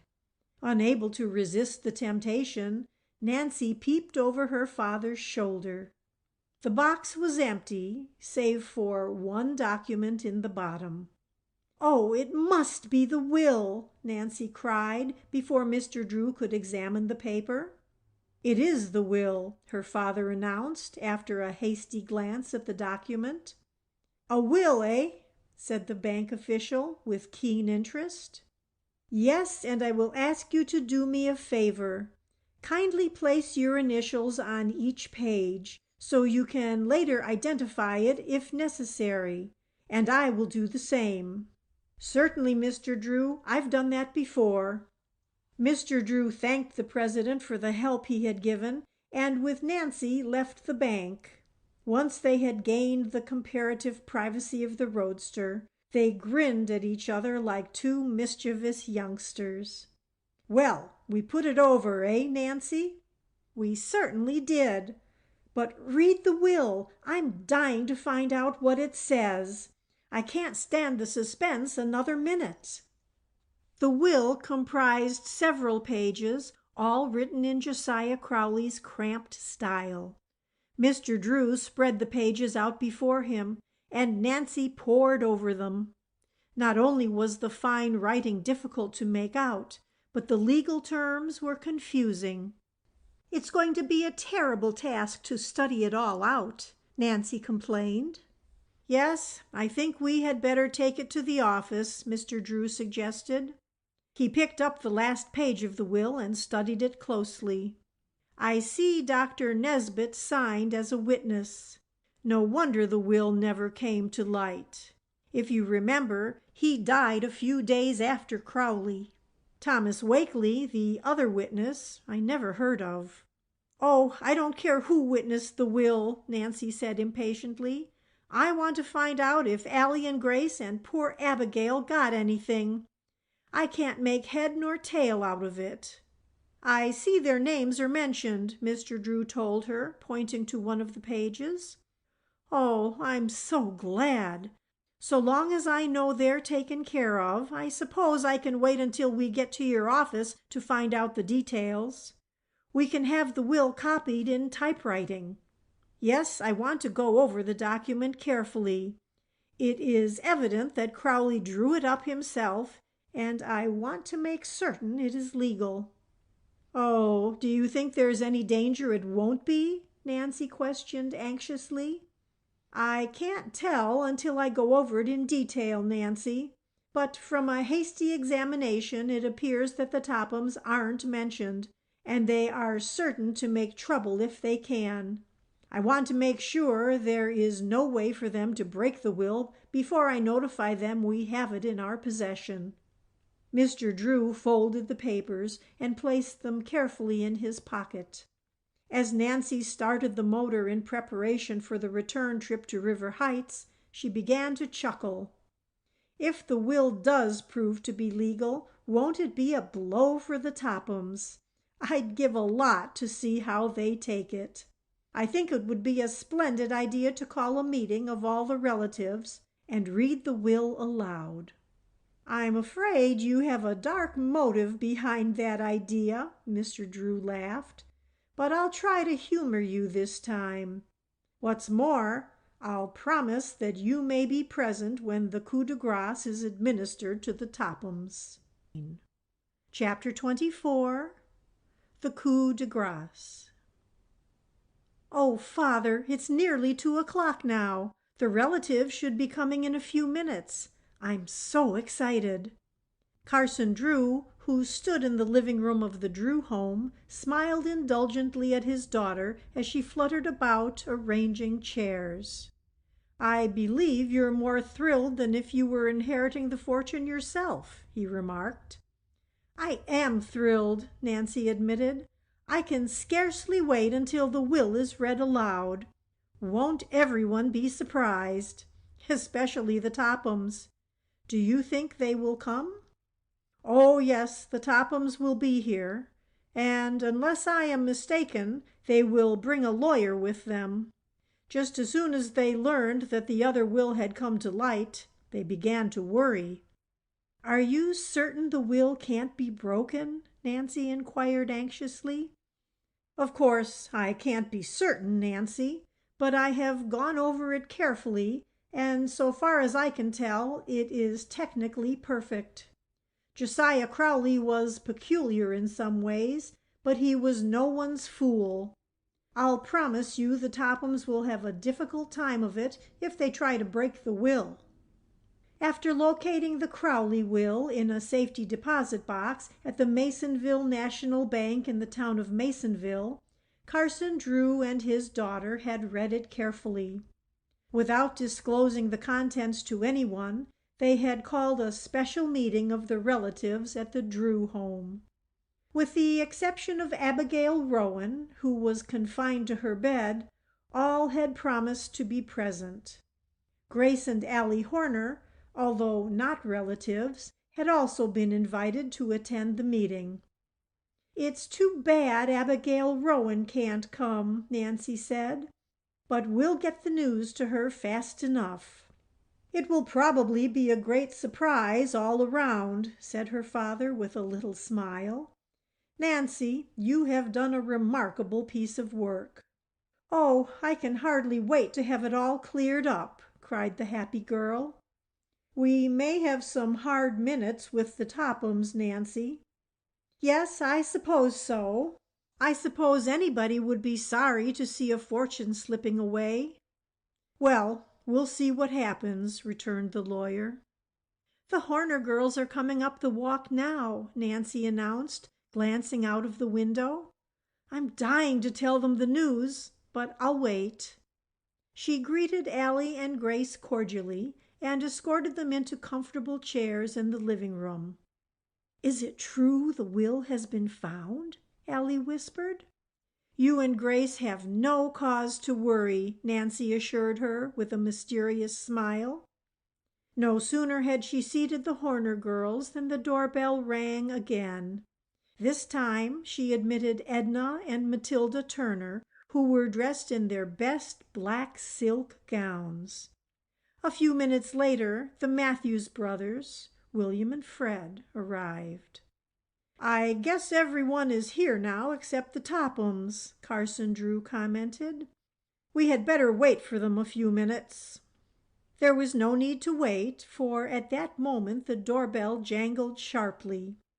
Nancy opened the door, and the 4 members of the Topham family sailed grandly in. As Carson Drew had predicted, they were accompanied by a lawyer.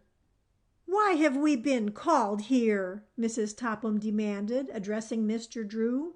"Have you the audacity to claim that another will has been found?" "I have the will here, Mrs. Topham," Carson Drew replied politely. "It's preposterous," Mrs. Topham stormed. "Josiah Crowley made only one will, and in that he left everything to us." "It looks like a conspiracy to me," Ada added tartly as she gazed coldly upon the relatives who were seated about the room. Isabel did not speak, but tossed her head contemptuously.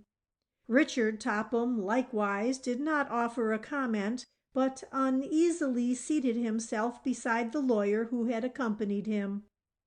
"If you will kindly be seated, Mrs. Topham, we will read the will," Mr. Drew suggested. Reluctantly, Mrs. Topham obeyed. "As you have probably learned by this time," Mr. Drew began, "a second will of the late Josiah Crowley has been found in a safety deposit box in a Masonville bank. The will is unusually long, and with your permission, I will read only the portions which have to do with the disposal of the property." Mr. Drew picked up several sheets of typewriting from the table and after a moment's hesitation began to read in a clear voice. "I, Josiah Crowley, do make this my last will and testament, hereby revoking all former wills by me at any time made. I give and bequeath all my property, real and personal, as follows. To my beloved friends and neighbors, Allie and Grace Horner, the sum of $75,000 each." "Oh, I can't believe it!" Allie gasped. "Neither can I," Mrs. Topham snapped. $150,000 when they aren't even relatives. Why, that's nearly half the estate. The will is a fraud." "There is no mistake," Mr. Drew told her quietly. Again he picked up the will and began to read. "To Abigail Rowan, in consideration of her kindness to me, the sum of $75,000. "Oh, I'm so glad," Grace murmured. "Now she'll be able to get the medical attention she needs," Allie added. "I wish she could have been here," Nancy said quietly, "but I'll see to it that she is notified before the day is over." "That old lady gets $75,000?" Ada Topham demanded harshly. "What did she ever do for Crowley?" Angrily she turned to her mother. "We kept him for years, and this is the pay we get." To my nephews, Fred and William Matthews, the sum of $20,000 each, Mr. Drew read. "We didn't expect that much," the Matthew brothers declared in genuine surprise. To my cousins, Edna and Matilda Turner, the sum of $20,000 each. "Oh, how generous!" Edna murmured. "Aren't we mentioned at all?" Mrs. Topham broke in sharply. Mr. Drew smiled. "Yes, you are mentioned, but perhaps not in the way you anticipate. I'm coming to that now. To Grace and Allie Horner, my household furniture now in the possession of Mrs. Richard Topham." There was a gasp of surprise from everyone in the room, and Mrs. Topham half arose from her chair. It was generally known about River Heights that the Tophams had practically confiscated Joshua Crowley's furniture at the time they induced him to make his home with them. "How insulting!" Mrs. Topham cried. "Does Josiah Crowley dare hint that I took his furniture?" "I'm sure I don't know what was in his mind at the time he wrote the will," Carson Drew told her with a smile. "Oh, we have enough without the furniture," Grace interposed quickly. "Haven't we, Allie?" Allie nodded. "We'll not take the household goods from you, Mrs. Topham." Carson Drew carefully folded the document he had been reading, and after placing it in a drawer, turned to the relatives. "That is all there is, except that there is a provision to pay all his just debts, including his funeral expenses, and that what little balance is left, maybe $3,000 or $4,000, goes to the Manningham Old Men's Home. Fortunately, Josiah Crowley kept his assets in a liquid state. It will not be difficult to convert the estate into cash. For that reason, I should think it would be possible to draw on your inheritances at once." "We're actually cut off without a cent?" Richard Topham asked in disbelief. His face was unusually white. "I'm afraid you are," Mr. Drew replied. "But it can't be," Mr. Topham returned. "You don't understand. I must have the money." "I can't help you. I did not make the will." "It's a conspiracy!" Ada cried bitterly. She wheeled upon Nancy, her face convulsed with anger. "You had something to do with this, Nancy Drew," she said bitterly. "Perhaps I had," Nancy admitted pleasantly. "We'll break the will," Mrs. Topham announced firmly. "Of course you may drag the matter into court if you like," Mr. Drew responded. "But I warn you it will be only a waste of your time and money. If you don't wish to accept my judgment, ask your own lawyer." "Mr. Drew is right," the lawyer said promptly, without waiting for Mrs. Topham to question him. "Oh, he is he?" Mrs. Topham retorted. "If that's all you know about law, you're discharged. We'll get another lawyer and we'll fight to the last ditch." With that she arose and stalked grandly from the room. Isabel and Ada followed, after bestowing a withering glance upon Nancy. Mr. Topham brought up the rear. As soon as the door had closed behind them, their lawyer arose and picked up his briefcase. "Well, I can't say I'm sorry to lose the case," he remarked to Mr. Drew, as he, too, took his leave. At once the atmosphere became less strained. Everyone began to talk at once. "Oh, Nancy, I can hardly believe it yet," Allie declared happily. "The money means so much to Grace and me, and we owe it all to you, Nancy Drew. You haven't told us how you came to find the will, but I know you were responsible." As the Horner girls and Mr. Crowley's relatives begged her for the details, Nancy Drew told of her adventure with the robbers at Moon Lake. When she had finished the story, they praised her highly for what she had done. "We'll never be able to thank you enough," Grace said quietly. "But after the estate has been settled, we'll try to show our appreciation." It was on the tip of Nancy's tongue to say that she did not want a reward, when Mr. Drew turned the conversation into a different channel. "The Tophams will not give up the money without a fight," he said. "My advice would be to ask the court to appoint an administrator at once."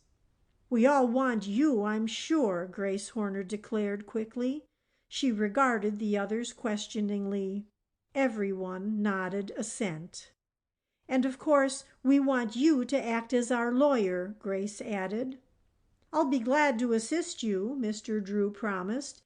"If the Tophams bring the matter into court, I'll give them a battle they'll never forget." After thanking Mr. Drew and Nancy for what they had done, the relatives at last took their departure. Allie and Grace were the last to leave. As they turned to say good-bye to Nancy, Carson Drew opened a closet and took out the Crowley clock.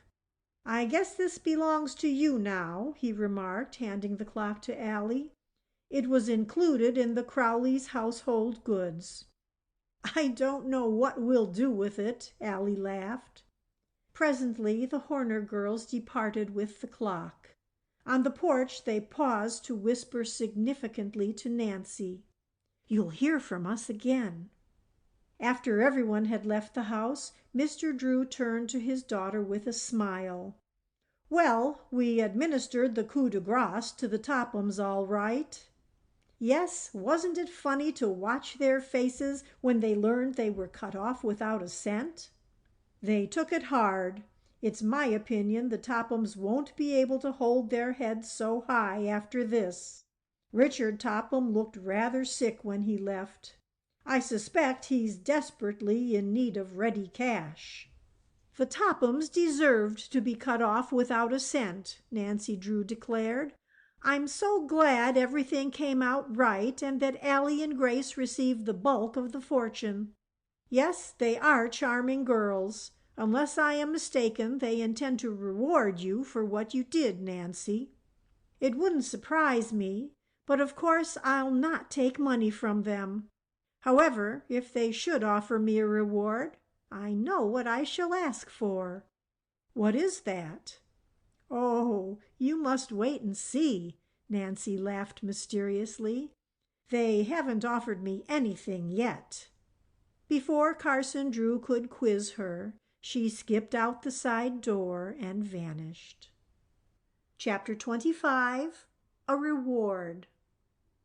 "I suppose you heard about the Tophams," Carson Drew remarked to his daughter one morning some months later after the reading of the Crowley will. "Why, no. What about them?" "They're practically in bankruptcy. Richard Topham has been losing steadily on the stock market of late. After his failure to recover the Crowley fortune, the banks reduced his credit. He's been forced to give up his home on the avenue." "No, really? How that must hurt Mrs. Topham and the two girls." "Yes, it's undoubtedly a bitter pill to swallow. They are moving into a small house this week, and from now on they'll not be able to carry themselves so high." "I hope they don't try to make any more trouble about the will," Nancy commented. "Goodness knows they've made enough already." The Tophams had not given up the Crowley estate without a bitter battle. They had put forth the claim that the will Nancy had unearthed was a forged document, but they had been unable to prove their statement. The case had finally been thrown out of court.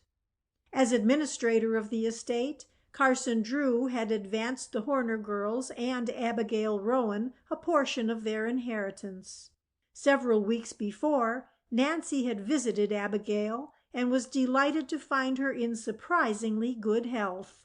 She had secured medical attention, and a trained nurse was in constant attendance. "I believe I'll run out into the country today and visit the Horner girls," Nancy told her father. "They telephoned yesterday and asked me to come. They hinted they had something special to tell me." "Perhaps they're going to reward you for finding the will," Mr. Drew suggested. "Oh, it's been nearly a month since they said anything about it," Nancy returned carelessly. "By this time they've probably forgotten all about it." After luncheon she set out for the farmhouse in her blue roadster. It was a beautiful autumn, and Nancy Drew thoroughly enjoyed the ride. As she came within sight of the farmhouse, Nancy was astonished at the transformation which had taken place. The house had been given a fresh coat of white paint, and a bright green roof replaced the old one. The yard was well kept, and beds of hardy plants had been set out. In the barnyard, many new hen houses were going up. Perhaps the most surprising thing was the large number of chickens in evidence. "Welcome to the chicken farm!" Allie Corner cried enthusiastically as she ran from the house to greet Nancy. "I never saw so many chickens in all my life," Nancy declared. "All Leghorns, too," Allie told her proudly. By this time Grace Horner had reached the roadster, and she too gave Nancy a hearty welcome. "Allie is in her element these days," she laughed. "She's putting in incubators, and from now on will raise nothing but high-grade fowls." "You must see everything," Allie insisted. Nancy was piloted from one place to another. She saw the new chicken houses which were being built and the incubators. But the thing which pleased her the most was the realization that Allie and Grace were happy in their work. "Well, I must be getting back to River Heights," she remarked after a time. "Oh, you can't go yet," Allie interposed, with a quick glance at her sister. "You tell her, Grace." "We asked you here today for a special reason," Grace began, a trifle awkwardly. "You see, we've been thinking for a long time that we've never done a thing to show our appreciation for what you did. We've talked with the others, and everyone has agreed that we should reward—" "Oh, I don't want a reward," Nancy broke in.